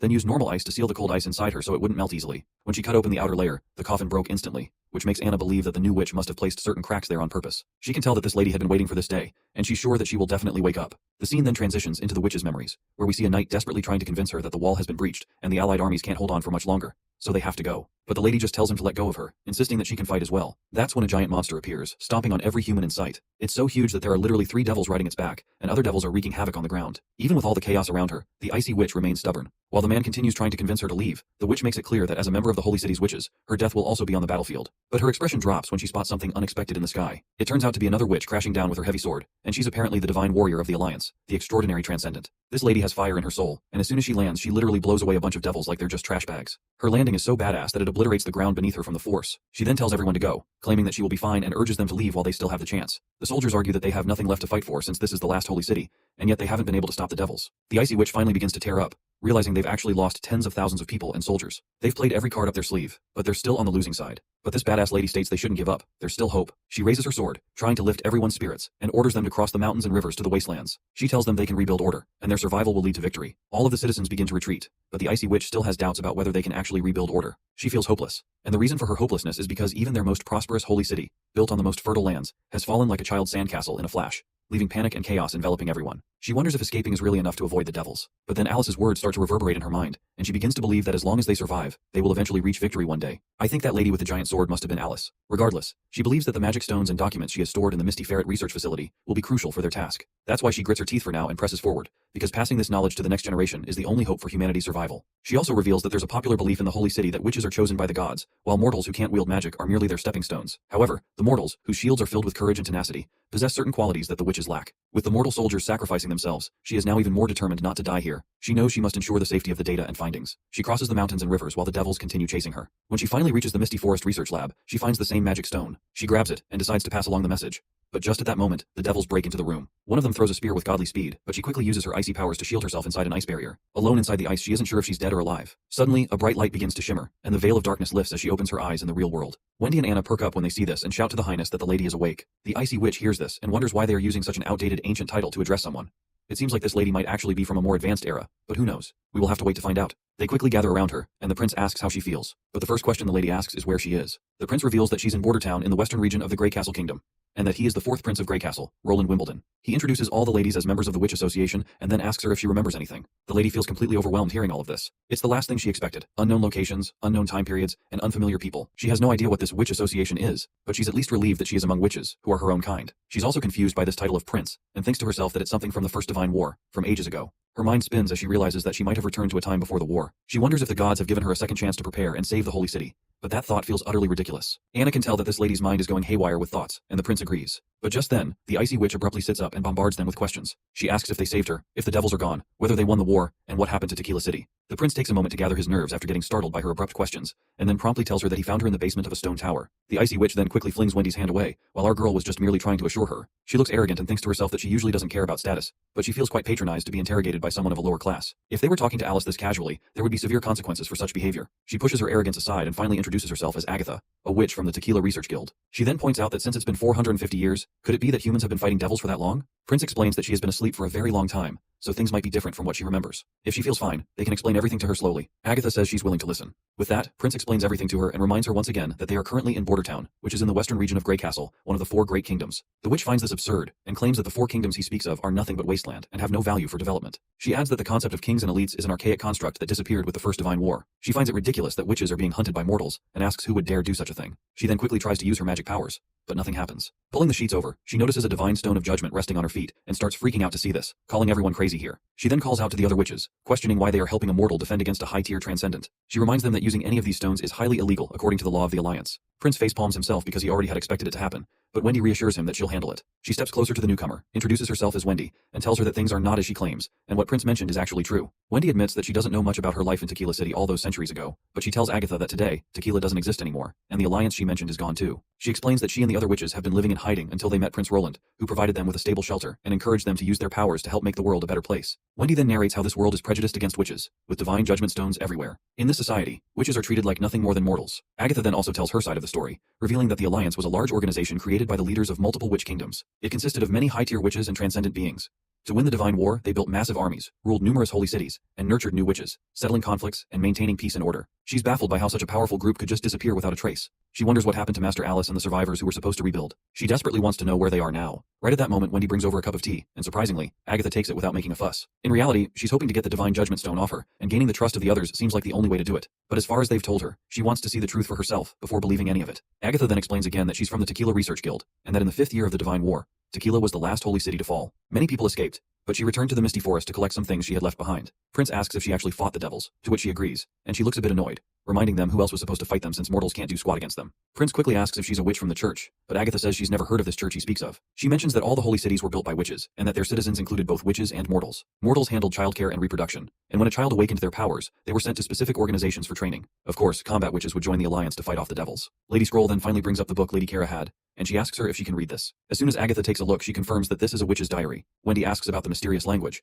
and Agatha explains that it was created to be separate from mortal language, so they couldn't participate in higher-level matters. She states that these writings require magic to read, so she can teach any witch how to read it. That's when Prince, with his endless wisdom, chimes in. He points out that writing is meant to be a tool for communication, and its usefulness lies in its accessibility. He says it's quite foolish to exclude mortals from her inner circle because, in reality, mortals can take on many different jobs and positions with the right education and training. They're not inferior, even if they don't have magic. Agatha reflects that while she doesn't mind working with mortals, she dislikes it when they act like they're in charge. Even her family's head servant was more polite than this prince. Then, Sister Scroll asks her if she's heard the name Alice. The mention of that name startles Agatha, and she asks where they heard it, and further asks if knowledge from 450 years ago is still around. Sister Scroll explains that they found this book in the Eastern Forest, and Alice's name was written on the last page in mortal language. Agatha then explains that Alice is the Queen of Comet City, one of the 3 leaders of the Alliance. She's an extraordinarily transcendent being, meaning she's even above the transcendent level, and she's the strongest witch in the Alliance. Agatha isn't surprised that no one here knows about these transcendent witches, especially since this knowledge has been lost over time. She explains that there's really no limit to a witch's powers. With enough time, practice, and experience, very few witches are lucky enough to evolve their abilities into something incredible. This is called a superior awakening, and there's no cap on it. The growth is not always concrete or predictable. Speaking of awakening, Prince recalls that they have 4 witches who have achieved it. This shocks Agatha, as it's something unbelievable, and she asks how many witches the Union have in total. Wendy responds that there are only 10, and this revelation further boggles Agatha even more. It sounds utterly ridiculous to her that 4 out of 10 witches have awakened. She then tries to explain that witches who evolve their powers are no joke. They're the ones chosen by the gods and things like that. That's when Prince hints for Anna to step forward. As she does, ready to demonstrate her abilities, Agatha can't help but think that Anna looks pretty young and shouldn't have enough experience or knowledge to be an awakened witch. At first, Anna displays her firepower, and Agatha confirms that it's a flame ability, which is pretty common. However, Prince tells her there's more to it since this is just the ability Anna started with. Then, Anna shows the second stage of her abilities by solidifying her flames. As she forms a cube out of the fire, Agatha is officially blown away. Meanwhile, Prince casually asks her if this can count as a higher tier awakening. Agatha reflects on how the Holy City is gone and the Alliance is destroyed. Witch powers should be declining as a result of zero training and guidance, so a young witch's awakening twice isn't something that can be explained by luck. She also feels kind of jealous and awe, remembering that she ascended at 26 and was considered a prodigy. Hearing this guy say he has 3 others like Anna makes her feel out of the loop. She can't help but think about how lucky he is. It's like he's the gotcha god with so many SSR witches.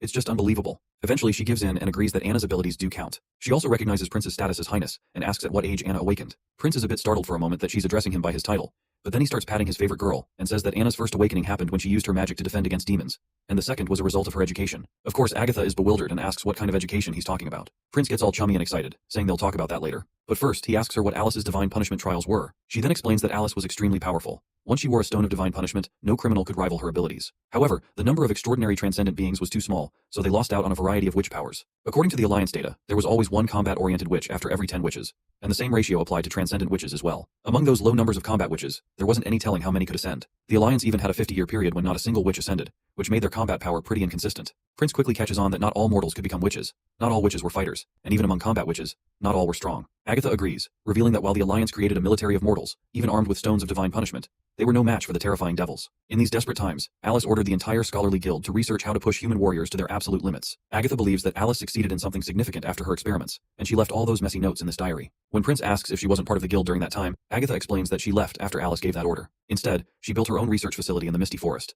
Alice quickly found the right direction, using stones of divine punishment to combine the powers of both mortals and witches. However, this process required the sacrifice of witches' lives, something Agatha could never accept. She believed that Alice should have focused more on unlocking the stone's properties, rather than treating witches as expendable resources in a desperate bid for power. Both Prince and Tilly are shocked to hear about this sacrifice thing. Agatha mentions that Alice had no choice but to stoop that low since tequila was at stake. However, with the Alliance gone, it's likely that this method didn't survive and probably won't appear in the future. That's when Prince reveals that the Divine Punishment Army still exists. This revelation comes as a great shock to her, while Prince further explains that the church she's never heard of is the organization that built 2 holy cities in the mountains. They were the ones who started hunting witches. They even adopt orphans and children in poverty to raise in their nunneries. Wendy escaped from one of those places. The church has its own army and territory, and most of their most powerful warriors are part of the Divine Punishment Army. These senseless monsters possess immense strength that rivals transcendent witches, and their numbers are always growing. It wouldn't be a stretch to think that the church also has a division of powerful witches. This is the only reason, he explains, that they had to put the Stone of Divine Judgment on her, because they can't be sure if she works for the church. He explains that if it were not for her clarification, they thought the church had built the city of Tequila in the wastelands, and that the ruins belonged to them too. Agatha, on the other hand, is shocked that some mortal faction stole Alice's secrets and is now hunting witches to create a divine punishment army for their own dominance. Wendy then tells her to stop worrying and suggests she take a good night's sleep.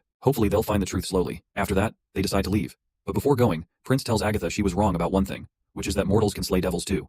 And when he says this, he means every word of it. Later that night, while Prince is working, he asks Nightingale how Agatha is doing. Our snack-addicted girl replies that Agatha is asleep and had a bowl of porridge earlier. so her appetite is fine. Sylvie is also keeping watch over her. He then tells her he's already taken the stone off Agatha, and tells her to figure out the truth of Agatha's claims when she wakes up tomorrow. She asks if he actually believes her, and he replies that he thinks most of what she said is true. Agatha uses the same writing and language as people today, so even though there's a mountain range from where she is, it suggests these two regions used to be closely connected. He's not sure what went down 400 years ago, but he points out that most of the cities were built around 200 to 300 years ago, and that's when strongholds started popping up. He's always been curious about how astrologers and alchemists knew so much without any records of their experiments. Now, it clicks for him that the survivors of the Alliance probably escaped to this region, bringing their language and civilization with them. They must have helped these folks build their governments, fortresses, and cities along the way. Nightingale asks why he's so confident about this. She jokes that if he's wrong, he'll owe her a deluxe lunch tomorrow. Prince playfully counters as well, asking what happens if she's wrong. She smirks in response, and says she'll give him whatever he wants. He then gets back to his studies, noting that he still has a lot to organize since Agatha's information is so vast. Nightingale points out that Agatha is arrogant, and doesn't really like him, which Prince can totally see. After all, Agatha lived in a world where witches were way above mortals, so in her eyes, he probably looks like just some weeds by the roadside. She then asks him if he doesn't hate her, and he shakes his head, saying no. He explains that she's just a victim who was abandoned by time. Imagine sleeping in an ice coffin for 400 years and waking up to find the world completely different.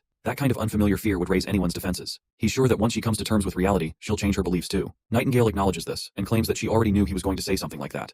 But she reassures him that she won't let Agatha insult him in any way. Well, that's a wrap for this video. Let me know what you think. Do you prefer me to keep narrating the story in detail, or should I just start skimming through the stuff to catch up faster? Let me know in the comments below.